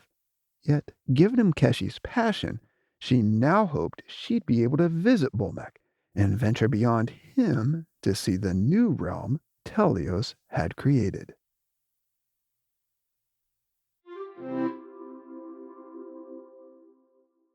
Extract from Unsealed Raw Recording 14E8 D580I2 B8L49 1B3D 85831 146318011. You're right, Father. For this to work, we all have a part to play. Acknowledged Telios. I'll warrant the transfer, guaranteed the king. I'll make sure all the Toba recordings are accurate and complete. Ready for the trade, confirmed Odogo. And I promise to be Telios, the perfect vault, and carry them all away, agreed the prince. To help inhabitants understand the depth and importance of this event, I suggest we model many exchanges for them, proposed Otek Plaus. Why don't we just make trade sacred in the kingdom, an integral part of their daily life? Advocated Odogo. That's a fantastic idea. Good exchanges model truth and benefit all parties, agreed Telios. But given time, some will absolutely soil the terms and take advantage of others. Their exchanges will fall far short of a real trade, cautioned the king. While that's true, many won't. Any trace of truth that remains in any exchange will still point to Telios and the trade, bore Odogo the witness. Chapter 4 Foreign Assignment. Eons after Kat and Mkeshi's first hug, and deep into their budding relationship, the nearly inseparable couple took a leisurely stroll from Kat's home to her work, as was their custom. Along the way, the future mates visited the site where Grandfather Tree once stood, then sat on the twins' landing outside the Royal Library to enjoy the warmth of the afternoon sun. When Kat finally dashed inside the council chamber for her shift, she was 10 minutes late, something very unusual for her. While Kat had expected to see the royal family gathered around their circular table waiting for her, Odogo was in the chamber, seated alone at the recording station. The unusual lighting in the room made him look like the lone actor in a theater in the round, with all the lights off except for a single amber spotlight shining down upon him. The soft light made the space look cozy and intimate. In the darkness, Kat couldn't tell if the chamber had shrunk down for the occasion, or if the cavernous space ran off into the distance. As if on cue, Odogo rose when Kat entered, and recited his first line. Ah, good afternoon, Kat. Nice of you to join us, he smiled, his hand still resting on the station, as if he needed it for balance. But really, he left it there to look more casual and relaxed. Kat blushed slightly at the seer salutation, but knew he was just teasing her about Mkeshi. What's up, old-timer? She poked back in kind. Truth be told, I wanted to talk to you alone, if you don't mind. Do you have a few minutes? Kat thought this was an odd question, since she was supposed to be here now, working. Yes, of course, she replied. Good. Here, "Sit down," offered Otigo as he pointed to the seat beside him. Normally, there was only one chair at the recording station. Kat couldn't recall a time when there'd been any more. After she sat down on the extra one, Otigo took his seat, and the spotlight that had only been large enough to encompass him expanded slightly to include Kat and the recording station. As the seer began to speak, the light grew slightly brighter, but remained soft and inviting. The extra luminance made it easy for Kat to see two antique books on the desk, one in front of her and one in front of Otigo. Both books were about the size of a traveler's journal or diary, and were extensively worn from frequent use and extension. The books had been so often exercised that even if the lights in the chamber had been at their brightest, Kat still wouldn't have been able to make out their titles, the embossed ridges of their names having been smoothed flat eons ago, just like the gold print they once contained. "Do you know what these are?" sought Otigo as he waved his hand over the recordings. "No, I've never seen them before," noted Kat, always ready to explore her environment via touch. She added, "May I?" as she reached out her hand. Kat then paused, waiting for Otigo's approval. "Yes, of course. That's why they're here," disclosed the guide. Permission granted, Kat gently picked up the burgundy recording in front of her. Holding it up to her nose, she inhaled slowly, savoring the faint aroma of leather and the aged, high-quality paper.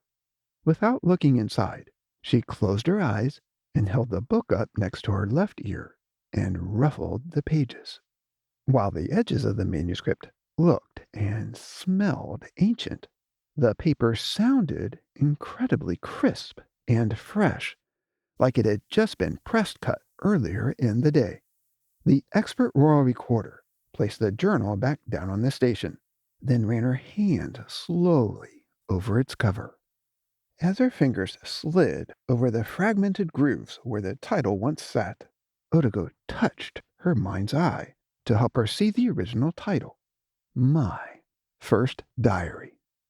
Suddenly, Kat felt as if the book was sacred, not just private, and something too precious for her to touch.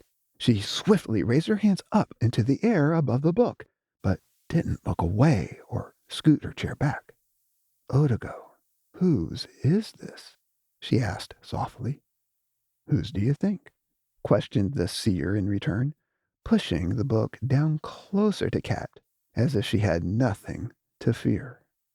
If the book had been open and Kat able to see the writing inside, she would have instantly known the author, since she was well versed in the unique script of each Onu. "I have no idea. Yours?" she guessed. "No, but close. Go ahead, open it up," encouraged Otigo. Kat ran her left hand down the front cover again. After a brief pause, she slowly opened the book with her thumb. While the title page was blank, it looked well worn and soiled, as if it had seen the light of every day.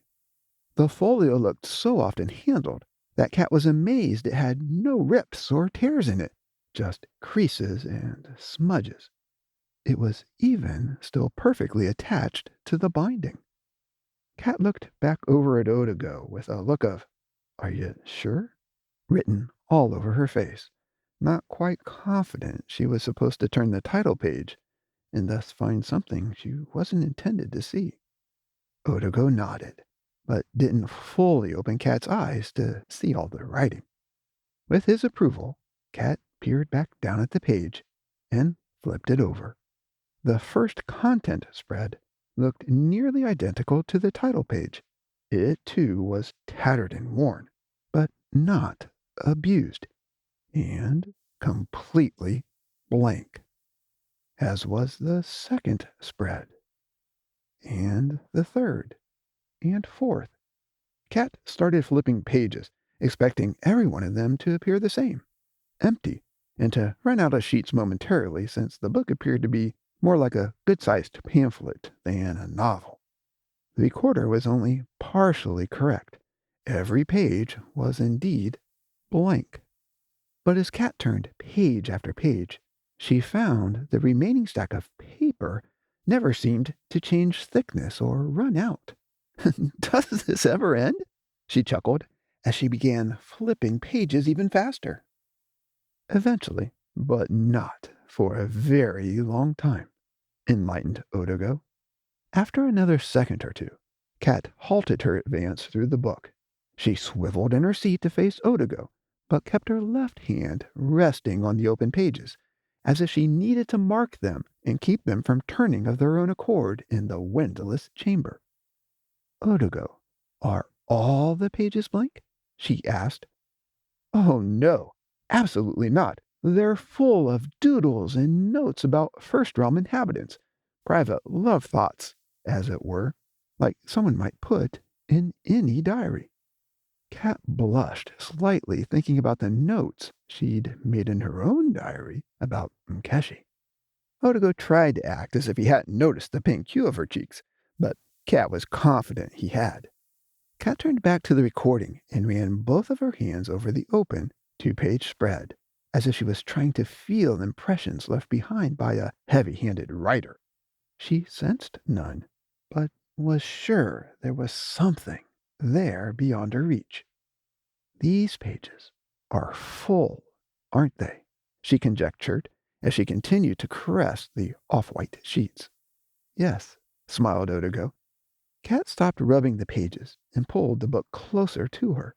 When the bottom edge of the journal nearly touched her chest, Kat placed her hands on the desk, one on either side of the diary to support her weight. She then bent over until her nose touched down in the valley running between the pages. Still unable to see anything, Kat sat back up straight, but kept her eyes glued to the strange recording. Odogo, why can't I see anything? She probed, trying to figure out how she was supposed to determine the book's owner if she couldn't read it, and, more importantly, why she'd been asked to breach their privacy in the first place. She wondered if the blankness of the pages was a protection for her and the author. I've blessed this book so inhabitants can't read about each other, revealed Odogo. But wait, I thought you said it wasn't yours. It's not. It belongs to Telios. What? Exclaimed Kat, startled, when really she shouldn't have been. She gingerly pushed the diary away from her using her fingertips, slowly sliding them and the book across the station. At arm's length, Kat let the recording come to rest and inquired, with a bit of trepidation in her voice, Does Telios know it's here?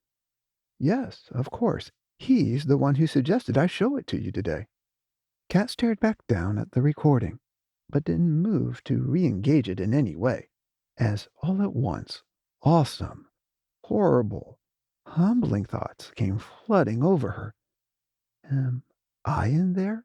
She pursued hesitantly, afraid Telios' journal might contain her Toba, or the times she'd failed the prince. Oh, yes, most definitely. This is his first book of life. He writes about all first inhabitants in it. Kat, true to how she'd been created, suddenly felt more curious than afraid. Boldly, she pulled the diary back up close to her, grabbed a handful of pages and fanned their edges. As the 57th sheet zipped by, she caught a fleeting glimpse of writing and gasped. Stopping, she held the remaining leaves in her left hand, motionless, and used her right hand to slowly flip back a few pages until she found the non-blank spread. And there, in the upper left corner, was her full name, clearly written by Telios' hand. Before Kat could read another word, she looked over at Odogo and sought his permission once again. Are you sure he knows? Yes, he certainly does. And I can read this because it's about me? That's right, affirmed the seer. Odogo, if anyone else was sitting here with you, they'd see what I have in Telios' diary, I mean, they'd see every page as blank, except those about them? Yes. Only seeing the writing about me, that kind of makes me feel like I'm the only one he wrote about, reflected Kat. Precisely, acknowledged Otigo, who, like all Onu, did everything in his power to make each inhabitant feel special, wanted, and appreciated. While Kat knew the Onu talked about all inhabitants all the time, the idea that Telios doodled and thought about her like she was special to him, one of a kind, didn't surprise Kat. It sounded exactly like Telios.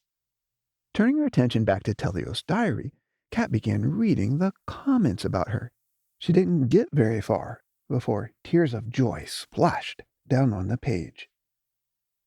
Oh my, she sobbed as she grabbed the edge of her sleeve and tried to blot the page dry.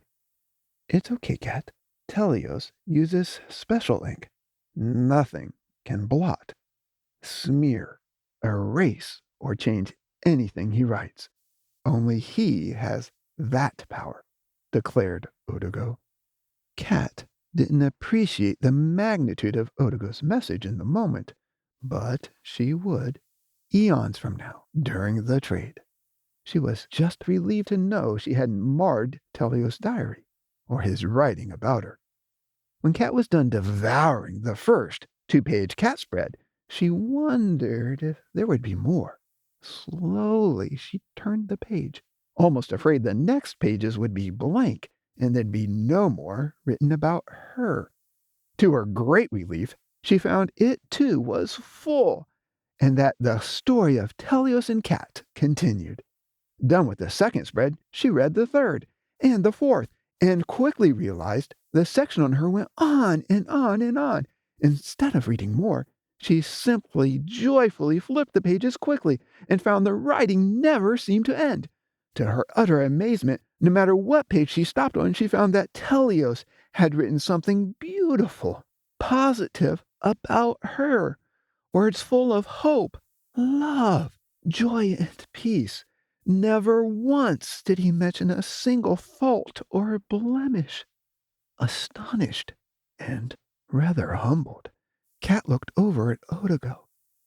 Otigo, she whispered, is my Toba in here somewhere? Oh, no, Kat, not in there. Only love. Love keeps no record of wrongs.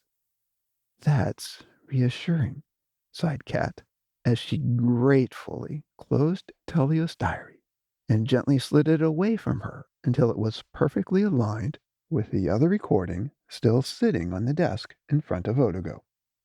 Otigo, why'd you show me that? She inquired. There are many reasons. First, we knew you'd appreciate it for what it is, and because we knew it'd help you understand this, explained Otigo, as he exchanged the black book in front of him with the burgundy one Kat had just partially read. Kat stared down at the black book in front of her.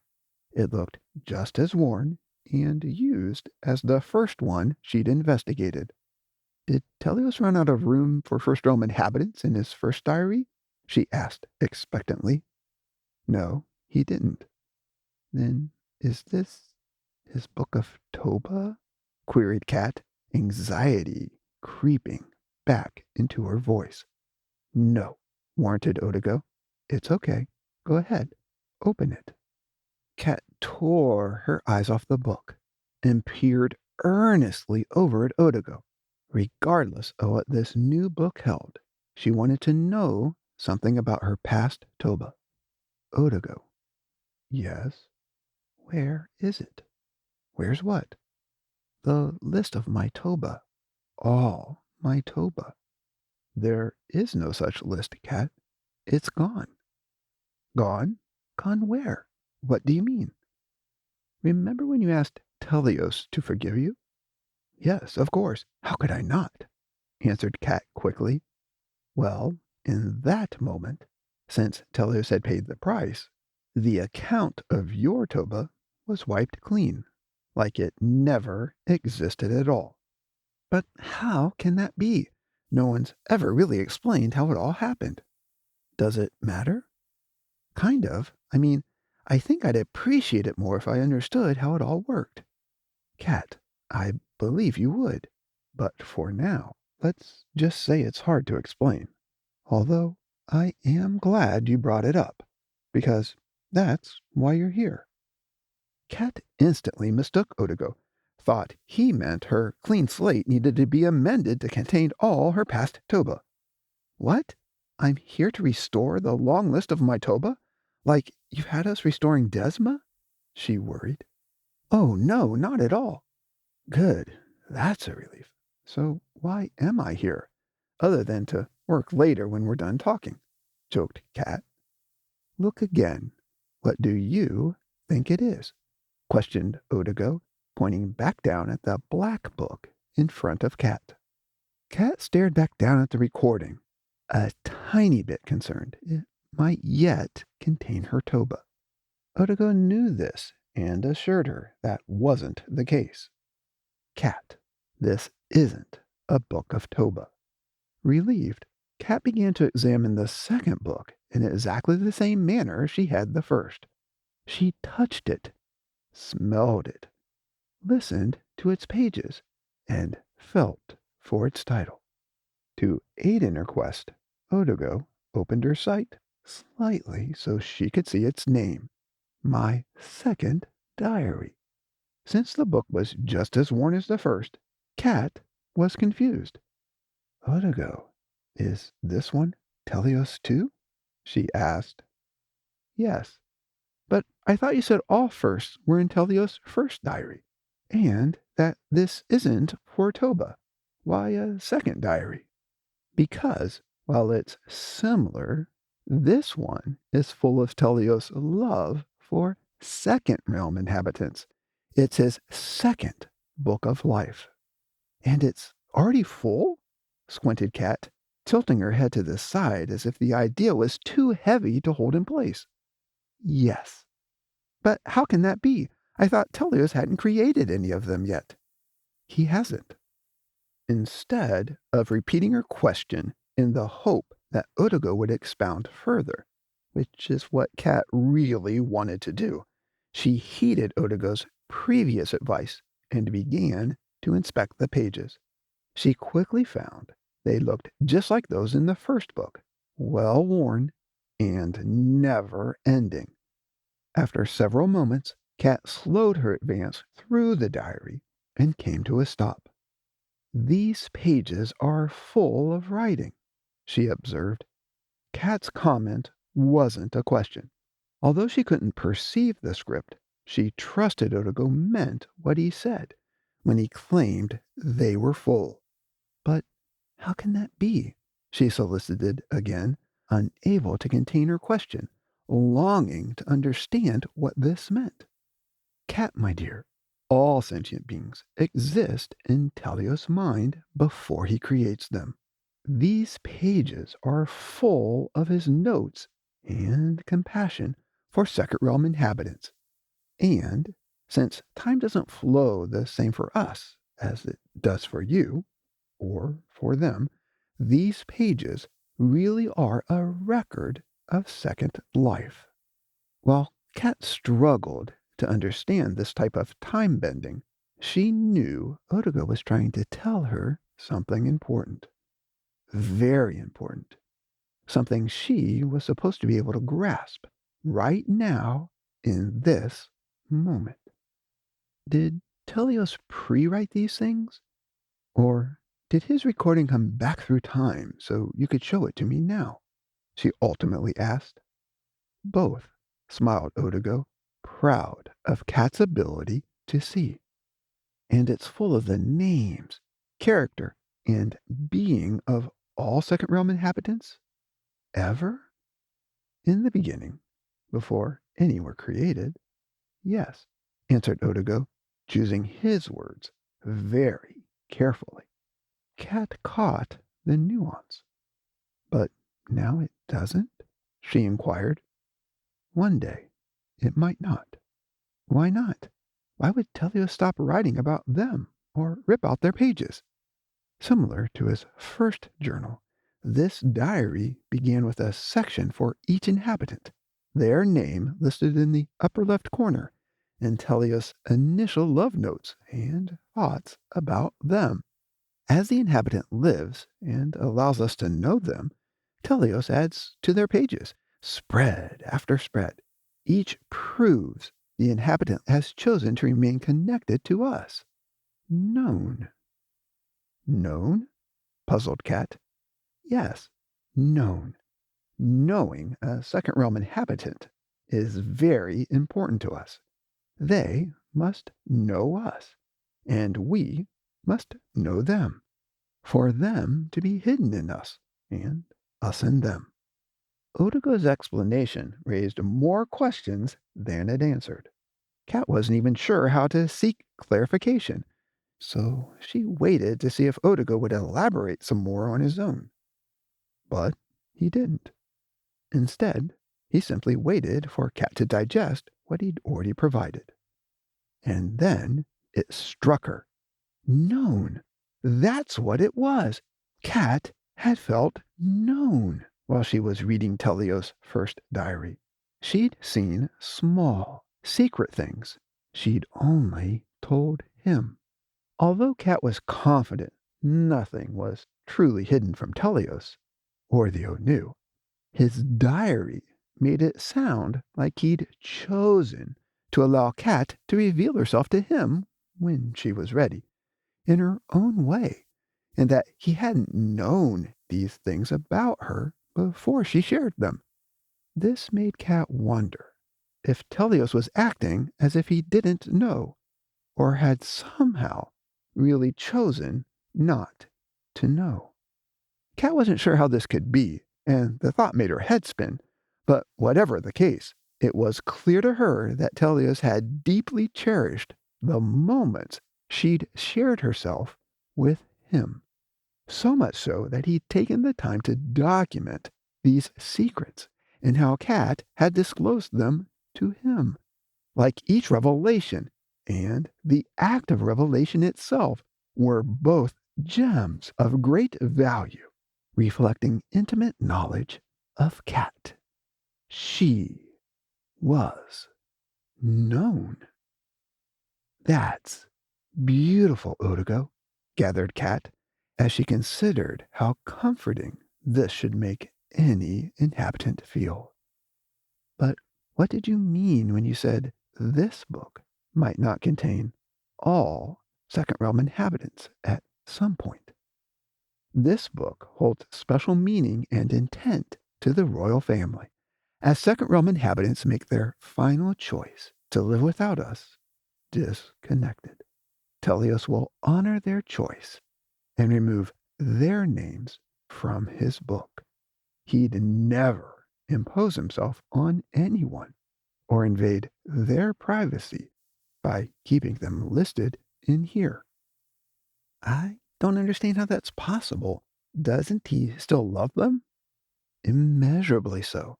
Try to think of it like this. True life is being connected to us, right? Yes, of course it is.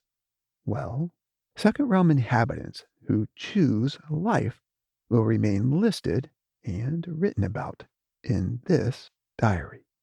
Connected, known. Those who choose not life, disconnection, will be honored as having the right to walk away. And as they do, their decision will rip our hearts out. A devastating blow. Lamenting the loss, Telios' tears will flow down upon the inhabitants' pages, blotting their name out, so it no longer appears written in his second book of life. Although Cat was confident her connection to Mkeshi was nowhere near as strong or as intense as an Onu connection to their inhabitants, she could imagine herself weeping over her own diary if she and Mkeshi were to part ways. She had heard of others ripping up their diaries and burning the pages of those they claimed they no longer loved, or no longer loved them. Cat didn't feel love could be lost or forgotten, if indeed it was truly love. Since Telios' love was always true, Cat believed the prince would never abandon anyone, cease to love them, or scornfully turn the page on them, even if they said they hated him. It was thus easy for Cat to imagine that Telios would leave the remnants of his tear-stained, unreadable pages in his diary. Odigo heard Cat's thoughts, and in a kind, unobtrusive way, helped her fathom this aspect of Telios' diary even better. Cat, all of Telios' words and writing are full of power that's hard to explain. But this book is particularly special. One day it'll be used in court. It must be accurate, complete, and only contain the names of those who've chosen to remain connected to us. Odigo, I don't get it. If no one other than Telios can read or see the whole thing, why does it matter? On that day, this book and several other recordings will be opened for all to see. You mean everyone? Everyone. In our courts, all documents are open for review by all. But why Telios' diary? Questioned Cat. To prove Telios knows those whose names are still written in his book. In many ways, this diary is the official royal family adoption record of Second Realm inhabitants. Cat was aware there were Desma recordings that talked about the Onu adopting Second Realm inhabitants into their family. While she wasn't clear what it really meant, she, like every First Realm inhabitant, knew Telios was working to expand and complete the king's new mansion in preparation for many occupants. Interesting. His diary shows they belong? She inquired. Yes, it proves they've chosen life with us. It's impossible for Telios to keep an inaccurate journal. His diary only contains the names of those who have chosen to remain in us. Cat looked back down at the diary in front of her and flipped through several more blank pages. After a while, she paused and ran her hands over both pages. If I could read what's here, would I see the name of a second realm inhabitant on the upper left? Yes.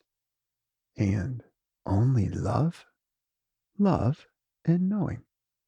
Odigo, it feels like you're trying to show me something beyond the horizon. I understand it's important, but I can't quite see it yet. Don't worry. It'll become clearer with time. Well, one thing's for certain.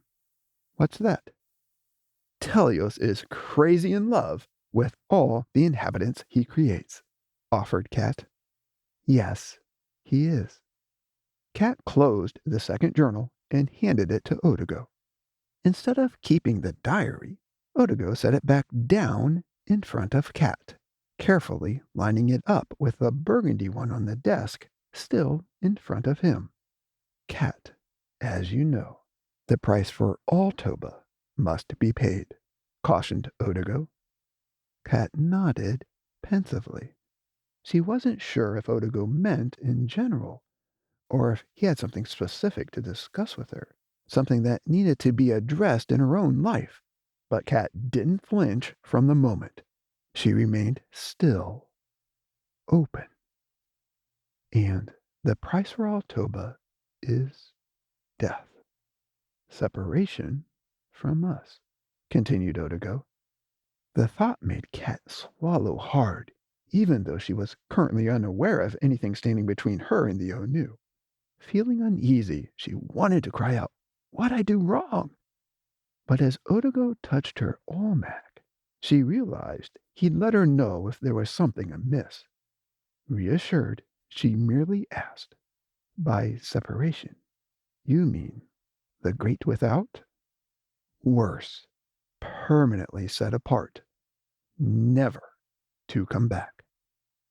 The thought of being totally separated from the Onu, forever, made Kat feel hollow and empty inside, although in truth, she couldn't really imagine the complete horror of it all. "Kat, I wanted you to know that we have a way to pay for Second Realm Toba. A way where no Second Realm inhabitant will have to pay the price for their Toba." Kat breathed a sigh of relief as she realized Odogo wanted to talk about future Second Realm Toba, not her own.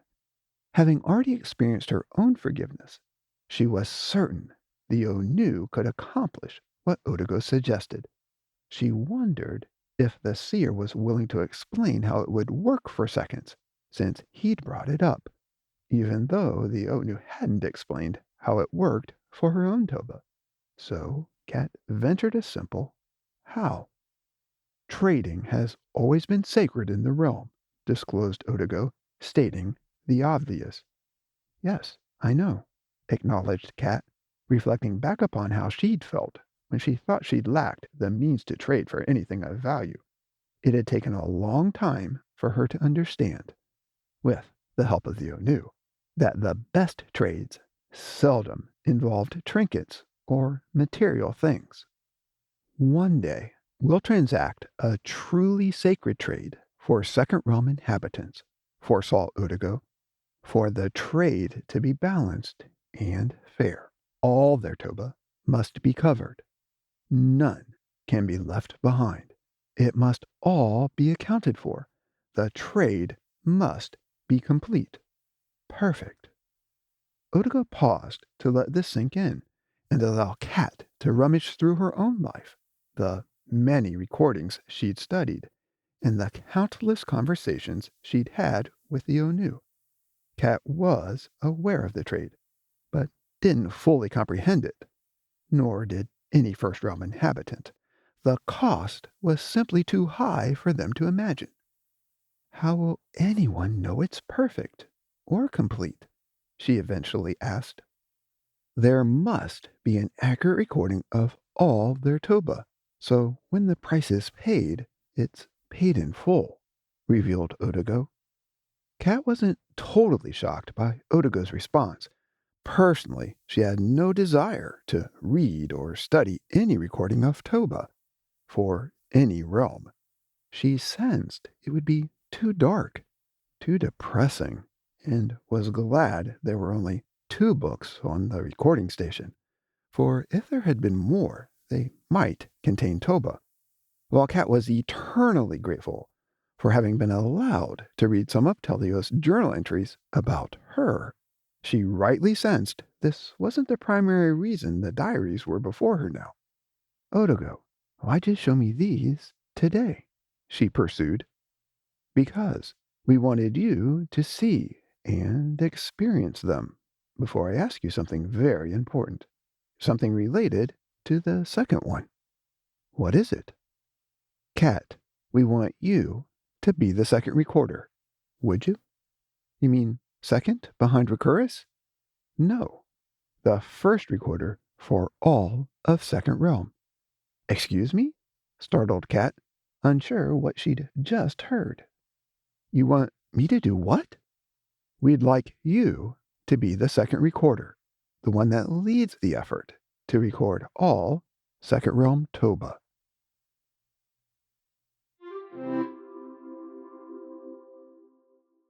When Kat didn't reply, Odogo tried again. "Kat?" "Huh?" stirred Kat, as if waking up from a dream. "Did you hear me? We'd like you to lead the recording of Second Realm." "Yes, I heard you," whispered Kat, swamped by a flood of questions about how to do such a thing so far away in a place she'd never been to or seen. Instead of responding further, Kat clutched Telio's second diary and began furiously flipping through the pages. After she turned page 127, Odigo gently placed his hand on the open book to stop her fidgeting, and softly suggested, "No's an okay answer." "Odigo, it's just that Cat paused, took a deep breath, and without uttering a word, placed her hands on her knees for support, stood up, and walked away. Not out of the room, but towards the center circular table where the Onu usually sat alone. While the chamber was still dark, except for the spotlight on the recording station and Odigo, Cat could see the center table in the scattered light, now that she was out of the spotlight's beam. When she reached the table, Cat walked around it clockwise, her hand outstretched high over the bench to let her fingertips glide along the outer top edge of the table. After 3 circuits, Cat turned around and walked the other way, this time with her hands jammed down into her pockets. Odigo didn't rush Cat or interrupt her contemplation. In due time, Cat stopped and sat down on the circular Onu bench, directly across from the recording station, facing Odigo, who was still sitting there in the light. Even though they were separated by a fair distance, Cat felt like they were still next to one another. This closeness was a gift from Odigo. He knew Cat hadn't moved away to be away, but to move around and think.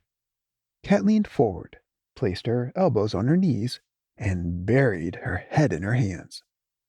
Quietly, Odigo stood up, walked over to the bench, and sat down next to Cat. Placing his arm around her, he encouraged her to speak her mind. "Cat, what is it?" Without looking up, Cat let out a confused, anguished groan.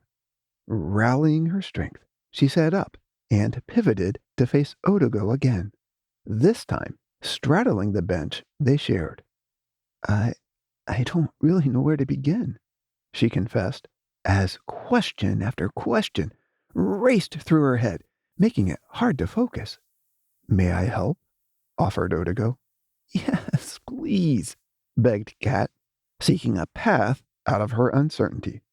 Although Odigo took his time describing what the Onu had in mind, Cat only caught tidbits of his explanation, her thoughts too scattered to absorb it all.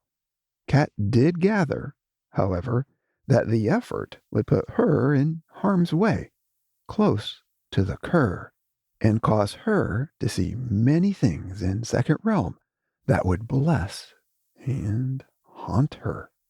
Cat stood up again and went back to retrieve Telios' second book of life, which was resting in the sole spotlight shining on the recording station. As she picked it up, small dust particles in the beam whooshed and swirled as the journal broke through their pathway. After walking the diary back to Odigo, Cat sat down next to him and spun around to face the table. As she turned, Odigo did likewise and raised the lights in the chamber, so the table before them was now well illuminated. Cat placed the second journal in front of her and opened it back up to the exact page she had last seen. Odigo smiled, knew Cat was already making the effort hers, in her own way. "Odigo, this only contains love, right? With no record of wrongs?" "That's correct." "Since Telios focused only on love in here, am I supposed to focus solely on their Toba? Record just that?" I'm not sure I can do that," winced Cat. The thought of morbidly writing down nothing but Toba seemed utterly depressing to Cat, even if it was required for their trade. She didn't want to be depressed or sad, waiting and living merely to catch glimpses of evil, or worse, become so calloused to the pain it inflicted on the Onu and others that she no longer cared. "Oh, no, Cat, not just Toba, for who can judge a thing like that but the king? You're to record everything, The sorting and interpretation will take place later." "Otigo, what do you mean?" questioned Cat, trying hard to understand.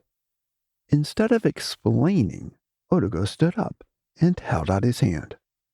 "Let's go for a walk. I have something I want to show you," he proposed. Cat took his hand and rose to join the guide. Together, they walked towards the door, as if they were going to leave the council chamber. But when they crossed the threshold, they stepped into midair, high above a beautiful, lush, green garden, instead of the expected hallway leading to the lobby of the Royal Library.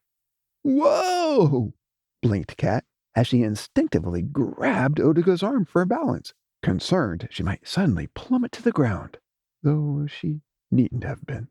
Cat was perfectly safe in Otigo's presence. While she wasn't totally amazed he'd whisked her away from the Royal Library, she was quite shocked to find herself high up in the air. Even though Cat had been to many places in First Realm, there were several sites she didn't visit very often. Since vegetation can overgrow an area, and she hadn't spent any time scanning the realm from a bird's eye view, Cat had no idea where she was. "Otigo, where are we?" she gasped, slightly out of breath. "We're floating in Calum above Second Realm. And that's Fortress," disclosed Otigo, waving his arms over the realm. "Fortress?" probed Cat. "Yes, the special garden Telios fashioned for the first Second Realm inhabitants he'll create." To Cat, Fortress looked more like an expansive plain with rolling hills, valleys, and rivers than any garden she'd ever seen. From this height, it seemed more akin to Putara, the famous getaway back on First Realm, but at least an order of magnitude larger. "Oh, that garden," smiled Cat. "Yes, that garden." "Wow! It's much bigger than I imagined," exclaimed Cat, as she spun in circles and noticed she couldn't see the end of it. After a few twirls, she stopped and looked at Otigo. "Why'd you bring me here?" "Since I asked you to record what happens here, I figured the least I could do was show you around a bit. And I thought it'd help answer the questions you had before we left." "What questions?" mused Cat, overcome by so many new ideas she couldn't remember what she'd been saying or thinking back in the chamber before she stood up and took Otigo's hand. "You wanted to know about recording everything and having it sorted later," reminded Otigo. "Oh yeah, that's right." Before addressing these issues, Otigo lowered himself and Cat closer to Fortress, gently drifting downward for 3 or 4 seconds. Suddenly, their feet hit something solid, even though they were still high up in the air. As they touched down, small sparks and flashes of light sprang forth from beneath their feet. "What's that?" marveled Cat, who felt like she was standing on a tarp pulled super tight, but with a tiny bit of give. "It's a veil. There's one over Fortress and all around it." "Wait, is this like the veil the king used out on the Great Eastern Plain?" While Cat hadn't been at the battle, Mkeshi had told her about the unique safety the shroud had provided. "Yes, it's quite similar." "Why is it here?" "To keep the Kuur out, and to protect everything within." "You mean the Kuur here?" measured Cat, as she quickly looked around for danger. "Yes, they are. Here and beyond." Since the Great Divide had occurred long ago, and there'd been no recent skirmishes in or around First Realm, Cat had gotten used to not having the Kuur foremost in her thoughts. However, that would soon change.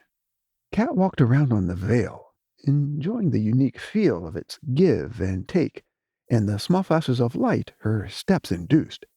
Otigo didn't rush her, or beckon her to come back when she headed west towards the setting sun, as if drawn towards the center of the garden.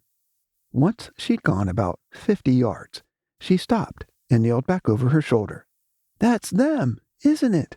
she asked, pointing down to her right at two enormous trees in a small clearing. The trees were obviously much larger than the surrounding vegetation. They stood out as being vibrant, unique, even from this height. Long ago, after Telios opened Desma, Kat began spending more time studying second realm recordings than anyone else, including PB and Mies. While she never fully understood all she read, and knew there was much about second realm that had been destroyed in the fire of Rosewood and not yet restored, Kat was confident these were the trees in the center of the garden. "Yes," replied Odigo simply. He had followed Kat and was now directly behind her. "Which one's which?" questioned Kat. "Does it matter?" bid Odigo, in a tone that wasn't snippy or condescending, but caused Kat to turn around and face him. "To the seconds, absolutely," she replied. "How so?" "One they can eat from, and the other one they can't," observed Kat, who'd soon be able to tell which tree was which when she watched Telios introduce them to Torpak. In the meantime, Odigo chose not to tell her. "Do you remember their names?" tested the teacher. "How could I not? Squire's flaming swords made sure of that. Everyone knows they blazed in battle for the first time outside of the public library to protect PB and Mies while they were arguing about seconds being hidden in Telios, and the tree names." Instead of citing the tree names to answer Odigo's question, Kat did a very cat-like thing. She turned back towards the trees, sat down, crossed her legs, and placed her forearms on her knees, like lovers. Lowering her hands down to the veil, she tapped her fingertips lightly atop the invisible shield on which she was sitting. Since Kat had positioned herself so her hands were in her sightline to the trees, her tapping created a small aura of flashes on the veil that danced around the wooded giants. Odigo sat down next to the recorder and asked again, "Kat, what are their names?" While Kat still wasn't sure which was which, she was quite confident in her answer. "The Tree of Life," she replied, as she stopped tapping her fingers to get a clearer view of both trees. "And the Tree of the Knowledge of Good and Toba." "Why do you think there's a Tree of Knowledge down there?" inquired Odigo, not in a testing way, but in a manner that suggested he expected Kat to have an opinion. Kat tried to explain why she thought it was there, which wasn't exactly right, but wasn't exactly wrong either. During her discourse, Kat reflected upon the time she'd once sought her acceptance by stealing the Purpose Scroll, all in support of Delator's attempt to gather knowledge before its time. After she finished her circuitous explanation, Odigo summarized Kat's account for her. "So, it's your understanding, from studying and talking to others, that it's a way to provide second realm inhabitants choice, since their existence and experiences will be very different from life back in first realm?" "Yes, exactly," beamed Kat, happy Odigo understood what she was trying to say. Odigo then skillfully guided Kat even closer to the mark. "Kat, if what you've said is true, what would happen if no second realm inhabitant ever ate from the tree of knowledge? Would they ever know good?" Kat was taken aback by Odigo's question. While good was in the tree's name, Kat and her friends had been so squarely focused on the Toba side of things, they'd basically missed the good.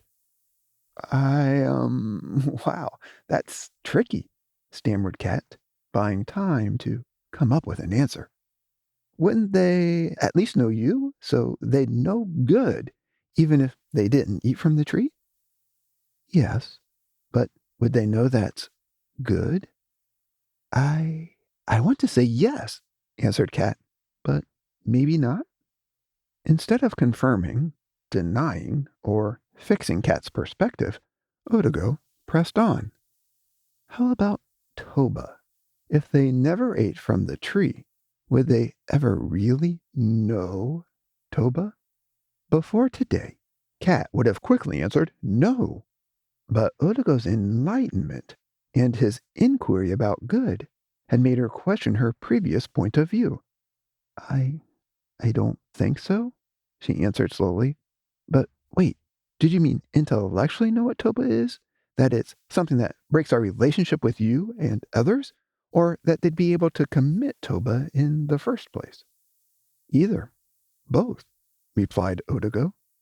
Well, I thought, Desma said, that if they didn't eat, then they wouldn't know what Toba is in any way. But now I'm not quite sure, shrugged Cat. And if that's the case, do you think they might still do something that hurts someone else? Something Toba in our eyes?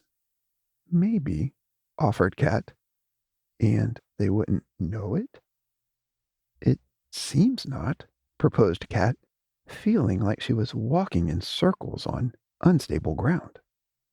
And if they don't know it, will it be Toba for them?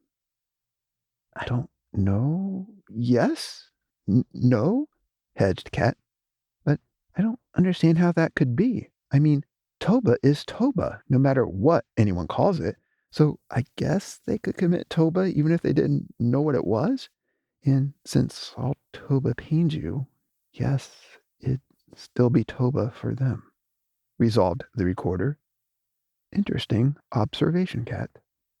Thanks, but if they wouldn't know Toba, does that mean you'll always keep the pain of Toba hidden from them? Asked Cat, trying to tie up loose ends and pull the tapestry of her understanding back together.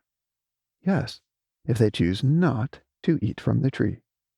But if they do eat from it, then they'll know, and Toba will no longer be totally hidden from them? That's right. Then they'll know Toba, pain, and death, prophesied Odago. All at once? Asked Cat, curious if second realm inhabitants would be afforded grace and mercy like she was, characteristics the Onu embodied. She felt if seconds ate from the tree and were immediately cut off, then it wouldn't be very Onu-like. Yes and no, offered Odago. Toba always has immediate and long-term consequences. They'll experience both. While it'll be their choice to start down this path or not, even if they do, we won't overwhelm them. Our plan is to treat second realm inhabitants as a single clan that grows from generation to generation, even though each individual will be limited in their ability to see. But in many ways, we don't want them to see all you've had to deal with.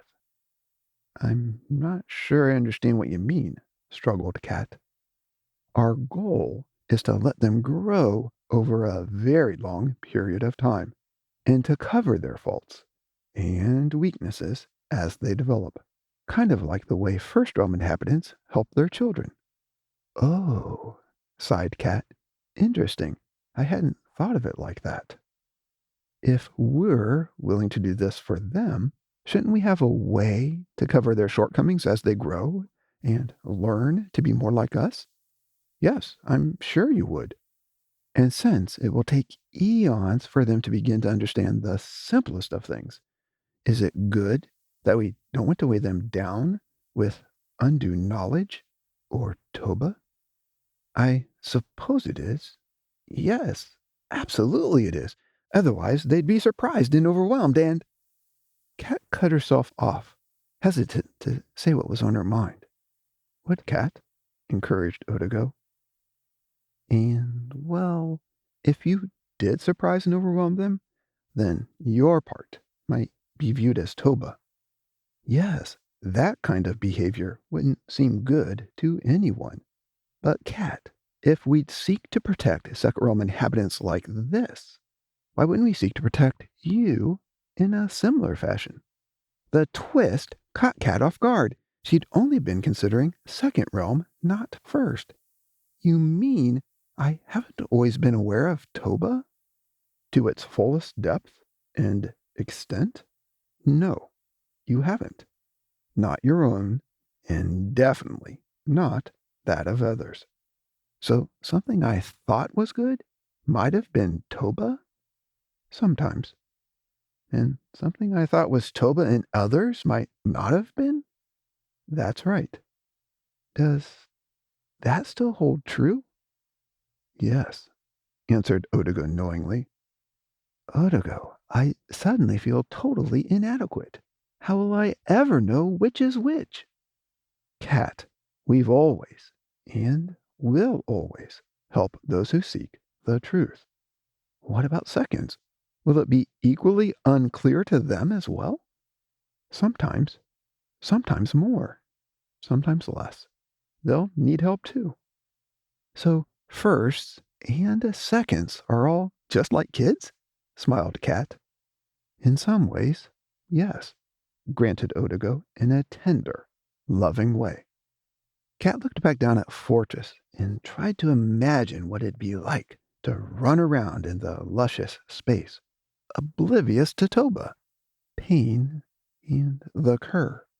Even from this height, she could see minute details below, as if she were walking around down on the ground. This telescopic eyesight was a gift from Otigo, one that all recorders were given. You know, Cat, life is going to be very different in Fortress than it is in First Realm, interjected Otigo, nudging himself into Cat's vision. Oh, yeah? How so? Queried Cat. For one thing, Second Realm inhabitants aren't going to live in our presence the same way you have. Cat hadn't given any thought to how the Onu would spend their time between the realms, or if they'd warp time to do so. What? What do you mean? She asked. Second realm inhabitants won't be able to physically see and interact with the entire royal family all at once, like you've enjoyed. I can't even begin to imagine that, winced Cat. While she assumed this meant she'd still have access to the Anu, Cat was a bit concerned for how this might adversely affect seconds. So, you're not going to live down there with them? She probed. No, not at first. We'll visit them, but we'll still live in First Realm. Cat didn't miss Otigo's subtle at first and wondered if he meant the Onu would eventually move to Second Realm, leaving First Realm inhabitants behind. The notion of being separated from the Onu out of their presence frightened Cat. If not at first, will you ever live in Second Realm with them? She sought. Yes, for a brief time, before the trade, Telios will, and after the trade, I will, revealed the seer. Cat turned to face Otigo, but not by twisting at her waist or swiveling her head. Instead, she put her hands down on the veil, hoisted herself up slightly, and spun her entire body until she was facing him. Otigo, I don't think I could stand that. If you or Telios are here, I'd miss you terribly. Otigo reached out and placed his hands on Cat's knees. I know, Cat. I know. I'd miss you too.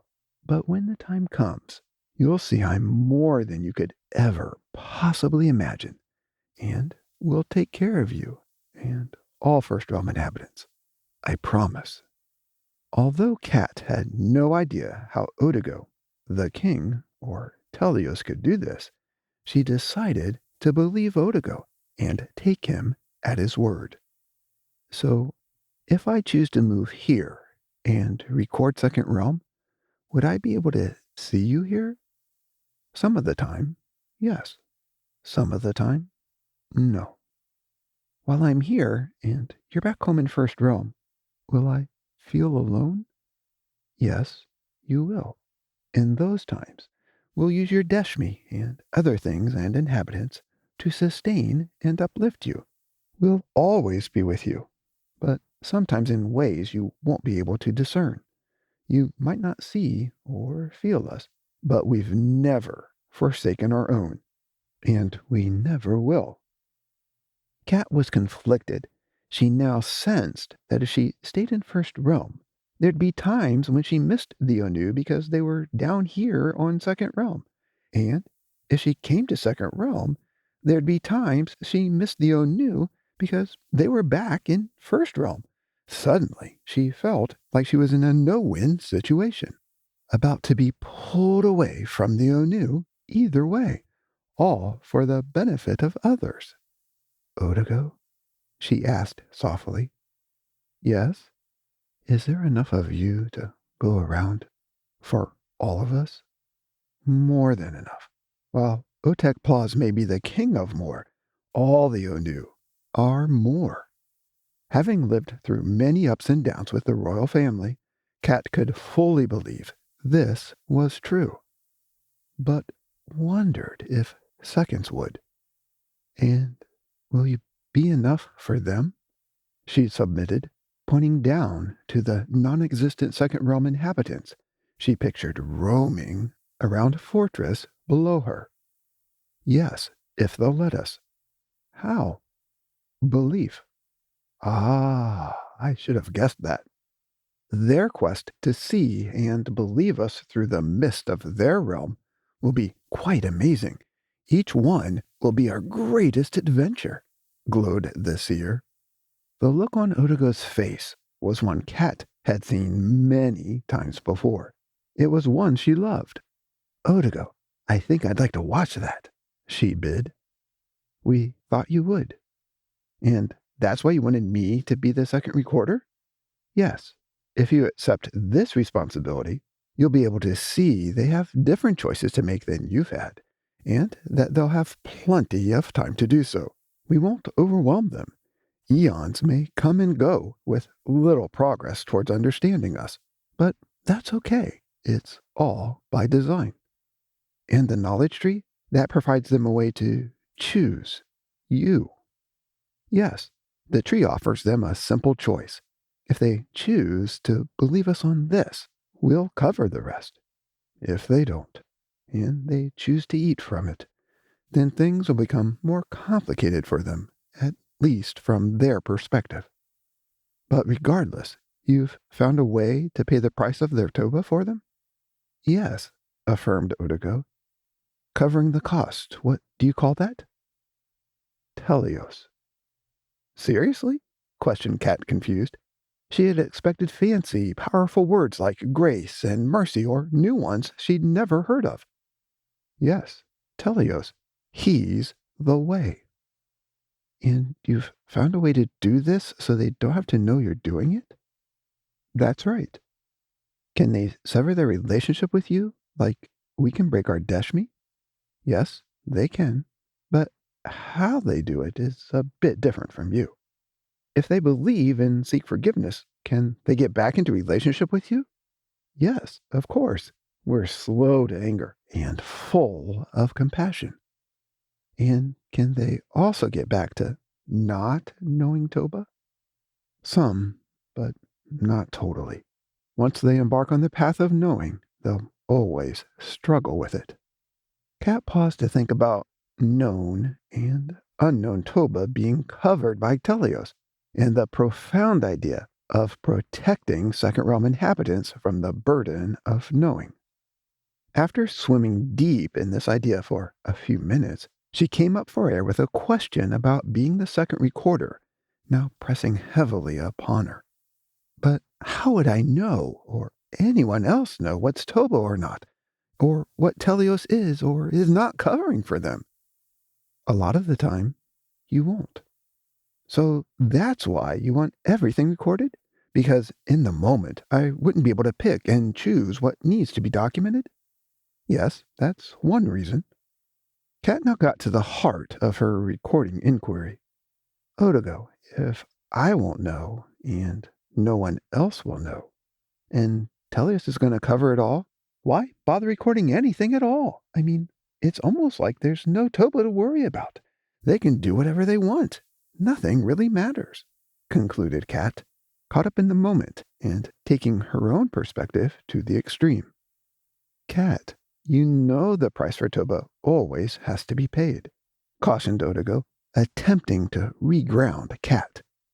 Yes, I do, accepted Cat, feeling slightly checked, but grateful Telios had somehow covered hers. Toba always matters to us. We can't look the other way, wink or nod. All Toba has the same price. Death. Separation from us. I know, Cat said softly, grateful to be back in connection with the royal family. But since we want to remain in relationship with second realm inhabitants as they grow, develop, and course through their lives, we must pay the price for them. Paid by Telios? Yes, completely. If any of their Toba remained, they'd be guilty. Dead. And separated from you? Yes. But, began Cat slowly, but how will Telios do this? One day, the trade will take place at just the right time to free all second realm inhabitants from the grip of Toba, substituting life for death, if they choose to believe. Wow, it's clear I don't understand the depth and power of this exchange, or how it'll take place. That's okay. Afterward, you will, promised Odago. I hope so, replied Cat, who longed to look into the trade, the forgiveness and balance of it all, not the related Toba. Glancing sideways, down towards second realm and the knowledge tree, Cat flicked her finger on the veil to light up the trees, then excitedly turned it back to Odago and fired off a long list of questions without taking a breath or waiting for a single answer. Slower Cat, chuckled Odago, when Cat finally took her first pause.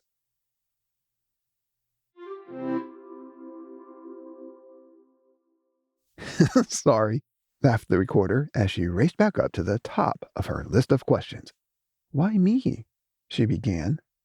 Why not you? Bid Odago. You've been gifted for this, and recording in First Realm was practice for this endeavor. This will be more important than anything you've recorded, at least to Second Realm inhabitants. You're ready. I'm not sure I'm ready to lead anything, let alone this monumental effort, confessed Cat apprehensively. We know you are. Simply be yourself. Be honest, and we'll help you with the rest, encouraged Odago. Oh, okay. But will I be alone? Inquired Cat. Cat primarily meant alone without Mkeshi, but she was also concerned about how a single recorder could record an entire realm. No, other recorders will be required to accomplish the task.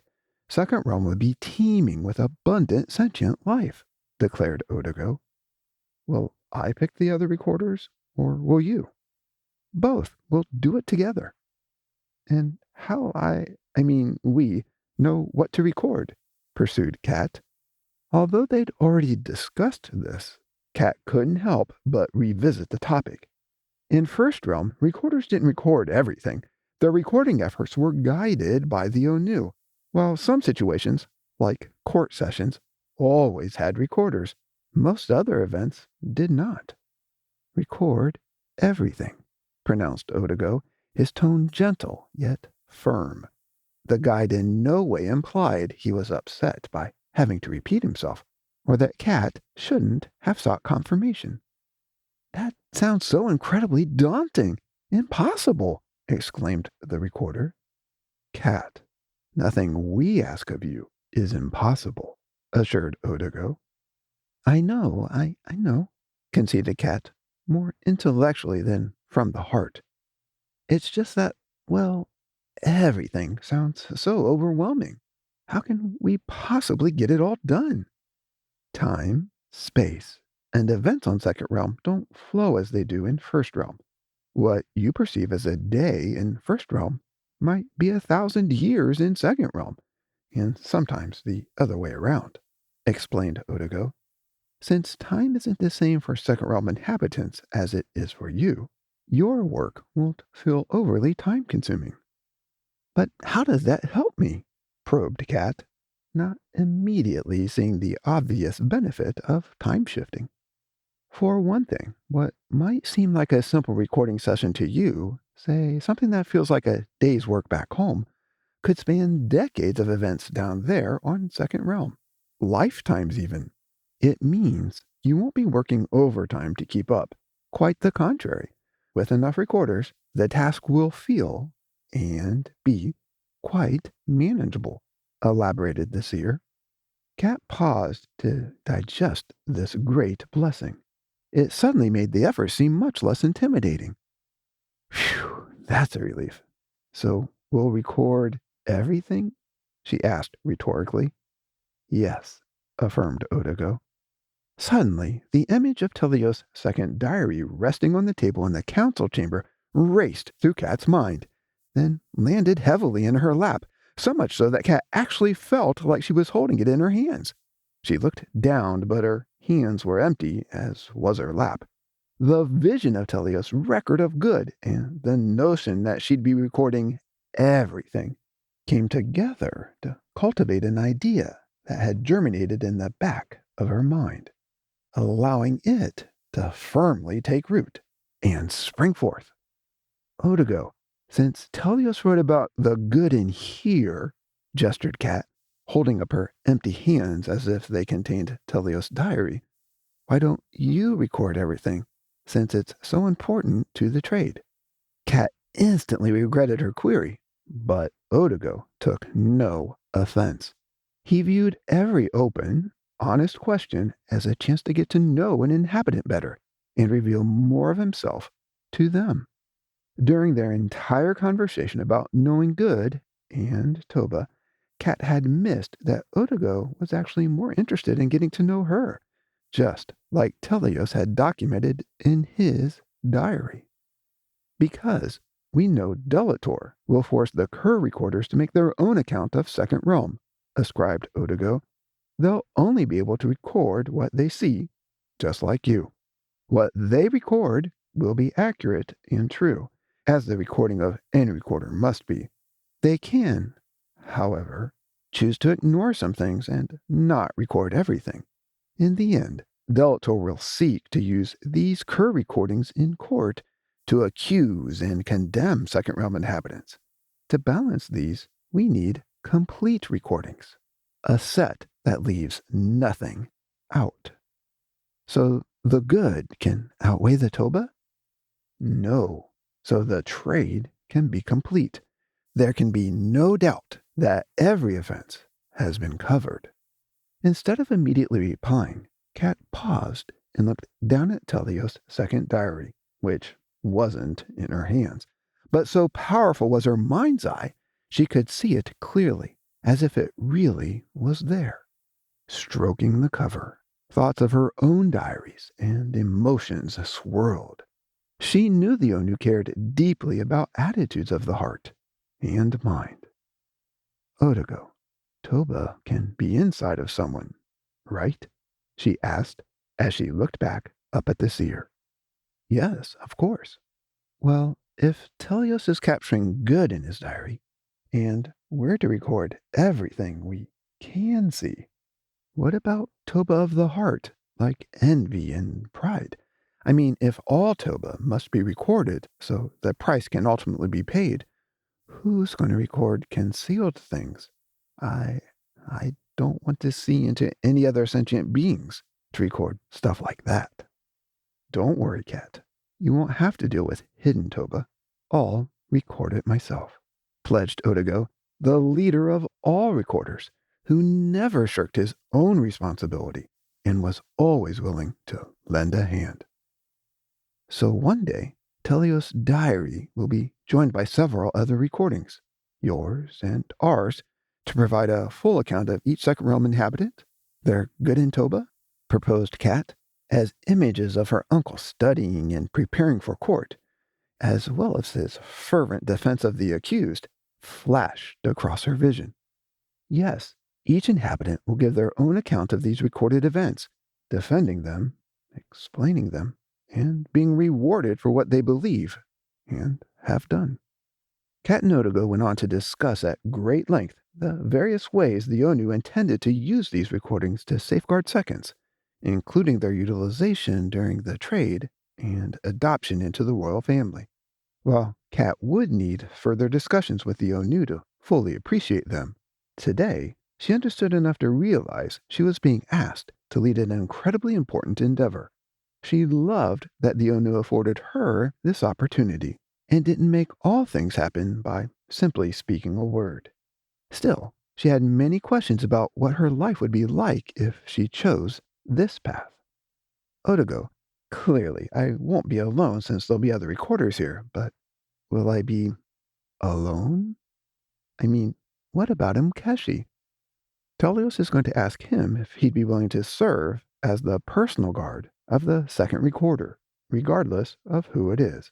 But we wanted to speak to you first. Do I have to give you my answer before Telios talks to him?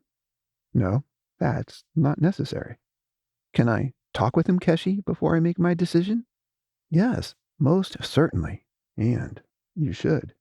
Before either of you answer, we, Otek, Telios and I, would like to talk with both of you together, the five of us. Telios and I are just trying to speak with each of you individually first to ensure you understand the nature of our request, and so we can answer any questions you may want to ask us privately. We know you and Mkeshi have a special relationship. We want to honor your bond. At the same time, we want to make sure you're both making the decision to help or not in light of how important the effort is. So, if I say yes and Mkeshi says yes, we'll go together? Absolutely. How long will we be gone? As long as Second Realm exists. Kat was aware that the lifespan of the new realm hinged on the choices Second Realm inhabitants made, and the king's perfect sense of timing. She knew Odago's response was neither trivial nor flippant. Would I be able to return home to visit?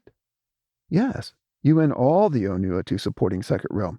You'll be able to traverse back and forth, though on occasion the Kuur will try to slow you down, making transit part of the war they intend to wage.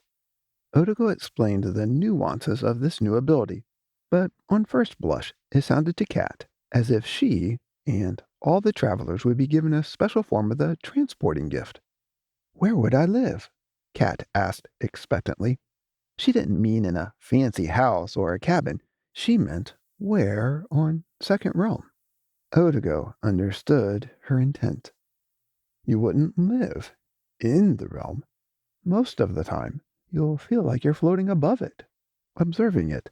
That way, you're disconnected from their time while you're recording. You mean, like on this veil? Yes, though sometimes even further away. Will I still be able to see clearly to record everything accurately? Yes, without a doubt. Will I ever set foot on Second Realm? Asked Kat, who hoped to experience some of the joys and excitement of new things there, like Malum had done while swimming in the depths with Odago.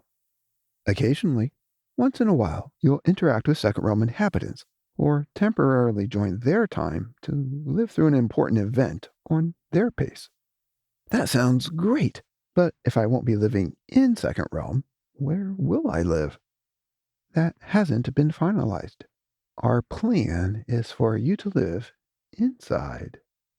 Odago paused, not to build anticipation, but because he wanted to think about how best to explain what was going on without making Bolmec look bad for not committing to host the encampments yet.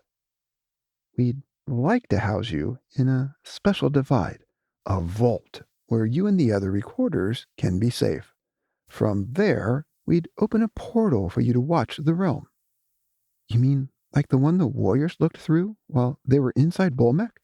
The one that made it possible for them to watch the Kuur land on Second Realm? Yes, something like that. You mean I'd get to live in the Great Divide? Exclaimed Kat. Hope, not fear, ringing loudly in her voice. I didn't say that, but yes, it might be inside of Bolmec.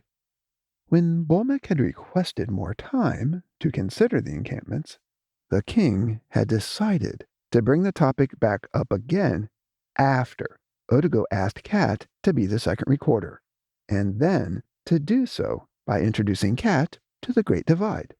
Odigo knew this and acted on the king's behalf. Would you like to meet him? Who? Bolmek. Right now? Sure. Absolutely, gushed Cat.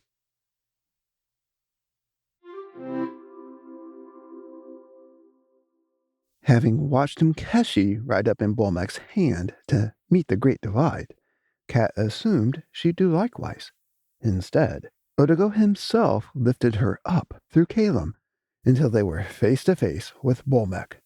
In the moment, Cat didn't wonder how she could breathe at such a dizzying height. Oddly, neither had any of the Onu search parties back when they first met the Great Divide. As Bolmek saw Odigo and Cat rising to meet him, he reconfigured himself to make his exterior more presentable, or rather, to have a face a first-home inhabitant might recognize as a face. He also made that portion of himself smaller, more to Cat's scale than his own. Bolmek, I'd like to introduce you to Cat, began Odigo, once they were all on the same eye level. Nice to meet you, nodded the Great Divide formally. Without speaking, Cat instinctively reached out her hand to touch Bolmek's cheek. For some reason, she didn't think about this being an invasion of his privacy. She simply wanted to touch him, to connect via physical contact. And seeing no hands, she assumed his cheek would do. Cat gigant Vasi, she said, beginning the ancient First Realm greeting. Bolmek, not being from First Realm, didn't know how to react. After a brief pause, he puffed out his cheek slightly until it met Cat's hand, then answered in kind, as best he could. Bolmek. Simply Bolmek. I'm a recorder, continued Cat. I'm a divide, blushed Bolmek, not out of embarrassment, but from the joy he felt in Cat's touch. It's great to finally meet you, rang Cat. My best friend has told me a lot about you. He has he? Asked Bolmek, glaring over at Odigo. Oh, not me, protested Odigo lightheartedly, as he shook both of his hands back and forth in front of him, as if signaling again, no, not me. I think she meant her other best friend, Mkeshi. He was a member of the Onu search party that helped round up the cursed stones. Bolmek instantly grew anxious at the thought of someone other than the royal family introducing him. He wasn't sure they'd understand him or present him in his best light. But looking over at Cat, the twinkle in her eye made him realize he'd misjudged the Onu, at least Mkeshi. Bolmek cleared his throat to give himself a moment to think.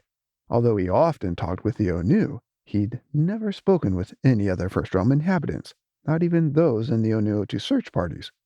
While the idea of talking to Cat intrigued him, the Great Divide struggled to find a secure launching point, so Odigo jumped in to help.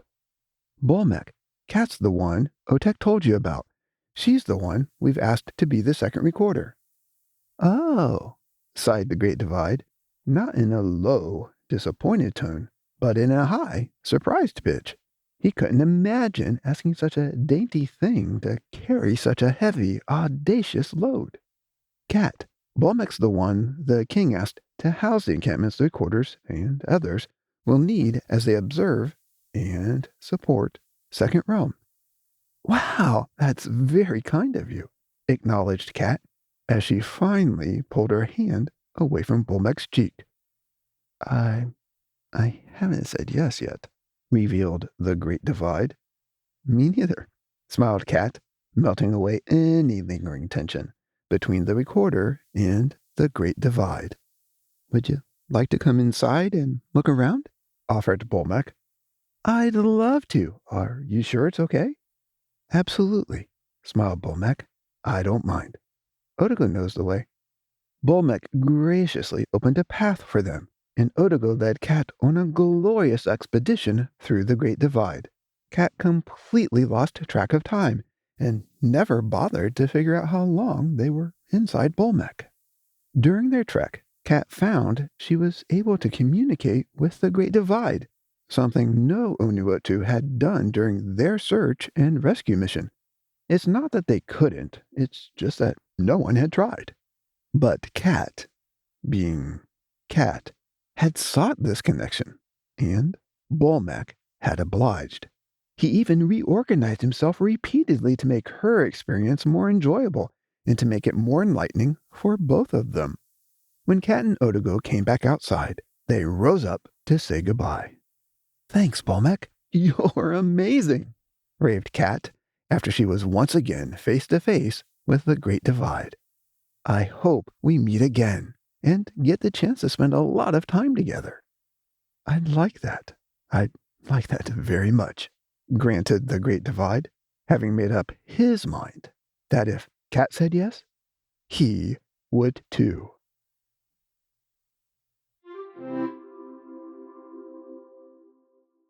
After returning from the Great Divide to their seats in the council chamber in Tala, Odago and Cat resumed their previous conversation, almost as if their detour through Bolmek had never even occurred. "So, I can travel back and forth between the realms?" "Yes, though once you see events evolving on Second Realm, I assume you'll be so deeply engaged you won't want to miss anything.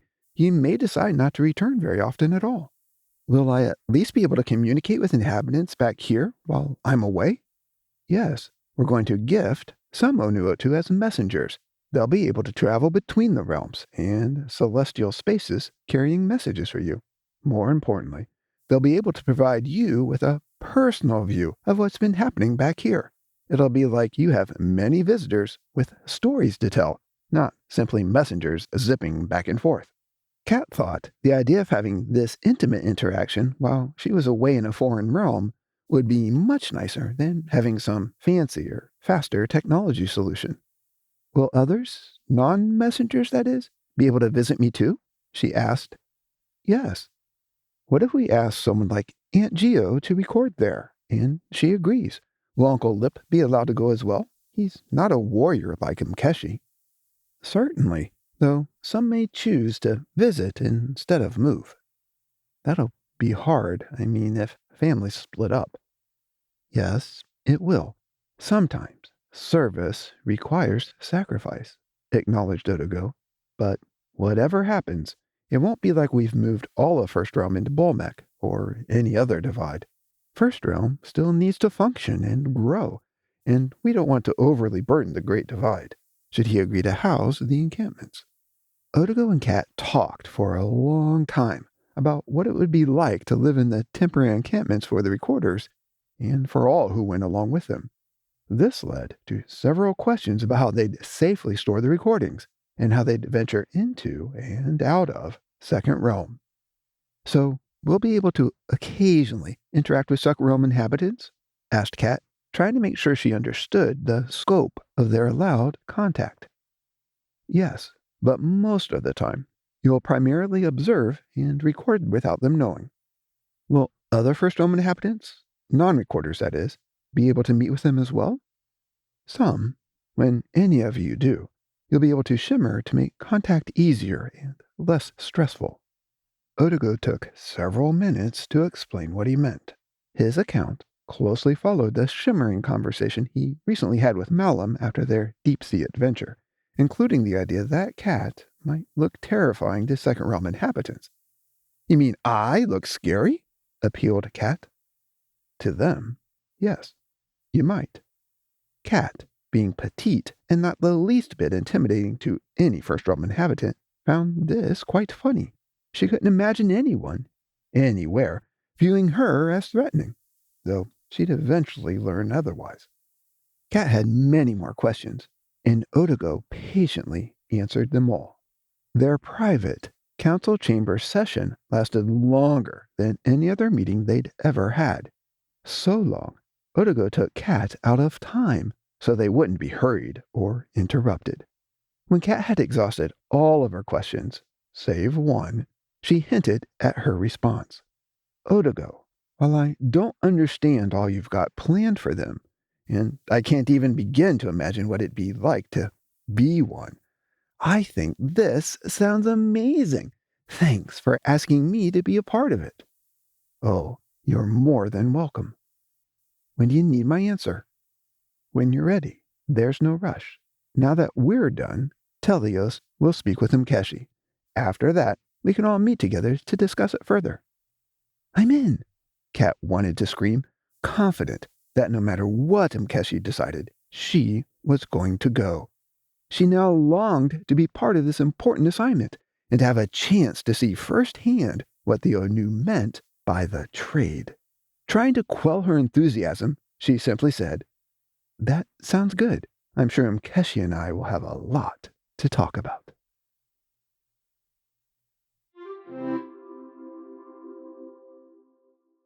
At the end of a rather ordinary day on the warrior practice field, Telios waited for Mkeshi to finish cleaning and storing his weapons in the depot before joining the young warrior on his walk home.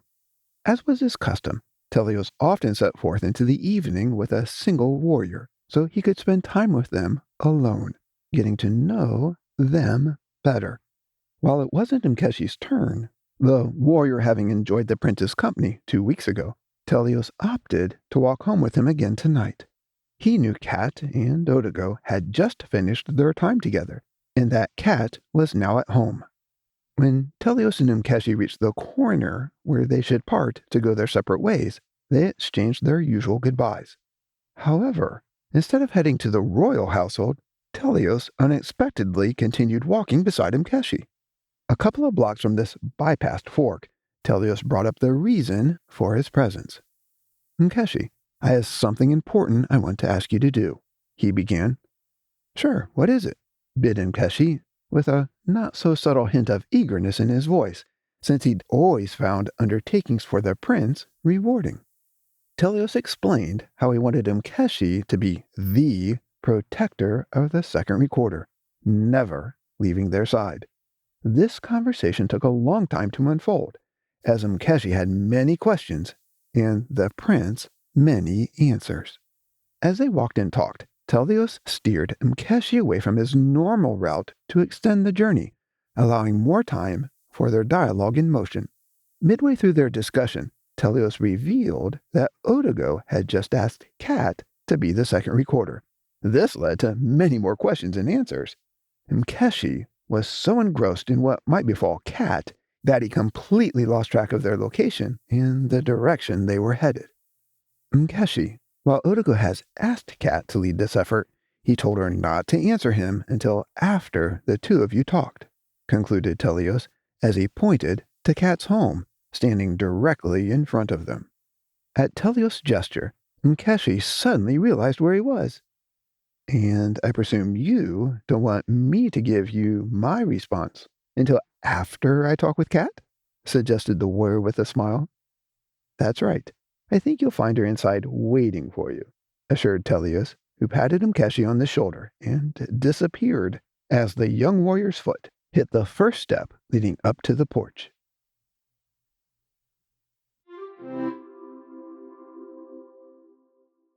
After a simple, yet majestic breakfast of toast and hot chocolate with Otek Plaus, Toger and the king went outside behind the royal mansion to walk around the garden terrace. Sitting down on a bench under a trellis covered with dark green ivy and pink roses, Otek whistled and yelled, Mercy, come here! Quickly, the king's golden retriever came running over and plopped down between Toger and the king, the canine's side resting firmly against the king's leg. Tussling the dog's fur, the king turned his attention to Toger. Great Tiger, I have a favor to ask, he began.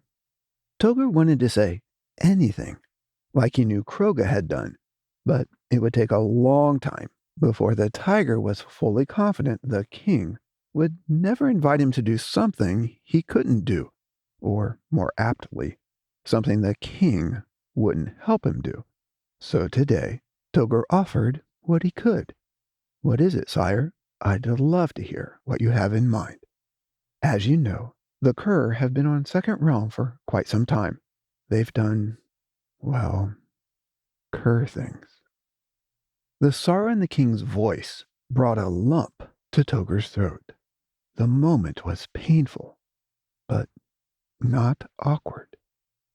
Soon, there will be new life on Second Realm that requires protection from the rebels, continued Otek, his voice still trembling slightly. How can I help? Offered Toger as he leaned closer to the king. The tiger had never been to Second Realm, and the idea of roaming around there greatly interested him. Telios is going to create the first Second Realm inhabitants in a special garden. I'd like you to guard the entrance. Otek didn't explain the layout of the garden or any tactical information a warrior would normally want to know to fulfill their mission. He appreciated that Toger didn't need those kinds of facts this morning to make his decision. For how long? Probed the tiger, who knew guard duty was nothing like his natural inclination to roam freely. I don't know, answered the king honestly. While Otek had the ability to see all possible futures, choice demanded he not identify which one would be taken. Toga rubbed his whiskers a couple of times. Cognizant true service wasn't always easy. Would I be alone? He inquired. Toger enjoyed solitude. The idea of having to entertain or interact with someone all day long, forever, made him quite uneasy. Most of the time, yes. Though I will make sure you can keep up your habit of never eating breakfast alone, guaranteed the king. Without any further detail, Toger made up his mind, wanting to prove to the king he'd meant what he said back on the battlefield just before the Great Divide. It'd be my honor. When do I begin? He asked. Now, replied the king. Chapter 5. The Guard. Cresting a rugged foothill, Toger pointed to a solid green wall of dense foliage off in the distance. Is that Fortress? He asked. Yes, that's her, confirmed the king, as he reached down to pat his golden retriever, Mercy, who was wagging her tail excitedly. The three explorers had just spent most of the day surveying a small portion of Second Realm east of Fortress, beyond the terrain Toger would be able to see while stationed on guard duty. Although there were no trodden paths from their current location down to Fortress, the sculpted nature of the slope afforded a clear view and route to the garden. After they descended the grade and crossed most of the meadow, Mercy, being Mercy, bounded ahead of them and raced towards Fortress, as if she'd been there many times before. As she was about to crash into the hedge, an opening appeared, revealing an arbor entrance. The living tunnel expanded after Mercy ran through it, making room for the coming king and tiger. When they reached the passageway, Otek stopped and lightly tapped the veil in his right with his index finger. The king's powerful touch caused the veil to flash excitedly as lights danced up, over, and around the entire shroud, completely engulfing the garden. The sparks emanated so rapidly from the king's finger that they arrived almost instantaneously at the edge of the veil on the other side of Toger, having gone all the way around the garden in a tiny fraction of a second. Seems like I've seen one of these before, noted Toger. Is it just like your veil back out on the Great Eastern Plain? He asked. Essentially, yes, offered the king, knowing his brief answer would solicit further discovery. How's it different? Questioned Toger, who'd astutely assumed the list of disparities would be much shorter than the list of similarities. It's been blessed to allow natural second realm matter to pass through it, explained the king. You mean like weather and a flowing river? Precisely. And animals? Yes, of course. Then what does it stop? Wondered the tiger. Unnatural things. What's not natural around here? Inquired Togger, as he turned to scan the lush vegetation and meadow. You, for one, and all first realm inhabitants, for that matter, at least from this realm's perspective. Well, I can understand how you might say that about the Kuur, but I can assure you I'm not unnatural in any way, bellowed Togger, trying to be funny, even though he'd really taken no offense to the king's comment. The tiger then sucked in a huge breath to puff out his chest, and put on the most majestic smile he could muster, which comically appeared quite fake. I'd say I'm rather super. Yeah, that's it. Supernatural, claimed Togger gallantly as he placed his paws on his hips. You are indeed a rather grand tiger, laughed the king. Togger released some of the extra air from his lungs so his chest could relax and shrink back down to its normal, humongous size. Shifting his weight and forelegs to take a more natural stance, he bid, "So, basically, the Vale's here just to stop first-realm inhabitants? More or less. And none of us supernatural beings can pass through? That's right. Not even owls?" probed Togger, vividly recalling the image of PB slicing through the Vale back out on the Great Eastern Plain before the battle. "No, not even the flag-bearer," smiled Otek. "What about second-realm inhabitants? I mean, after they're created, will they be able to pass through the Vale?" "For now, yes." "But later?" sought Togger, sensing there was an important caveat here. "Later, if second-realm inhabitants choose premature knowledge over belief, then they won't be able to pass through the Vale either." Togger scratched his forehead, wondering if such a choice would make seconds unnatural, and that's why the shroud would shun them. He figured he shouldn't ask this aloud, since even in his head it sounded rather disparaging. However, the king heard Togger's inner supposition and answered it honestly. "Yes, Togger, that's right." So, to stay true to their nature and be natural, they'll only have belief instead of knowledge? Frowned Togger. "Does that mean they'll be stupid or something?" "Oh, no, I didn't say that," corrected Otek. "They'll have more at their disposal than just belief. Ultimately, they'll attain knowledge, but they'll learn slowly, at a pace that's good for them, and builds their connection to us." While Togger was confident the conflict between second realm knowledge and belief was well worth pursuing, he decided to leave that discussion for a later date, so he could focus on the more pressing information he'd need to successfully perform his new mission. Togger, always keen to understand the military strengths and weaknesses of his position, looked sideways, away from the king, over towards the spot where he thought the veil hung. Extending his left foreleg out to the side, he moved it forward until his paw contacted the veil with a small flash. Before the flicker subsided, Togger slid his paw across the smooth surface until he found the edge of the veil that marked the boundary to the opening in which he stood.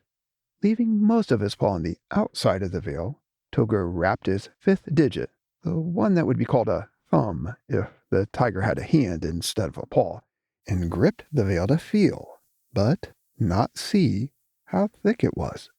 The membrane was so thin, Togger couldn't measure its thickness.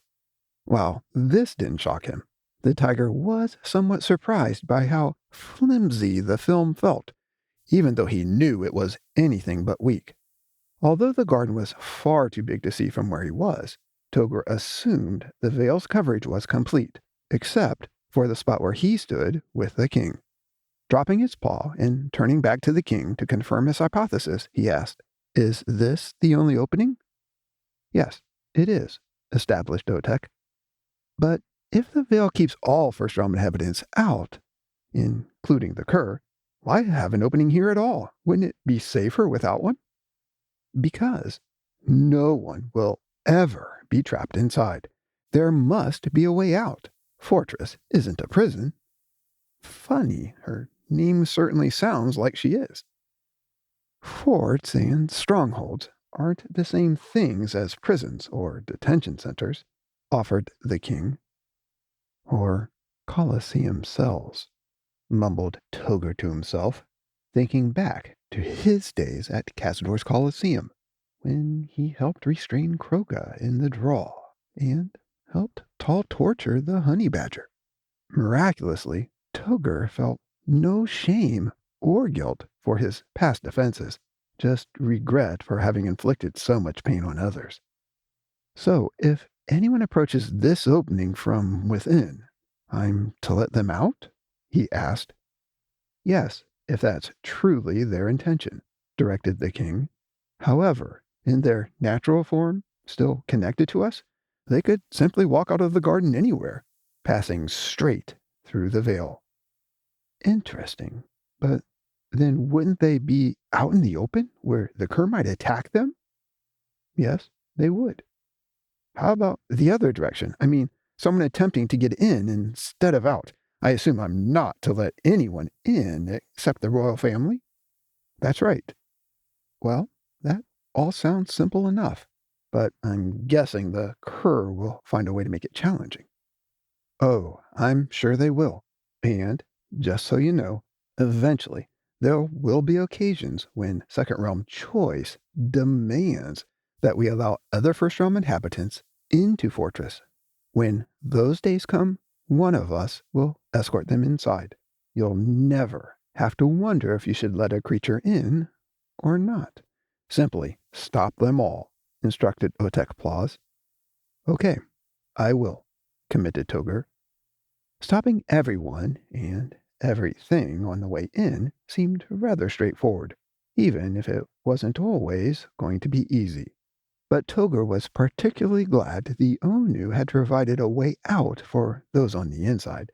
He firmly believed that no one or anything should be confined or held against their will. While he wasn't sure when or how seconds might decide to venture beyond Fortress to other parts of Second Realm, the thought of the entrance having been here since the veil was erected brought a new concern to Toger's analysis. Otek, has this opening been here all along? He inquired. I understand that there are no Second Realm inhabitants inside, so it wasn't strictly needed yet. But I noticed that when Mercy ran towards this spot, the arbor expanded to let her pass and grew larger for us to enter as well. Since I couldn't see the veil and still can't see it, I have no idea if the entrance was here before Mercy arrived, or if it opened just for her. And what if it was already here? Tendered the king, instead of answering Toger's question. Then how do I know there aren't Kuur already inside, hiding right now? There might be someone in there I need to hunt down. The entrance wasn't open before Mercy sprang through, and there aren't any rebels inside, warranted the king. Toger thought about this for a few moments, contemplating possible implications. But Mercy seemed to know where she was going. Has she ever been here before? He asked. Yes, smiled Otek Plaus. Mercy runs free in all of our realms. So the opening appears whenever needed by Mercy and the royal family? Yes, exactly. What about for others? So far, there have been no others. That's one reason I'm confident there are no rebels inside. Did the opening close behind you after you entered, so no one else could sneak in? Yes, of course. Will it close behind us if we go inside? Instead of verbalizing his response, the king walked in beyond the edge of the veil and motioned for Toger to follow him.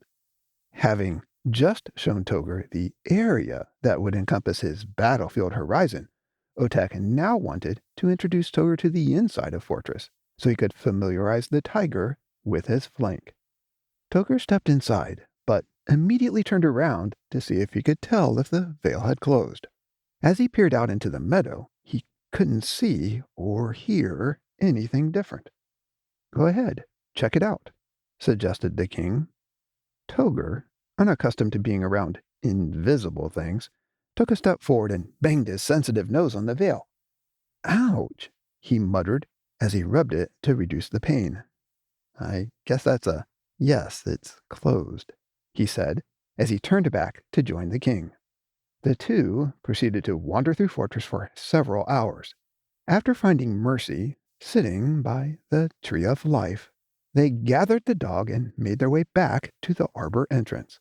Having learned from his earlier encounter that running into the veil wasn't fun, Togger slowed to a crawl as he neared what he thought was the end of the arbor tunnel and the hanging veil.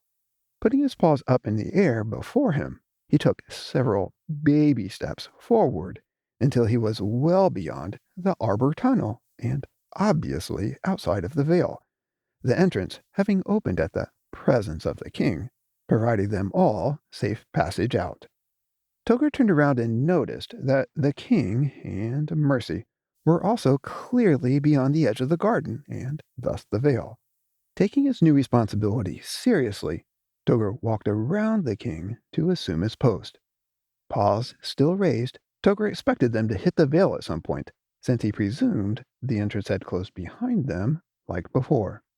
Once Togger was deep inside the arbor tunnel, and having hit no veil, he lowered his paws and spun around to face the king. Otek, why didn't the veil close? The time has come for it to remain open, declared the king, keeper of the most important moments in all realms. Remain open, echoed Togger as he took a step towards Otek. Because Telios intends to create second realm inhabitants soon? Deduced Togger excitedly as the implication hit him. Yes, Togger, that's correct. Togger paced slowly back to the king, not because he was hesitant, but because he wanted to find the edge of the veil again. As he neared the end of the arbor, he paused and extended both of his forelegs out to his sides until he was standing in the shape of a giant capital T. Togger inched forwards and then backwards several times, flapping and waving his forelegs as he moved around.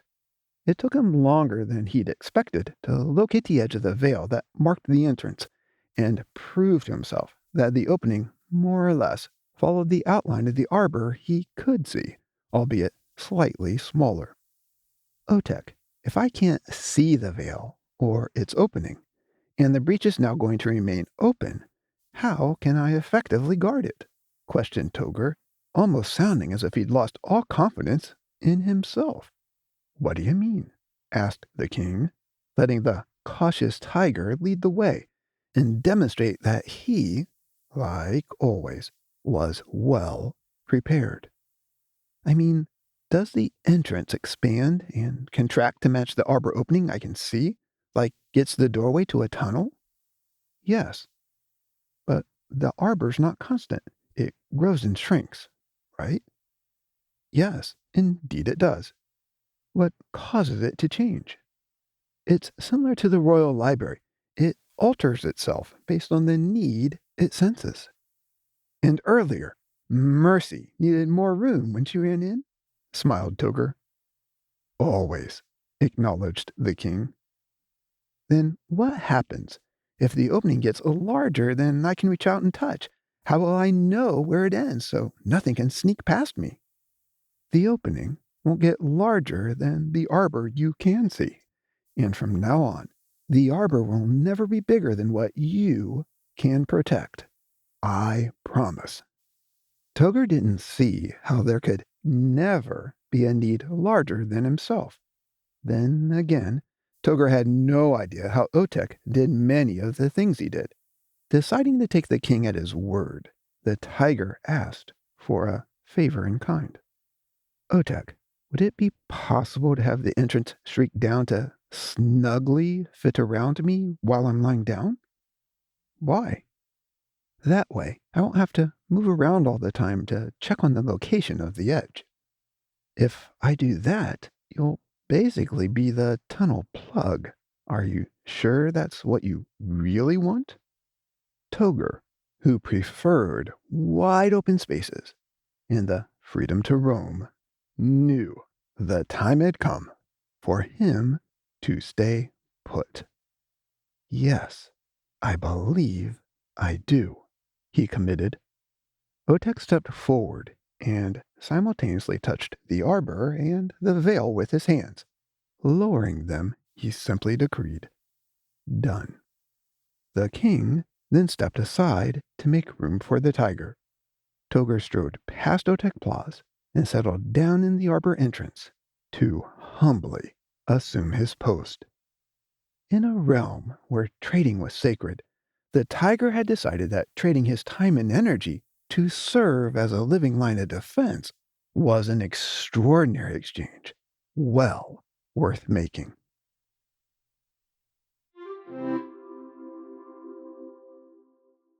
Although few appreciated it at the time, and even fewer have ever talked about it, the Kuur's presence on Second Realm was a great gift to the rebels, not a curse on Second Realm or Second Realm inhabitants.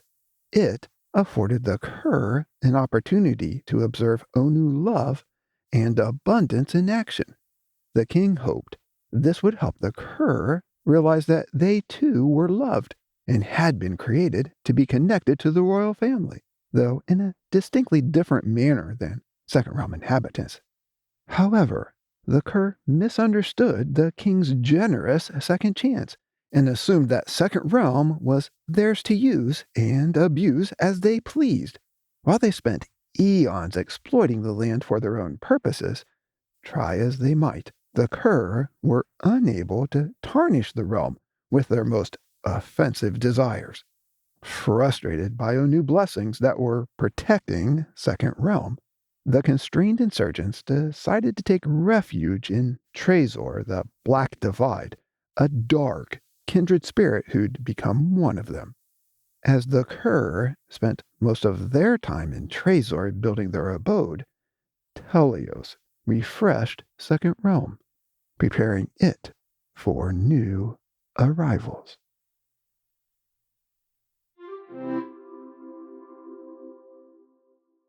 Toger lost track of time. His definition of soon, in regards to when Telios would create Second Realm inhabitants, clearly not aligned with that of the royal family.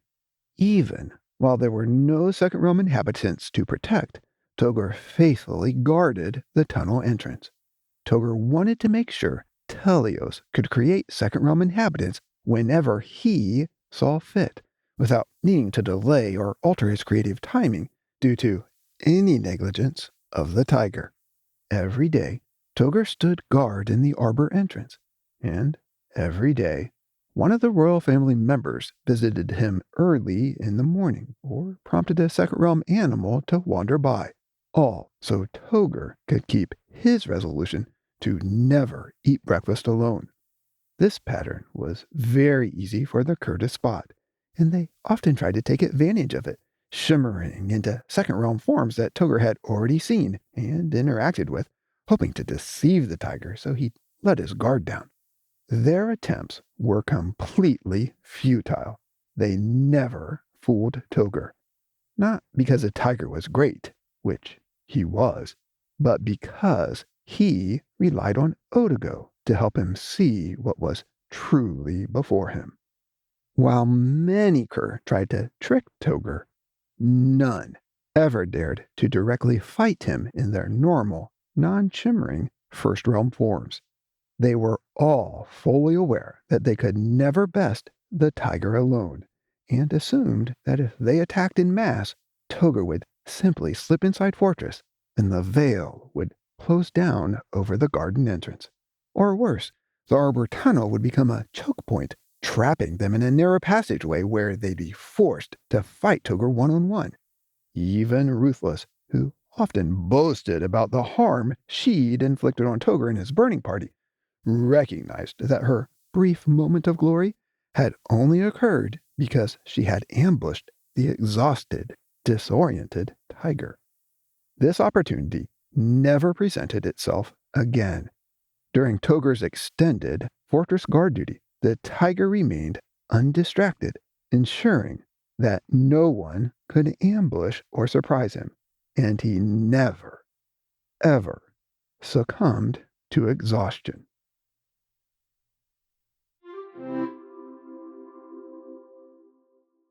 eons into Togur's mission on what happened to be the first day of summer. The dew outside Fortress was thicker and heavier than the tiger had ever seen. Despite a light breeze, the wind wasn't strong enough to wick the moisture away or dislodge the droplets from the meadow grasses. As the sun rose, the entire scene sparkled and glistened, as if the field itself was a royal veil flashing and vibrating to the exercise of countless tiny, unseen dancers bounding merrily upon its surface. When Teleos arrived for breakfast, he appeared next to the tiger, seated, peering out at the show. This morning, the prince hadn't taken a single step in the meadow or the space in front of the arbor entrance, for treading in the glade would have spoiled the spectacle he'd created for the tiger. After a leisurely break of their nighttime fast, Teleos stood up and headed into Fortress, a routine occurrence for the prince. However, as he squeezed by Togur, he patted the tiger on his haunches and proclaimed, "Today's the day." Disappearing into the garden, Teleos made his way to a small clearing near the center of Fortress, and then over to a small, empty plot of soil reserved for a new type of life. While the greenery surrounding the barren patch was still soaked with the morning dew, the dusty space before Teleos was completely dry, as if a woolen fleece had covered it during the night and had just been removed. Teleos knelt and began molding the dry soil into a long, smooth mound, like one does with wet sand on a beach when building a base for something big and important. Although the ash Teleos worked contained insufficient moisture to stick together it did, for the Creator commanded the dust to do so with the force of his touch. Once the general form was complete, Teleos adeptly carved away the excess and strengthened several ridges until the dirt before him resembled himself. The prince bent over and lowered his nose until it almost touched the face on the ground, as if he was drawing close to himself in a mirror. Then he gently blew. Teleos' breath rustled not a single grain of sand as it rushed into the perfectly shaped nostrils, filling Torpak's lungs with the breath of life, launching his heart into a lifelong cadence and transforming the dust into flesh and bone. Torpak was wonderfully made, not only on the outside, where one could appreciate Teleos' handiwork, but more importantly, on the inside, in aspects that made Torpak clearly a second, not first, realm inhabitant. While Torpak had an Olmec, Teleos did an amazing thing to protect it and make his connection to Torpak unique. The prince hid Torpak's Olmec safely inside of himself, guarding it from the power of the unseen and from the Kuur. In the space where Teleos might have placed Torpak's Olmec, the prince created a void, which he alone could fill. Because Torpak had been created to be one with the Onu, not just connected to them via his deshmi, this void was immediately filled by Teleos himself. Not an unseen portion of the prince that made him less, but rather a measure of the Creator that in some unexplained way expanded Teleos, making him and Torpak both more. Wildly, since Teleos had retained Torpak's Olmec inside the whole of himself, and a portion of the prince now resided inside of Torpak, transitively and mysteriously Torpak felt whole, as if his Olmec was really solely within him. Torpak had no idea that his Olmec was actually hidden inside of Teleos. No way of understanding this remarkable blessing the prince had provided. And yet, true to the nature of the Onu, choice required that if Torpak ever chose to fully disconnect from the Onu, Telios would honor his request and vacate the void within Torpak. This empty space would then no longer contain a portion of Telios or his connection to Torpak's Olmec. Worse, if there could be such a thing, Telios would also release Torpak's hidden Olmec from inside of himself, freeing it to wander the great without and mingle among the powers and authorities it contained. Torpak would experience this extreme peril as a sense of being lost, alone, or ill at ease, all intended to guide him back into connection with the Onu.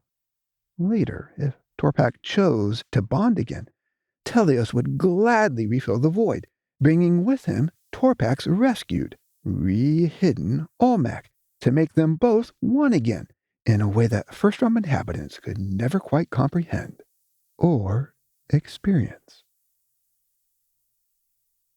Chapter 6. Trading Places.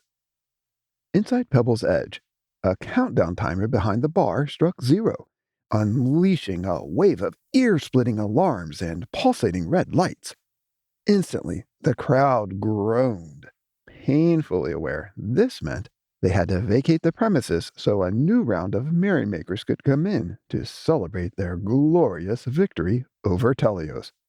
Although Pebble's Edge was a spacious pub, it was no match for the legion of rebels that roamed the Great Without, let alone those living in New Hiraburu, the no longer new Kuur capital inside of Trezor.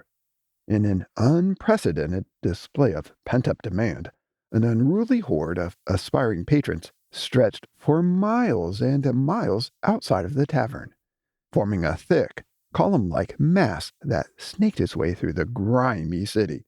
This outside mob partied and fought over their positions in line as they waited for their chance to enter the tavern and bask in Delator's presence for a small sliver of time.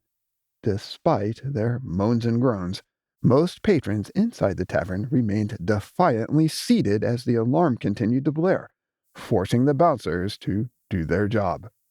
Bamvu, Kat's older brother, happened to be the largest security guard helping to clear the tavern this morning. He wasn't afraid to take a swing at anyone or land a punch if he could. The giant had earned his prized position by being the first and only inhabitant to strike Telios back in First Realm, even though he'd really been trying to hit Lloyden. After several minutes and many new bruises, everyone, except those blissfully ensconced at the Havani table, were summarily tossed out of the tavern, physically forced to leave their seats and take their revelry elsewhere. About an hour later, just before breakfast, Trezor the Black, now soiled by a relentless pursuit of Toba, opened a small slit in his side near Pebble's Edge, allowing a hint of external light into the tavern to christen the morn. While Trezor could have conjured up his customary green-shaded, dim glow, weirdly he sensed the success of the previous day warranted a rare trace of actual light. When the bright intruder struck the tavern window behind Benadari, the glass fractured the beam like a prism, dispersing it into a rainbow of smaller rays. As the colorful hues raced through the foggy haze of Pebble's Edge, they simultaneously went through and bounced off the mugs and glasses on the Havani table, spraying a kaleidoscope of colors in multiple directions.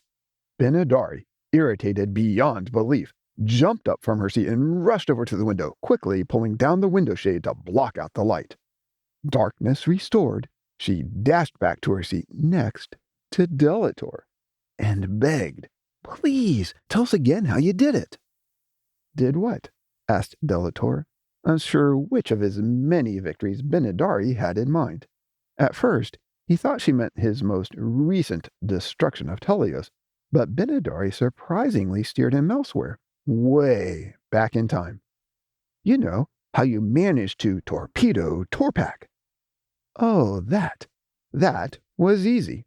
First, Teleos listened to me, and then the idiot let me in.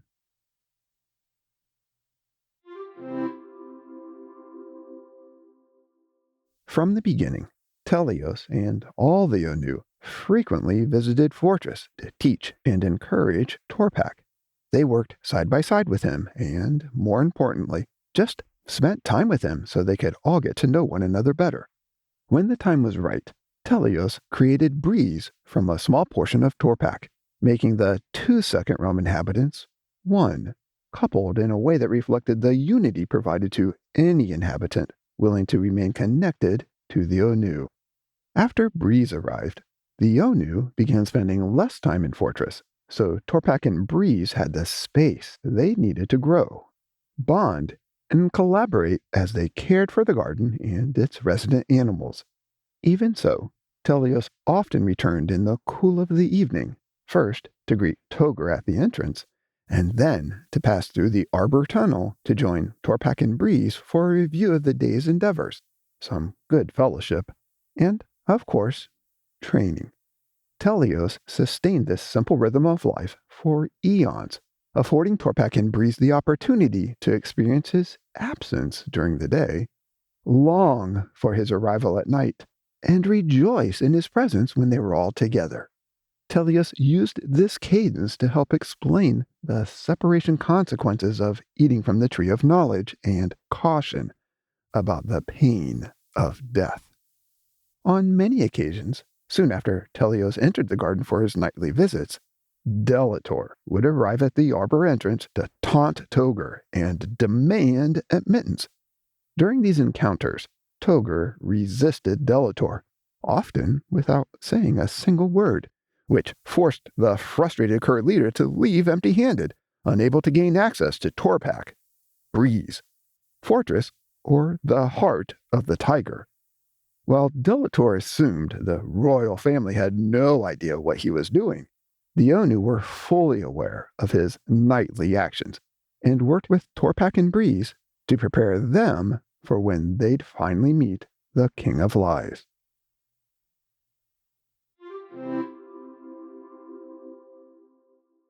Late in the summer, on the day before Delator gained access to Fortress, Teleos arrived outside the garden near the arbor entrance like usual.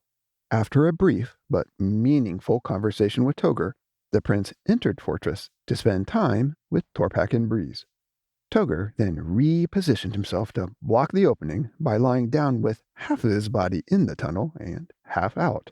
Crossing his forelegs, the tiger prepared himself for another evening of flattery, badgering, and interrogation. 5 minutes later, an innocuous-looking yellow-headed fizzletoad appeared off to Toger's left, haphazardly jumping towards the veil as if it wasn't sure where to find its next dinner. Since fizzletoads are notoriously skilled hunters, and their efforts can help keep any garden healthy, a true fizzletoad is always a welcome guest. Toger, however, was certain this amphibian was a different kind of predator. When the questionable toad neared the edge of the veil, it leapt high into the air and made itself more aerodynamic by fully extending its back legs and tightly tucking its front legs up against its sides. As the miniature yellow-headed rocket neared its target, a stately branch covered with huge bluish-green leaves, it adjusted its attitude, pulled up all 4 legs, and extended its toes to better grip the bough. An inch away from the branch, just as it was about to land, the toad bounced off the veil with a small flash of light and tumbled back down to the ground, a clear sign the toad wasn't real. After the interloper disappeared into the grass, it unshimmered and grew much larger, revealing that it wasn't a toad at all, but Delator himself. The Kuur leader stood up, straightened out his clothes, shrugged, and chuckled slightly. Well, I just had to give it a try. We all know that I'm going to get in there someday, he announced. Delator then tilted his head to the right and raised his eyebrows as if to ask, "Don't you agree?" Once the Kuur discovered the veil around Fortress, they attempted to pierce the shroud and gain access to everything it protected. While Delator firmly believed he could break through the king's veil, and, for that matter, any obstacle Otekplaz put in his path. His followers viewed the veil around fortress as impenetrable. Regardless, they dutifully wasted their time and energy trying to break through. Although the rebels began their struggle against the veil long before the existence of any second realm inhabitants, their actions took on new significance moments after Telios created Torpak. At the sight of this new being, Delator ordered his minions to intensify their efforts to gain access to Fortress, and thus Torpak. One of the most promising new ventures they undertook, or so they thought, involved a division of builders and diggers working on the northern side of the garden. These saboteurs ceaselessly toiled to divert and control the primary river flowing into Fortress. But, try as they might, they weren't able to discover how water flowed through the veil into the garden, or any fissure which could be exploited for their own purposes. While Delator had no qualms commanding his followers to waste their time forever beating and banging against the veil, once Breeze joined Torpak, he adopted a new strategy. Delator began directing most of his invading forces towards the arbor entrance, where they could face the veil's only known weakness, Togr. But after countless years of failure, only one determined insurgent still pursued passage through the arbor tunnel, Delator himself. Delator had become obsessed with the idea that he, as Helvani and Prince of Second Realm, should be present inside Fortress whenever Telios was there, so he could prove that he was superior to the prince. As such, Delator predictably showed up whenever Telios did, usually 5 minutes late, since the Kuur leader struggled to get anywhere on time. Taking another small step towards Togr, Delator nonchalantly greeted his daily roadblock. "Good evening, Togr. How are you tonight?" Delator thought he saw Togr's right paw, the one crossed over the top of the other, twitch slightly, as if to say, "Not so good." In truth, Togr hadn't moved at all.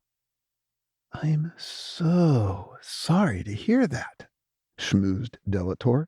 "You must be bored to death, tired of being stuck here all day long. But wait, where are my manners? Would you like to stand up and stretch your legs a bit, or take a quick run around the meadow? I'd be happy to guard the entrance for you while you're gone," offered Delator. "Oh, that won't be necessary. I think I'll stay right where I am," reasoned Togr to himself. Togr didn't feel the need to stretch or even wiggle a bit. The Onu had made sure the tiger didn't want for exercise or endure extreme physical discomfort from his apparent lack of mobility.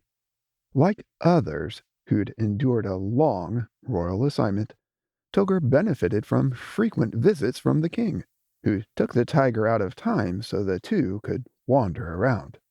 Typically, while Otek and Togr were exploring the realm, Telios himself posed as the gate to Fortress. "Well," continued Delator, "if you'd rather stay trapped in there, all cooped up, suit yourself." Delator took a small step closer to Togr, but carefully remained just beyond the tiger's reach. "Is Telios inside? Or is he late again?" bid the Kuur leader. Togr, in keeping with his normal behavior during any of Delator's visits, resisted the temptation to speak to his previous Helvani, or interact with him in any way. Since the tiger didn't want to encourage Delator or accidentally provide an opening, mental or physical, he simply kept his gaze fixed firmly on the potential intruder. Yes, of course he is. The sun is never late or rushed, is he?" mocked Delator, who felt all the Odu were completely out of touch with his daily needs and the real concerns of the realm. "In that case, I'd better dash inside and catch up with him. As I'm sure you know, Telios asked me to join him tonight," lied Delator. "So I'd better get going. I'd hate to keep him waiting. It's been great talking to you." Delator shifted his weight towards the garden, but didn't advance. Instead, he waited to see if Togr would move aside. After an awkwardly long delay, the cur leader gingerly pressed ahead. Now, Toger, if you don't mind, could you please scoot over just a little bit so I can pass by? Or why not stand up and come all the way out? While Delator had often, mentally and emotionally, assaulted Toger when he was a member of the Cur, Delator had never risked an actual physical fight with the tiger. The Cur leader knew from personal experience that getting too close to Toger could have severe consequences. Once, Toger accidentally sprayed Delator with his poisonous saliva when he furiously shook his head in anger. It had taken Delator months to recover from the tiger's venom, even after multiple trips to various healers, including the Cur's best, Benadari. Tonight, Delator didn't want to risk encountering a single drop of Toger's toxin, or risk any other combat with the tiger. When Toger didn't budge or react in any way, Delator's short-fused temper erupted, and he dropped all of his weak subterfuge.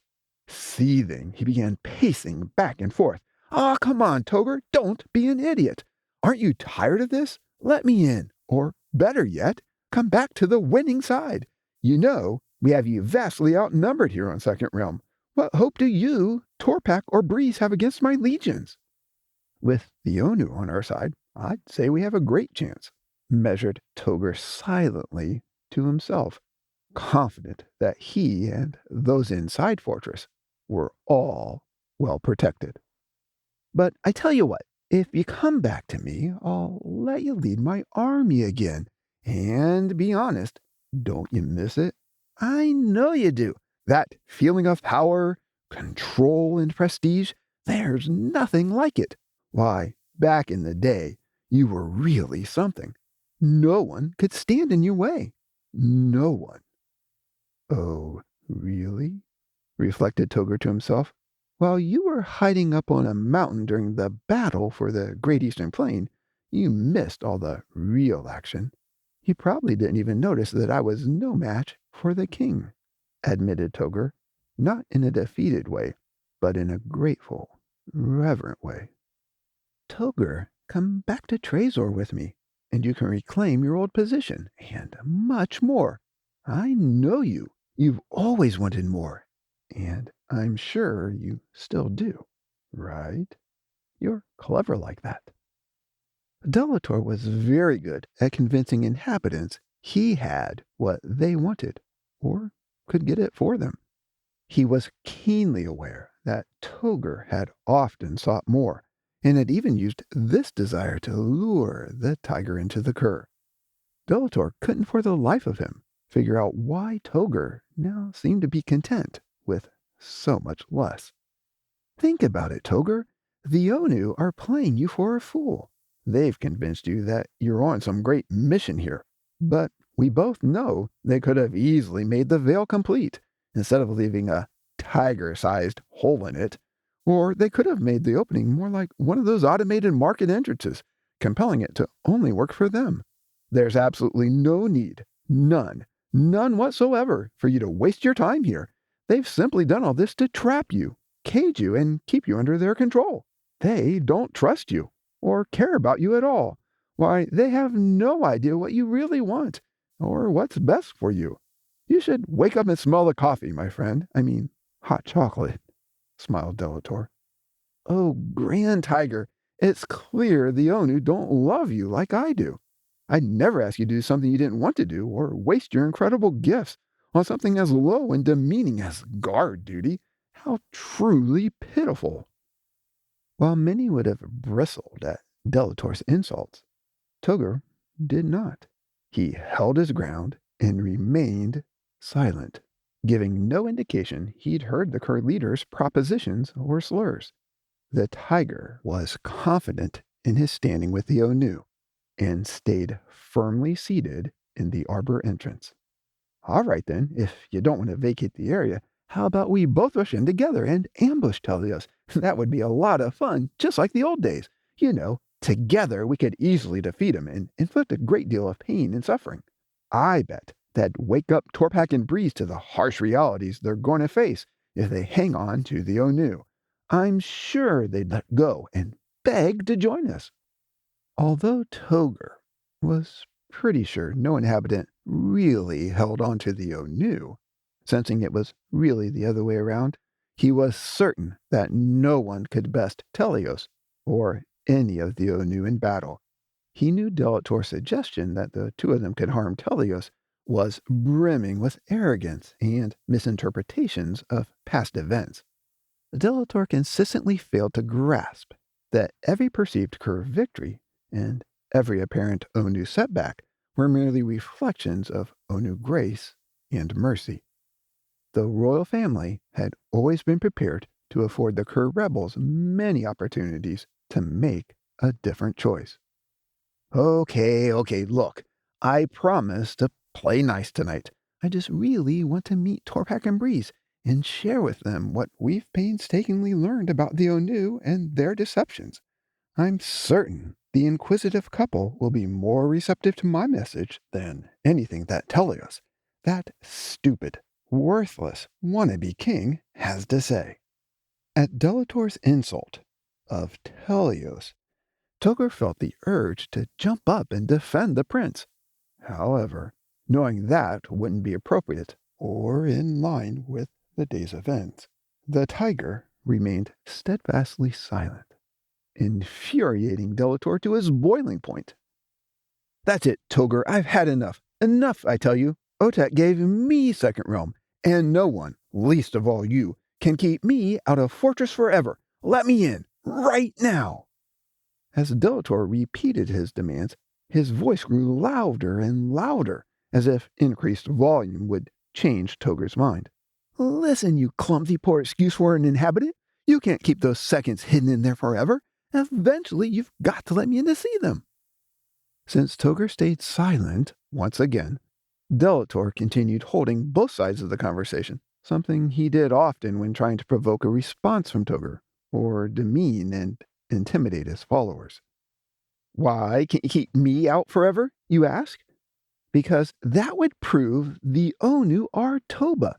If they don't offer Torpak and Breeze a real choice, then, well, Torpak and Breeze aren't truly sentient, willing followers. They're just sheep, cattle at best. Why, I bet the Onu haven't even told the happy couple that they lost most of First Realm to me. That's right, me. Torpak and Breeze have no idea about that, do they?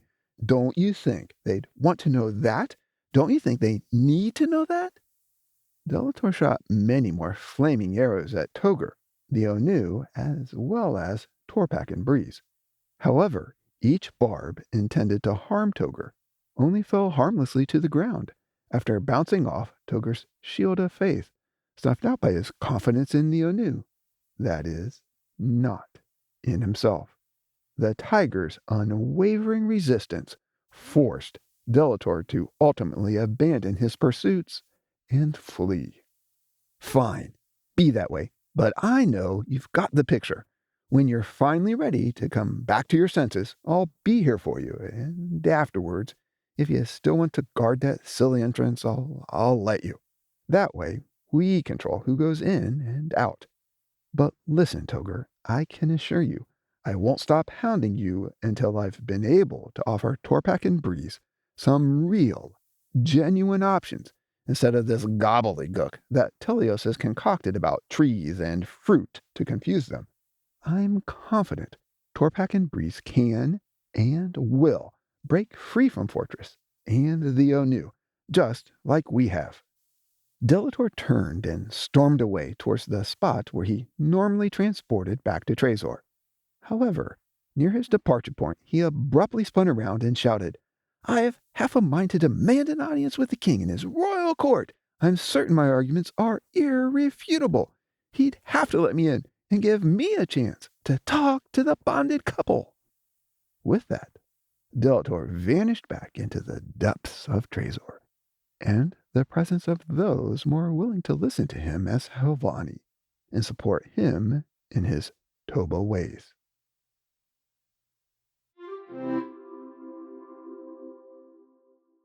Despite his bluster and claims to the contrary, Delator never stormed into the king's court to demand access to Torpak and Breeze. Instead, Telios made the offer himself in person. Late one afternoon, an hour or so before his usual visit to Fortress, the prince unexpectedly entered Trezor, appearing out of thin air on Delator's front porch. Ignoring the gruesome knocker on the mansion door, Telios gently tapped twice with the back of his knuckle. Although a soft rap shouldn't have created much noise, the prince's 2 beats rumbled through Delator's entire estate, startling the Kuur leader. Not recognizing Telios' summons, Delator assumed the noise had been some digestive discomfort of Trezor, or a courtyard scuffle that Ruthless and the other mansion guards would suppress. Since no Onu had ever been in Trezor, and no battles had yet to take place there, Delator wasn't overly concerned about the racket. He just made a mental note to ask Ruthless later if she'd heard it, and knew what it was.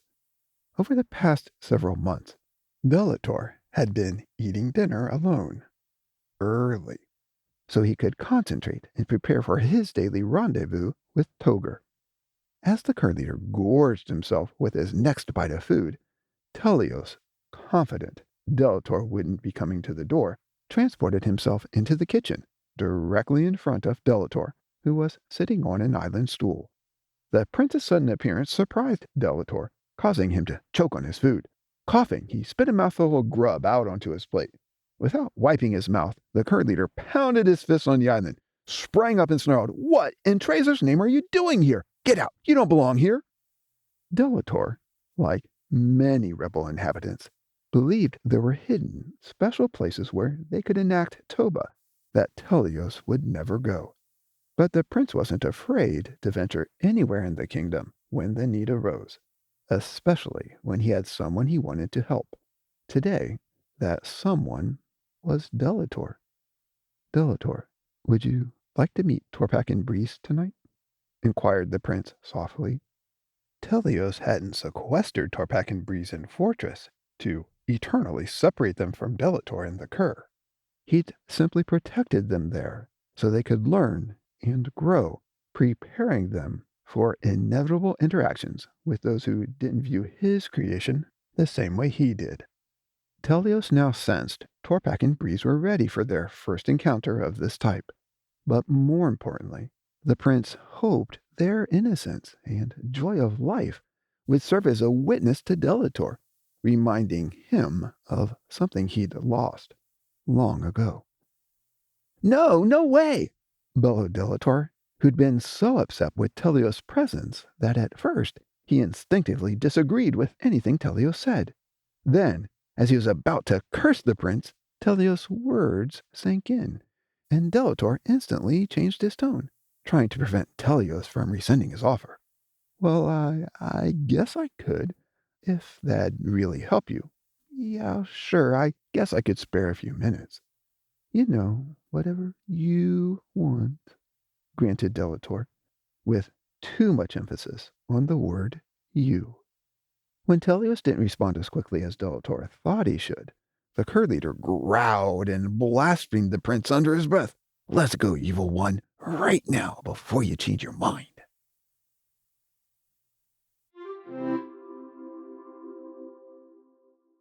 "But Delator, what exactly did you say to Telios?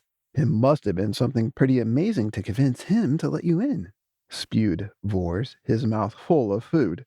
Despite the impediment, Vors had dutifully voiced one of the first questions Delator would expect someone to call out when he was recounting the tale of Torpak and Breeze. Vors had been so quick, even with his mouth full, that everyone sitting around the Havani table had been surprised the old warrior had it in him.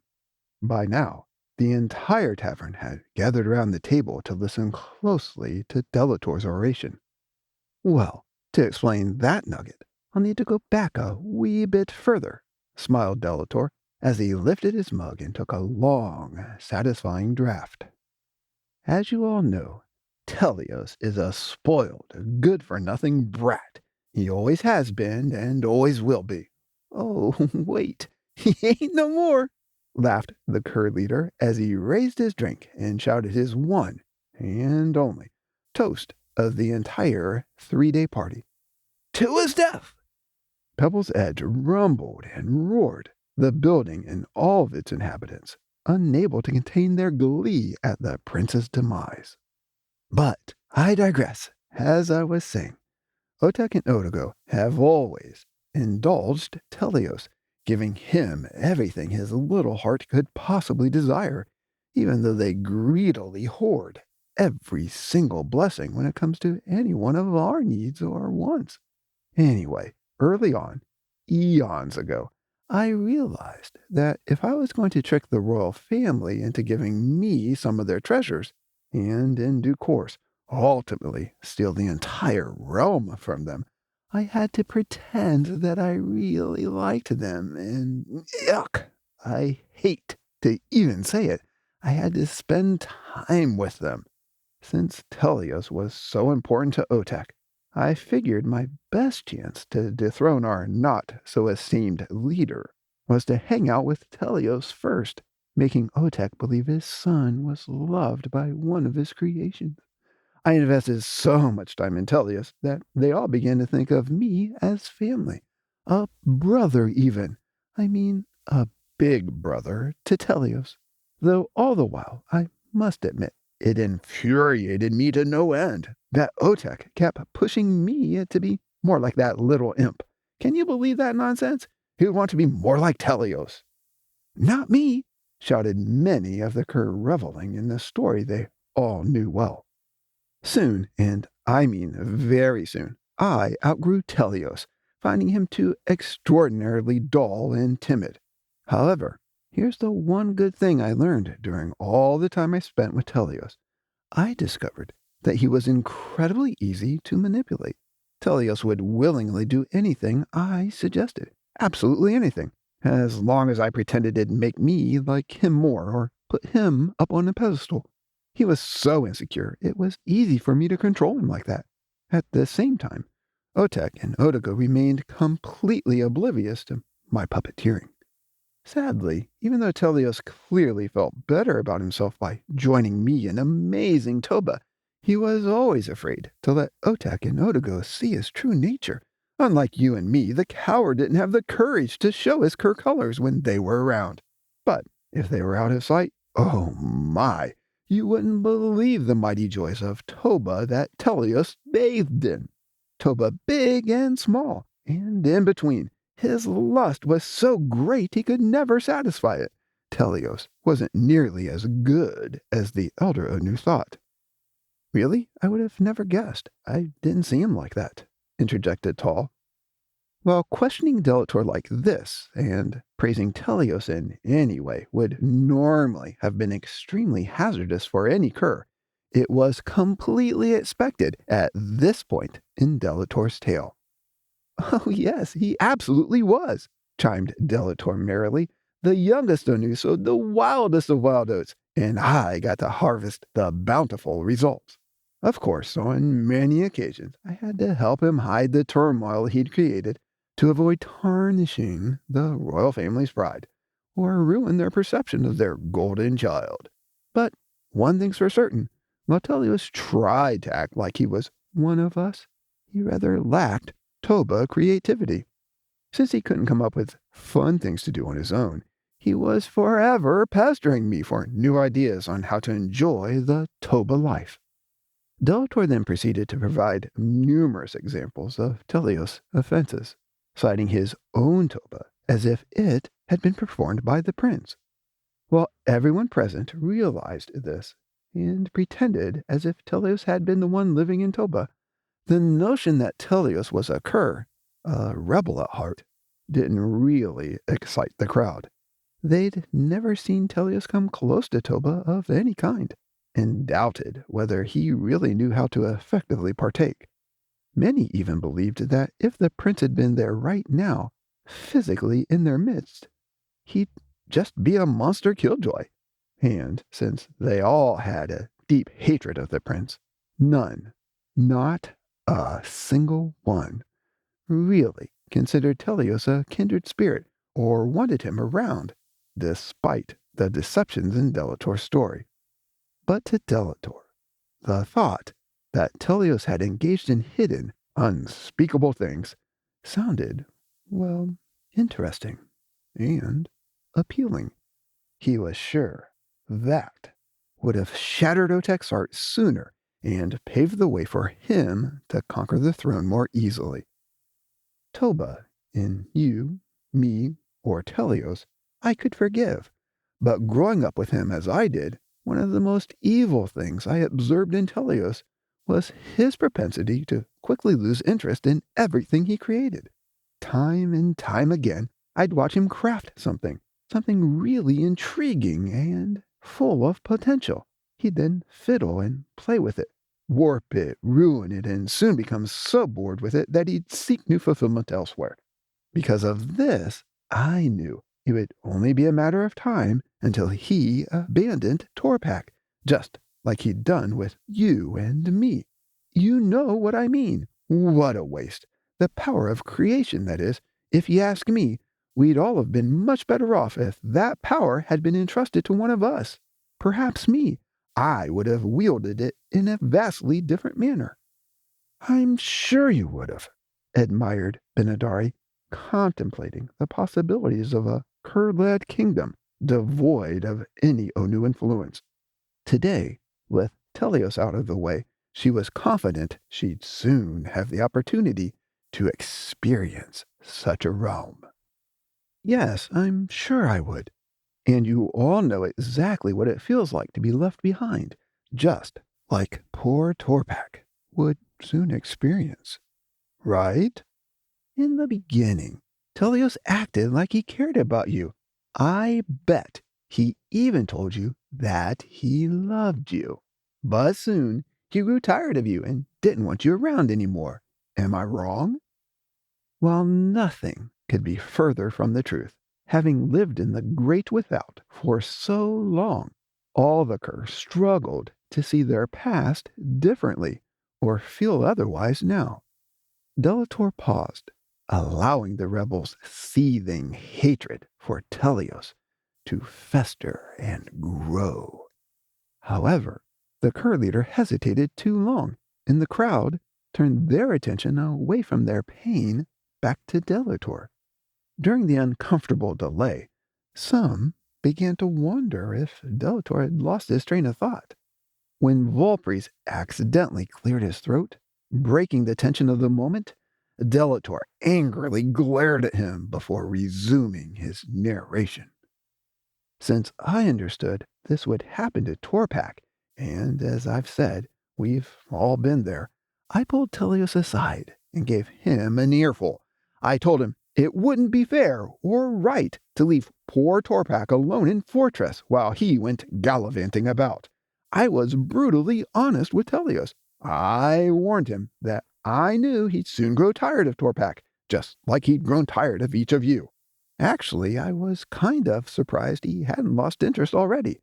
So that made me wonder if Otek was already holding him accountable for this awkward mess, sentient life being held captive against their will, far away from First Realm. Still, I offered Telios a way out of his predicament. I told him that when he grew weary of Torpak, I'd be happy to step in and help him out. I told him I'd spend time with the beast so he didn't have to. Kind of me, don't you think? The crowd snickered and groaned at Delator's attempted sarcasm. Out of concern for Torpak, I began spending every day, all day long, sitting near the arbor entrance, enduring endless abuse from Toger while I waited. But I thought it was worth it. I wanted to be there, ready to scoop up the broken pieces when Telios finally, and expectantly, threw in the towel on his second experiment and tossed Torpak aside. Delator pointed down at his mug, which was now empty, and Ruthless, who was closest to it, obediently picked it up to go get her Helvani a refill.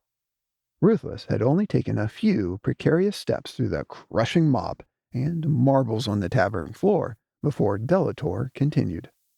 Looking back, I'm amazed Telios waited as long as he did before he created Breeze. I'm sure he was already tired of spending time with Torpak and his childish ignorance. I mean, come on. Were any of you surprised? Anyone at all? That as soon as Breeze arrived, Telios suddenly stopped spending the day in Fortress? Of course not. That's just like the useless little twerp. He used Breeze as an excuse to separate from Torpak and appease his own conscience. Telios probably even convinced himself that Breeze was better for Torpak than he was. And on this one count, I wholeheartedly agree. Breeze was undoubtedly better for Torpak than Telios ever was. Why, I'm shocked Telios visited them at all after she arrived.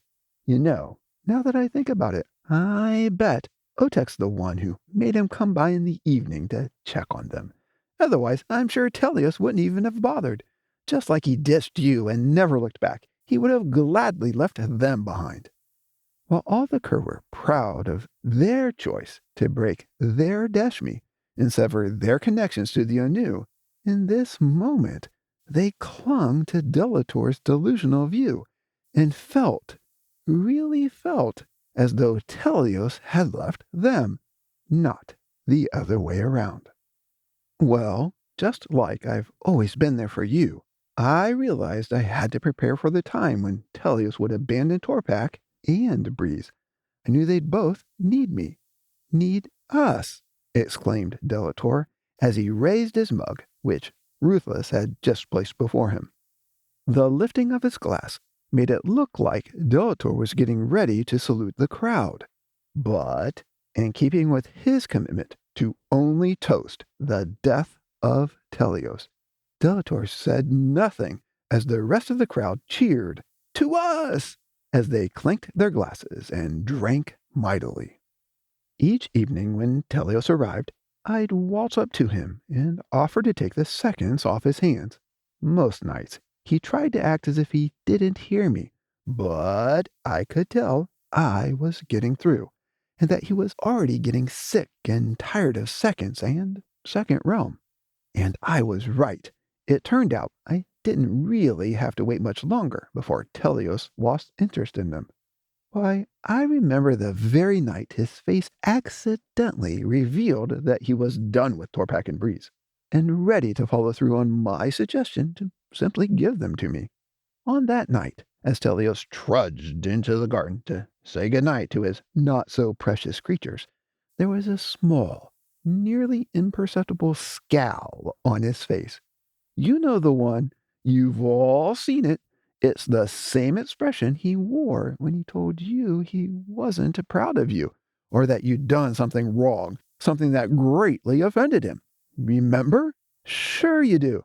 Or how about the time he said you weren't good enough, or could never be good enough? Or the time he called you evil? Toba, close your eyes and concentrate. Picture his pitiful face. Now, do you see it? That expression of disgust and hate? Of course you do, even though he tried to hide it. When you looked for needed acceptance, all you got in return was that heartbreaking look of disdain on his face. Right? But hey, it's okay. We've all been there. We all know that expression well, and yet we've all survived and thrived. But for some reason, I didn't want Torpak and Breeze to have to see it or endure the pain of rejection that was sure to follow.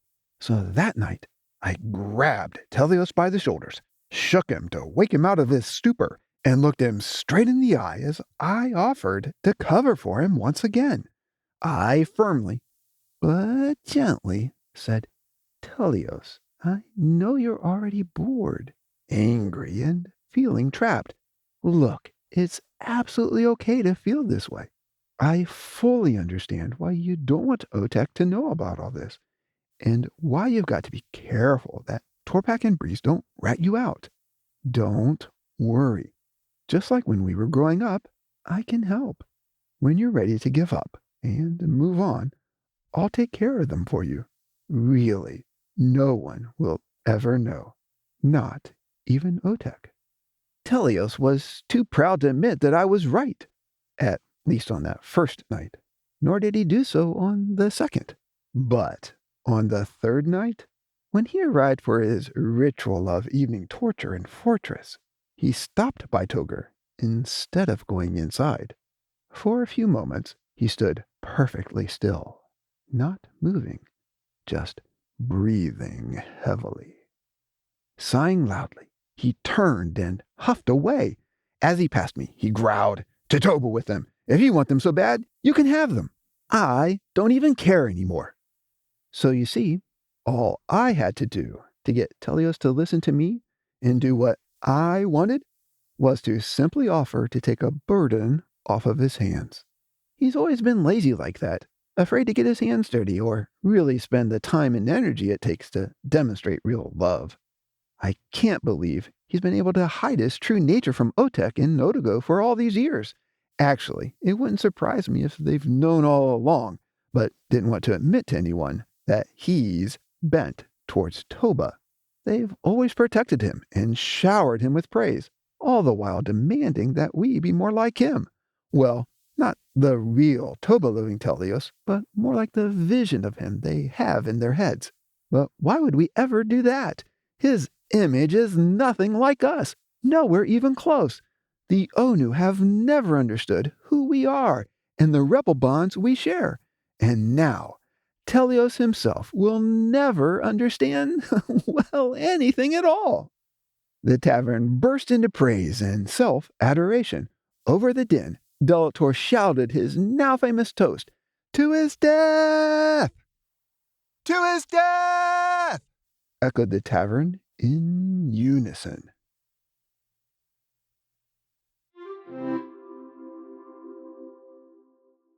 After several more rounds of similar toasts and roasts, it was once again time for one of Delator's innermost circle to gently nudge the Kuur leader deeper into his story. With Telios no longer in the picture at Fortress, how'd you convince Torpak and Breeze to leave with you? I mean, how'd you ensnare them? Probed Cazador, still upset that he hadn't been allowed to join Delator in the garden to hunt down the beasts himself. Oh, now that's an excellent question. You see, before I gained access to Fortress, I assumed the best way to take them down was to poison their tree of life and watch them die slowly. You know, just like I did with Grandfather Tree back in First Realm. But once inside, I figured it would be faster and easier to simply poison their relationships with the Onu and their destiny as well. How'd you do that? Sought Volpres, pleased that he'd finally squeezed in a question. However, Delator felt the merchant's timing was way off and his interjection inappropriate. The Kuur leader told the fox as much by his piercing glance. But to keep the focus on himself, Delator quickly dove back into his narrative. Remarkably, on the day I met Torpak and Breeze, mind you, on the very first day, I discovered that they, just like Telios, were open to any suggestion I made. In fact, I could have had them poison the Tree of Life for me if I'd really wanted them to. But I thought it would be much more fun to watch the foolish beasts turn on Telios instead. So I started working on that. And do you know what? It took me less than an hour to convince them Telios was a liar and a fake. Naturally, they'd already suspected as much themselves and were eager to join our cause. In reality, everyone knew Delator had visited Torpak and Breeze inside Fortress countless times, working hard to try to get them to join the rebellion. But it was much more entertaining to imagine that Delator was able to pull off his destruction in a single night. Besides, they all believed Delator deserved the swift timing credit he was claiming, since he had, after all, played a major role in the demise of Torpak, Breeze, and Fortress. Ironically, do you know what their first meaningful question was? Death. What's that? Yep, they wanted to understand death and its true nature. Well, I can tell you that I was more than delighted to explain to them that death was really freedom. Sure, the Onu say death is separation from them and the end of all things. But I was able to share what we all really know, that if death is separation from the Onu, then we've already chosen death and are living quite freely and happily. Why, we've been getting everything we've ever desired, and so much more. After I explained all of this to them, oh, how they longed for death as well. Please give us death, they both begged. But if I'm being honest with you, and when am I not, back then I hadn't imagined how warped Telios had been when he created Second Realm, Fortress, and, most importantly, those towering trees. So I wasn't quite sure if Torpak and Breeze could really escape Fortress and be free like you and me. I mean, I thought there was a small, but not insignificant chance that if they ate from the Tree of Knowledge, they'd physically die in the moment, right then and there, since they didn't have kalamas like us. And if that was the case, then, well, they wouldn't get to experience and enjoy the separation like we have. They'd just cease to exist. Delator stopped to take another drink before wiping the excess off his mouth with the back of his sleeve. Smiling, he sinisterly added, I was really kind of hoping to see that. I wanted to watch a sentient being die. I mean, who wouldn't want to watch a sentient being die, right? Or how about watching the sentient being die? That'd be really exciting, wouldn't it? The crowd, almost as one, began cheering and shouting, "Yes, it would! Absolutely!" Then, to his death, cried Delator triumphantly. "Woo-ha! To his death!" resounded the mob, still marveling at the death of Telios and the unbelievable success they'd achieved by orchestrating his demise. Back in the garden, I fibbed to Torpak and Breeze, just a little, when they asked me if they'd die instantly, because, hey, it took all of us a long time to break free from the Onu, and die. As Delator uttered the words, "and die," he put air quotes around them as if the Kuur needed to be reminded that for them, death was life, and the beginning of all things, not the end. Laughing, the Kuur leader continued. Before Torpak and Breeze took their first big bite of freedom, they kept holding their food up close to their mouths, then lowering it again as if they were struggling to make up their minds, or worried that they might physically die like the fish and animals they'd seen.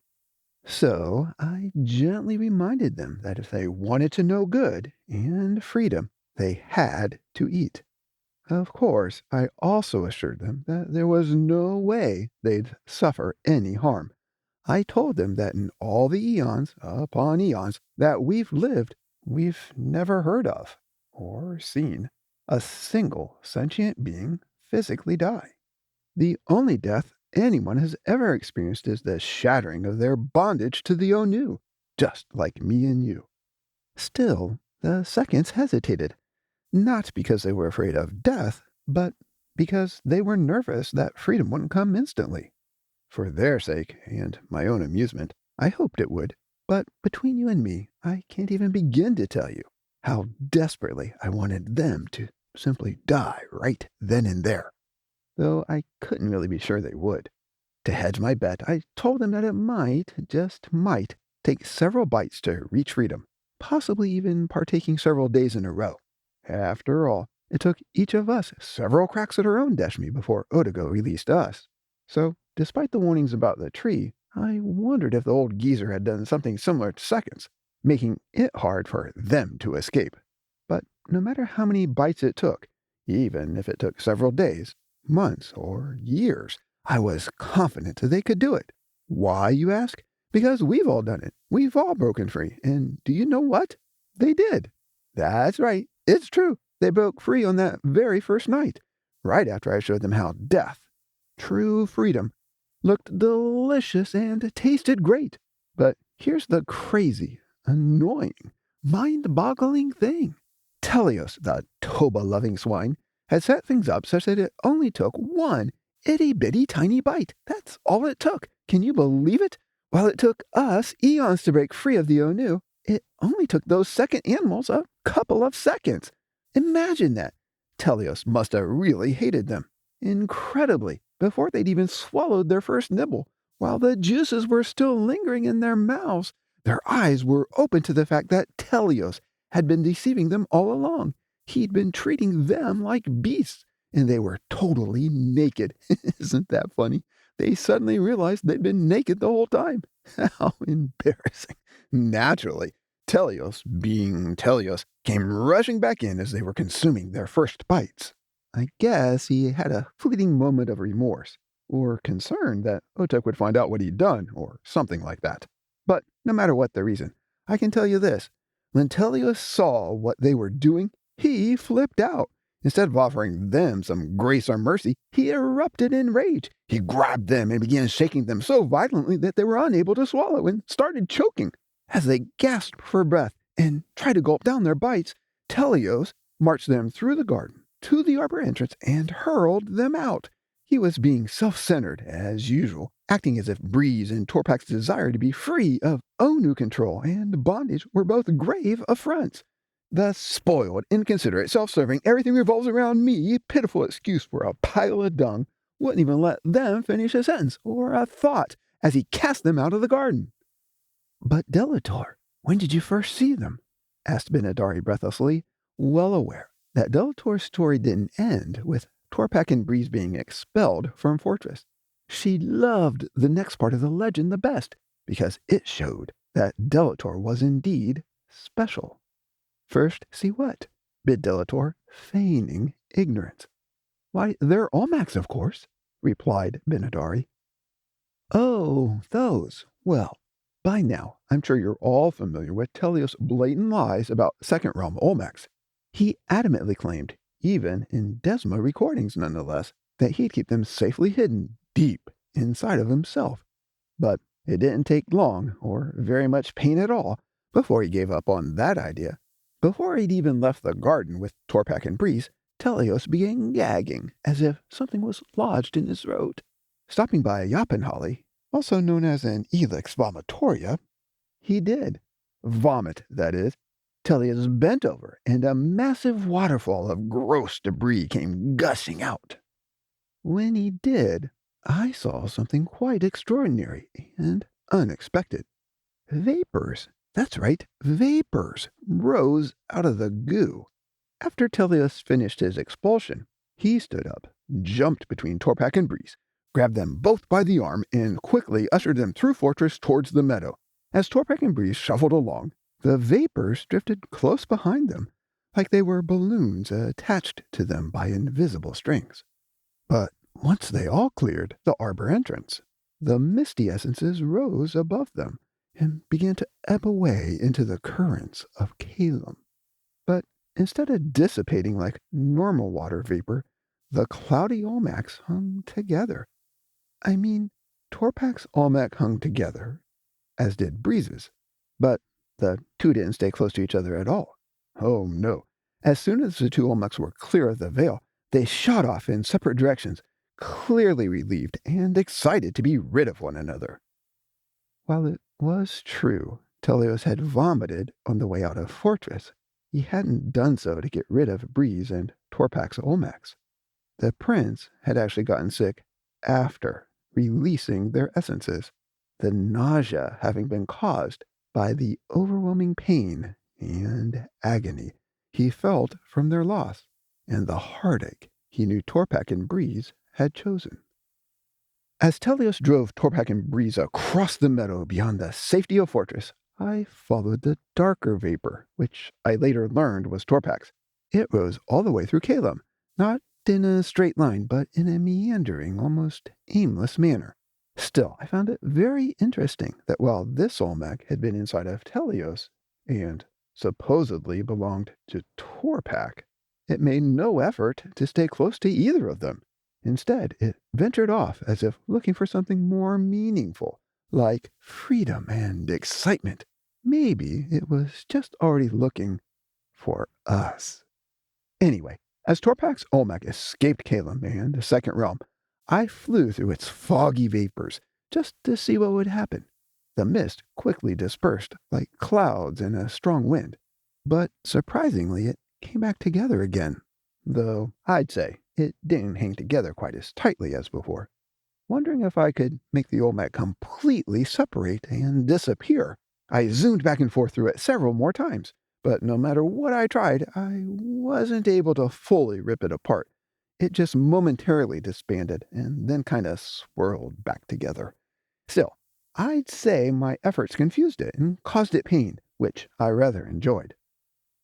I'm sorry, Delator, but how'd you know this vapor was an Olmec and not simply some other sort of phenomena? Asked a sheepish voice from a few rows deep in the crowd. It was Nahuri, an inquisitive recorder, one of several whom Delator had tasked to document the Toba of important Second Realm inhabitants, chief among them Telios' closest companions during the end of his life. Nahuri had created some of the most salacious Toba recordings the Kuur had made to date, at least from Delator's perspective. Delator, not used to getting any questions at this point in the story, leapt to his feet and stared over in the direction of his inquisitor. As he did, Nahuri shrank back and tried to hide behind Todagara, who was standing directly in front of her. "Don't look at me," whined Todagara as he stepped aside to reveal Nahuri. "Oh, you," shot Delator when he saw the shirking recorder. While Delator relished the great second Toba Nahuri had recorded, he found her interaction with others even more enjoyable. Nahuri was constantly poking and prodding them, getting deep under their skin, as she tried to understand the intent behind their actions, as if that mattered in some important way, even for their mundane, daily acts of Toba. "Come over here," demanded the Kuur leader as a hush fell over the crowd. As Nahuri dutifully approached Delator, the only sounds in the tavern were the tossing and turning of marbles on the floor, pushed aside by those parting to let her pass, and the scuffling of Nahuri's own feet. When she reached Delator, Nahuri kept her head bowed, unable to look her Havani in the eye. Valpries, who'd recently just asked his own ill-timed question, watched with amusement as Nahuri squirmed and cowered. But soon, a horrifying and unthinkable thing would happen to the fox, turning his glee into gloom. "Nosy one, that's your name, right?" prodded Delator, as he stared down at the crisp part in Nahuri's well-groomed fur. Delator loved using the names he'd given his followers, the monikers inscribed on the marbles rattling down around his feet. Yes, Havani," mumbled Nahuri, ashamed of the name Delator had given her. Nahuri's sticky tongue had unnaturally gotten stuck to the roof of her mouth as she tried to answer, making her response sound even more awkward. The recorder felt she was inquisitive, intelligent, and not even a little bit baselessly nosy. And while she couldn't prove it, Nahuri also wondered if Delator had chosen her Pebble name to mock her robust proboscis, a necessary feature of any good anteater. "I don't know if you're aware of this or not," stabbed Delator, as if he was mad. "But in all the times I've regaled the Kuur with this tale, not once has anyone at all, ever asked me that, not even my closest, innermost circle. Are you saying you don't believe me?" An audible gasp rippled through the crowd. They all knew better than to doubt their leader. "Oh, no, Delator, I would never do that." "Then why do you ask?" "Because I stammered Nahuri, not sure if she should speak her mind freely in front of such a large crowd. "Go on, spit it out," thundered Delator, already certain of what he was going to do next, no matter what Nahuri said. I was just thinking, if I'd been there in the garden, recording everything for you to use later against the Onu, I doubt I would have known what I was looking at. I mean, even if I'd been able to see those vapors. More likely than not, I probably wouldn't have been able to see them at all. I just don't have your vision," demurred Nahuri. The recorder's attitude and deference to Delator were real, and in no way faked or forced in the moment. While others might have struggled to come up with any response at all, let alone succinctly explain themselves, and simultaneously make Dilator look good, Nahuri could do this whenever she wanted. Well, in that case, nosy one, come here and sit down. I'll explain how I knew that, offered Delator as he waved his hand towards the Havani table, which only had one empty seat, the one he'd just vacated. Nahuri stood stock still, confused. She knew she didn't deserve such an honor. Her recording work for Delator was good, but not great. Since there wasn't room for another chair around the table, and all the others were already occupied, Nahuri thought she must have misunderstood Delator's intent. Excuse me, sire? She finally asked, looking up at Delator for the first time. Sure, take a seat right over there, explained Delator as he refined his gesture by extending his index finger to point directly at Valpry's. What? But why? Bellowed the fox as he squirmed in his chair and firmly gripped the armrests with his scarred hands. Because your timing was atrocious a few minutes ago. Since you claim you're our greatest trader, you should have a much better sense of timing than that. More importantly, you should have known better than to interrupt me for your own gain. Nosy One here wasn't trying to butt in like you did to earn some brownie points. She really wanted to know something, and in this tale, knowing is key. The key to their death and our life. So, go on, make room for Nosy One. Away with you. Delator brushed Volpes figuratively aside with the back of his hand. When the fox didn't budge, Cazador jumped up and exclaimed, "Here, let me help you." Rushing over to Volpes, Cazador yanked back the merchant's chair and violently rocked it sideways until Volpes tumbled out. As the fox hit the ground, the crowd roared and hooted and encouraged Nahuri to take her place. "There you go, recorder. Help yourself," smiled Cazador as he set the chair back down on all four legs and brushed off the seat as if he was removing some funk Volpes had left behind. Laughing at her good fortune, Nahuri took her seat and pulled it up close to the table, ignoring the pained look on Volpes' face and the deep furrow in the black birthmark on his forehead.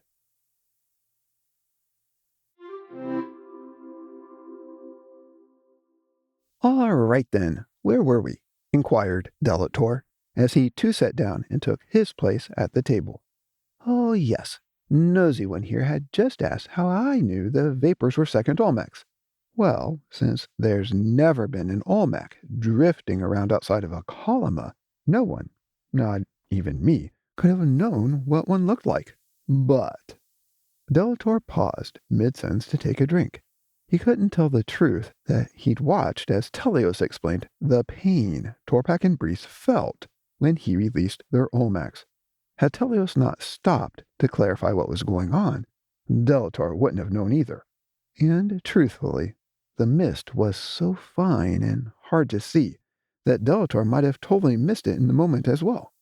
Since Delator now knew that he was the only one, other than the Onu, who could see Second Realm Olmecs, he felt free to lie. "But you know how I can sense what you truly want and who you really are?" he continued. "Oh, yes, of course," radiated Nahuri, which instantly made Benadari jealous. "Well, after Teleos spit out their Olmecs, I could immediately see Torpak and Breeze for who they really were. I mean, I could literally see a small image of Torpak and who he wanted to be. The same was true for Breeze. However, it is important to note that I've learned that second realm Olmecs only manifest their true selves vividly when they first emerge from Teleos. If you don't see them in that particular moment, you'll struggle to perceive whose Olmec you're looking at, as the misty vapors become rather challenging to tell apart. Their identity and uniqueness seem to wither and fade, and they get disoriented. I believe this is just another curse of the Onu, a vain attempt to try to make the free Olmecs long to be back inside of Teleos. Anyway, since I've always been able to see First Realm inhabitants for who they really are and want to be, I decided to exercise and enhance this gift so I'd be able to see seconds just as clearly. Not to brag, but I'm so good at it now that I can see second realm inhabitants better than the Onu, and I can easily tell their Olmecs apart long after they've been set free from Telios to join us in the great without. Interesting, gushed Benadari, trying to beat Nahuri to the punch. Unbeknownst to Delator, the Olmecs he thought he'd seen weren't Olmecs at all. No inhabitant, great or small, rich or poor, can see the true essence of another being. Only the Onu can do that. But remarkably, Delator was able to perceive the interaction of the Olmecs with their environment and the space around them. As Breeze and Torpak's Olmecs turned away from the Onu and became unnatural, they clashed with the natural things of Second Realm, including Calum. This dissonance caused the ripples and eddies that Delator was able to observe. For the Kuur leader, intently focused on Toba and corrupting the realm, could see many unnatural things. So you decided that Torpak's Olmec was his because it looked like him? Asked Nahuri, trying to clarify her understanding. Yes, exactly, and it's a good thing I was there to see all of this on that first day. Otherwise, I might not have been able to unravel this puzzle, and we wouldn't have the humongous collection of Second Realm Olmecs I've fed to Trezor. But wait, I'm getting ahead of myself. Let me go back a bit. As I was saying before, I wasn't able to destroy the Olmecs by buzzing through them. Thinking about the problem, I wondered if Trezor the Black, being a divide and a vault, might be able to suck them in and eventually help me torment them. Going up to Trezor, I asked him if he could see what I saw. And do you know what? He couldn't. And still to this very day, no one else seems to be able to see these Second Realm Olmecs either. Just me. But Trezor, bless his heart, begged to help me anyway. So while he couldn't see them, we discovered that with some experimentation, that if I sat on his shoulder so my sightline essentially matched his, then I could guide him to the Olmec I saw, and he could eat the mist. That's right, he was able to suck in the vapors, almost as if they were a comet tail or something like that. But fortunately for us that is, not the Olmecs, there's something in Second Realm Olmecs that tickle Trezor's throat. Because of this, everyone he eats, every single one, gets directed to his burning bottomless pit. I know this is true because he told me so, and I've followed a few of them up to the edge of the pit. I'm confident that's where they're being held now. But anyway, back to Torpak and Breeze. With Torpak's Olmec wrangled and swallowed, Trezor and I raced around Calum until I spotted the misty Olmec Breeze had lost. Trezor made a quick meal of her, though, to be honest, he missed her the first time, and we had to swing around and try again. But that was the last time we've ever missed an Olmec. Whenever I'm out roaming around looking for an Olmec to devour, if I spot one, Trezor is always able to grab it, with my navigational assistance, of course. And as you all know, while you can't satisfy or fill a bottomless pit, you can certainly make sure it's crowded, laughed Delator. When the cackling of the tavern subsided, Benadari tried to re-secure her position next to Delator. As I recall, it didn't take you very long before you gave Trezor another Olmec to consume, she offered. No, not at all. But before I could, there had to be another Olmec unprotected, out in the wild. I'm confident you had a big hand in that, noted Vors, his mouth still full of food. He'd been eating throughout all of Delator's tale and showed no signs of slowing down. You bet I did. Not the making of Udin's Olmec. That was something Torpak and Breeze did after they escaped Fortress. But most definitely, I had a huge hand in liberating Udins to enjoy life like us. Of course, the most pivotal point in that endeavor occurred soon after Otek scorned Udin's generous offer. Unlike the Onu, I humbly and graciously accept everything you give to the Kuur movement, great or small. But not Otek. Oh no. He didn't accept Udin's gift, even though he'd already scarfed up the lame contributions made by his brother. This infuriated Udins. I told him he was completely within his rights to be mad, and that Otek had no reason or just cause to disappoint him or humiliate him like that. I even strongly suggested he should confront his brother to make sure Appy understood who was who, and that as the older brother, Udins was more important in the family pecking order. Udins ultimately followed my advice. Well, some have said that things escalated accidentally, and Udin's strike was a mistake. I know he deliberately killed Appy, just to see how it felt, and to prove that he was more powerful and important. On that day, I scored an incredible 2-for-1 deal. There was a newly released, decaying Olmec for Trezor to consume, and I got to watch Appy, a sentient being, die. Now that was a day. I'm sure it was. I just wish I'd been the one to kill Appy, groveled Cazador. Now, Hunter, all things in good time. How about the next time you see Toger, you kill whomever he's trying to protect? That'll perk you up. Remember how forlorn the tiger was after Appy died? How could I not? He was so pathetic. I bet he's still consumed by his regret. You know he is. He's been trying to make amends ever since. He wastes nearly every waking moment trying to protect seconds from us, laughed Delator. Oh, how stupid. As if he could protect anything. Go ahead, kill away. It'll torment the beast. Delator's account of the fall of Fortress and Udin's was in no way accurate, complete, or done for the day. True to form, Delator went back to the beginning of the tale and recounted it all over again. As he did, the Kurd leader added more details and gross exaggerations. However, in all of his accounts, one thing remained consistent. Teleos arrived on the scene after Torpak, Breeze, and Udins had all chosen death. While Delator claimed it was to punish the seconds, it was actually to help make amends. Teleos was creating a way for them to return to fellowship with the Onu, and for their Olmacs to be hidden in him once again.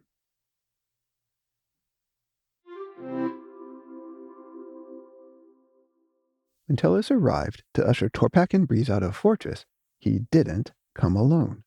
He landed on Second Realm with a battalion of warriors, not to invade Fortress, but to protect Second Realm inhabitants from the misery of eternally living in Second Realm without Kalamas and strong connections to the Onu.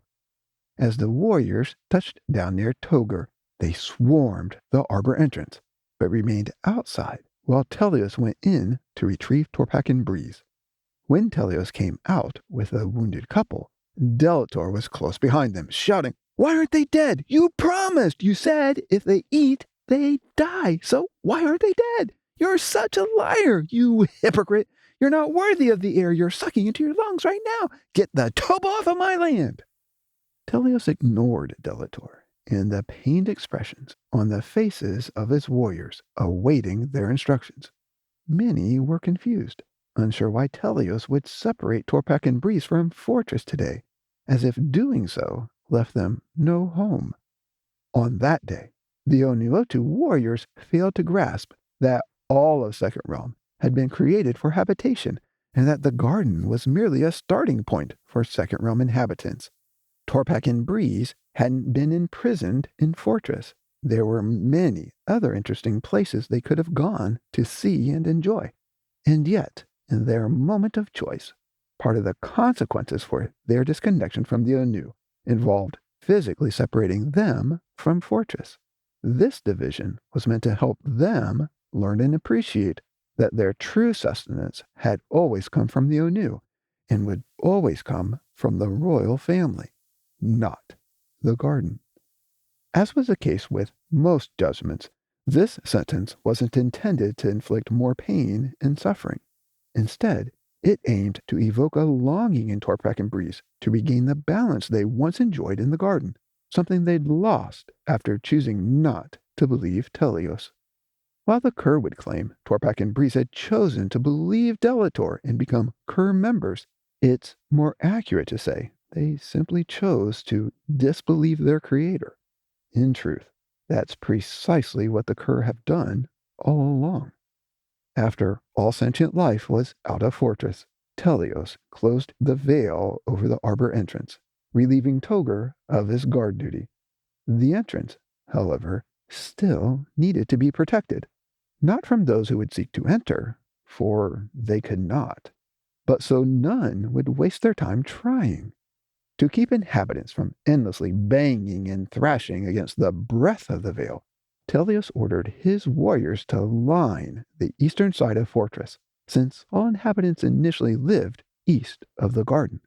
That way, whenever Torpak, Breeze, or future Second Realm inhabitants attempted to return to the garden, they'd see a terrifying array of soldiers and retreat. Of course, Teleos rotated these guards often, so none of them had to eternally remain at their post. To further deter both first and second realm inhabitants from attempting to enter through the now sealed arbor entrance, Teleos decided to post one of Squire's flaming swords permanently lit in front of the entrance where Togr had been stationed. Although the Kuur had often tried to seize Squire's swords when Warrior wasn't nearby to ignite them, Teleos knew none of the rebels would attempt to breach the entrance if one of the swords was already there, ablaze, blocking the way. Before setting this final protection in place, Teleos commanded Delator and all the Kuur present to depart. He then personally guided Torpak and Breeze towards the eastern horizon, over the bluff where Togr and Mercy had once stood with the king, eons ago. Upon his return, Teleos summoned Togr, warrior, and squire to his side in the meadow, just beyond the arbor entrance. Warrior, I need your help replacing Togr. In addition to the natural fear the Kuur already have for the flaming swords, today I've instilled in them a newfound appreciation for their danger. I've done this because I want to put a flaming sword here, always on fire, so none of them waste their time trying to enter through the arbor entrance. While Teleos and Warrior were several yards away from the closed arbor entrance during this discussion, Togr's outline on the ground, caused by eons of guard duty, was clearly visible from where they stood. When Teleos had said, always on fire, Warrior instantly looked over at the markings on the ground and realized that he'd be standing there forever, sword in hand, creating his own impressions, since the swords only flamed for him. Gathering his resolve, Warrior asked, for how long? Before Teleos could answer, Squire, who'd instantly understood this wasn't a short-term commitment, rushed over to Warrior and stood in front of him, as if she was about to bow so Warrior could extract the sword. But instead of bowing, Squire winked and smiled at Warrior, as if to say, I've got this.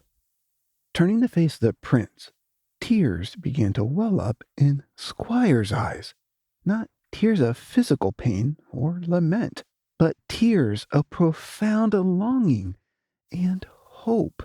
Reaching over her shoulder, she grabbed the hilt of one of her swords, and then, while the king was nowhere to be seen, to the king she addressed her desire. Otek, I know you can hear me. Please, oh please, just this once, let it flame for me. Without further elaboration, or brandishing needless words, Squire extracted the sword from its scabbard. She pulled it out quickly, just in case it was on fire, even though all of her past attempts screamed that the blade would be ice cold. Undaunted, Squire didn't focus on the sword. Instead, she kept her thoughts on Otek. She knew he was a serving king, and that she wanted to be more like him by serving warrior in this manner, and so she sought this more from the king. Otekplaws heard Squire's request, and the depth of humility from which it came. But to keep her safe, the king waited until after Squire had the weapon fully drawn, held up in front of her, before he provided his answer. And then the sword began to spark and crackle, erupting with a loud roar into its now famous bluish-white flame. While those around Squire took a step backward to be safe and marvel at the sight, she stood completely still and simply whispered, "Thank you, King. Thank you." With tears of joy streaming down her face, Squire addressed Telios, who was still standing directly in front of her. "Prince, I'd be happy and honored to stand the guard.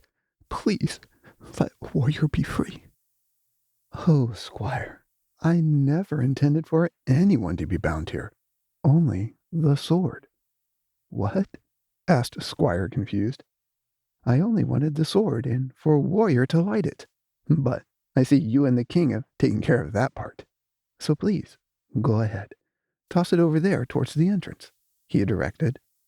Squire, not yet used to the feel of the flame or the tug of its power, immediately obeyed the prince. She didn't stop to wonder or worry if she'd ever be able to make a sword flame again. Squire was confident, however, that this sword would remain ablaze after she threw it, since that's what Telios had just implied. Turning, she quickly tossed the weapon, underhanded, towards the arbor entrance. As it left her hand, the weapon began to topple and spin like a windmill as it followed a graceful arc towards the arbor. Sizzling as it sliced through the air, the sword in its flames clapped and rumbled, not unlike the sound of distant thunder and lightning. Once the blade began its downward journey, Telios adjusted its descent so it stopped chest high in the air, directly in front of the arbor entrance. He also endowed it with perpetual motion, ensuring the flaming weapon would continue to swing back and forth, forever in motion, forever ablaze. A sign for all to heed. Oddly, the flaming sword seemed to affect the Kuur more than Second Realm inhabitants. The Kuur rebels feared the searing flames and biting edge of the blade, but apparently not those of Toba. When Squire returned to First Realm, she met with the king and asked him if it would be appropriate for Telios and Odigo to bless another ordinary sword from Malum so it would flame for warrior. Squire had become so accustomed to carrying the weapons for her friend and fighting side by side with him that Squire wanted to safeguard their bond and service. The king granted Squire's request, and Telios and Odigo blessed another Malum sword. But this time, when Odigo stood in the flames, Malum was careful to stop pumping the bellows at the end of the blessing. This new sword only flamed for warrior, no one else, and Squire never felt the need to ask the king to let it, or any other sword, blaze at her touch again.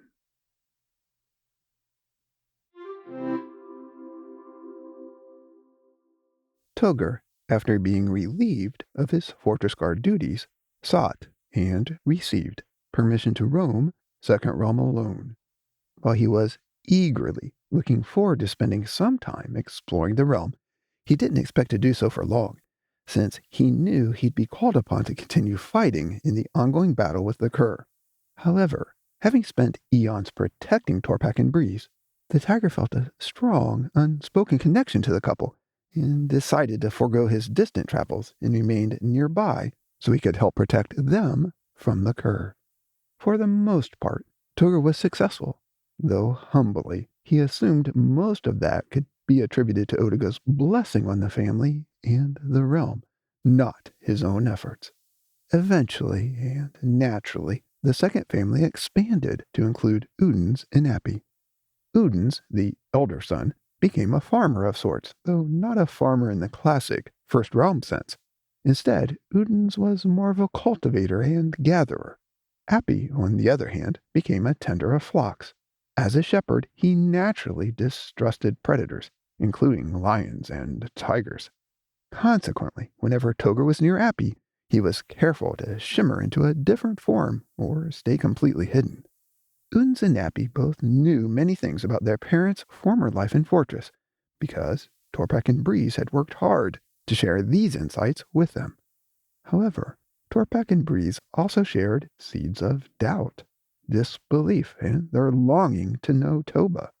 These dark seeds took deep root in Uns the farmer, but not in Appy, who seemed to be able to ignore them. During this time, the Onu didn't abandon the second family, or leave them to their own demise. Quite the contrary. They continued to spend a great deal of time with each of them, helping them all to learn and grow. And since trading is sacred in any Onu realm, the royal family tried to teach them all the value of sacrifice and trade. While Appy quickly grasped these concepts, Udens found himself struggling and in need of special remediation from Otek to improve his perspective.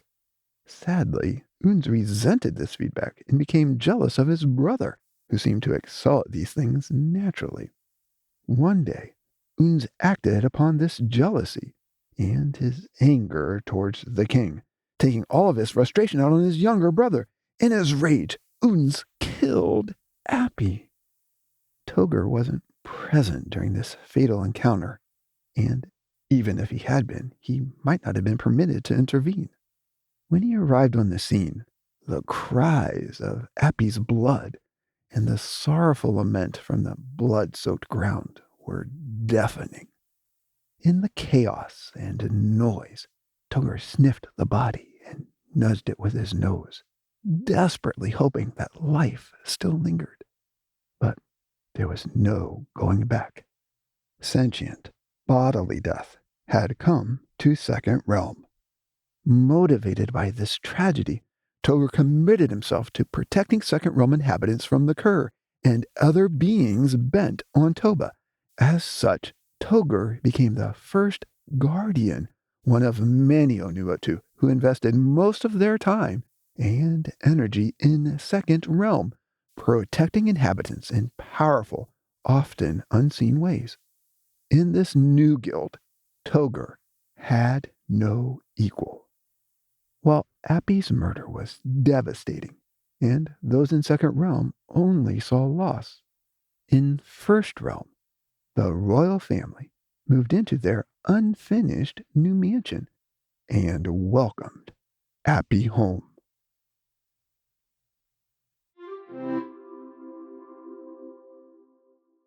Slowly, and over a long period of time, Telios dissolved Fortress into the surrounding landscape.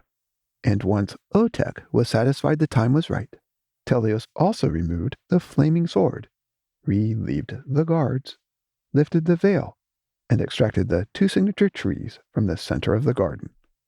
Telios transported the Tree of Life from Fortress into New Tala, where it spanned a crystal-clear river. Majestically and quite wonderfully, Telios had the waters flow through a new hole he bored in the tree's massive trunk. While most gardeners would have placed the tree off to the side on one bank of the river, Telios did not.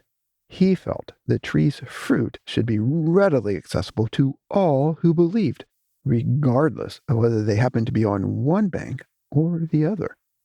Not only did the inhabitants benefit from this decision, the tree itself flourished in this new arrangement. As for the tree of knowledge, most assumed Telios destroyed it, since no inhabitant from First or Second Realm ever saw it again. And Telios never told anyone otherwise.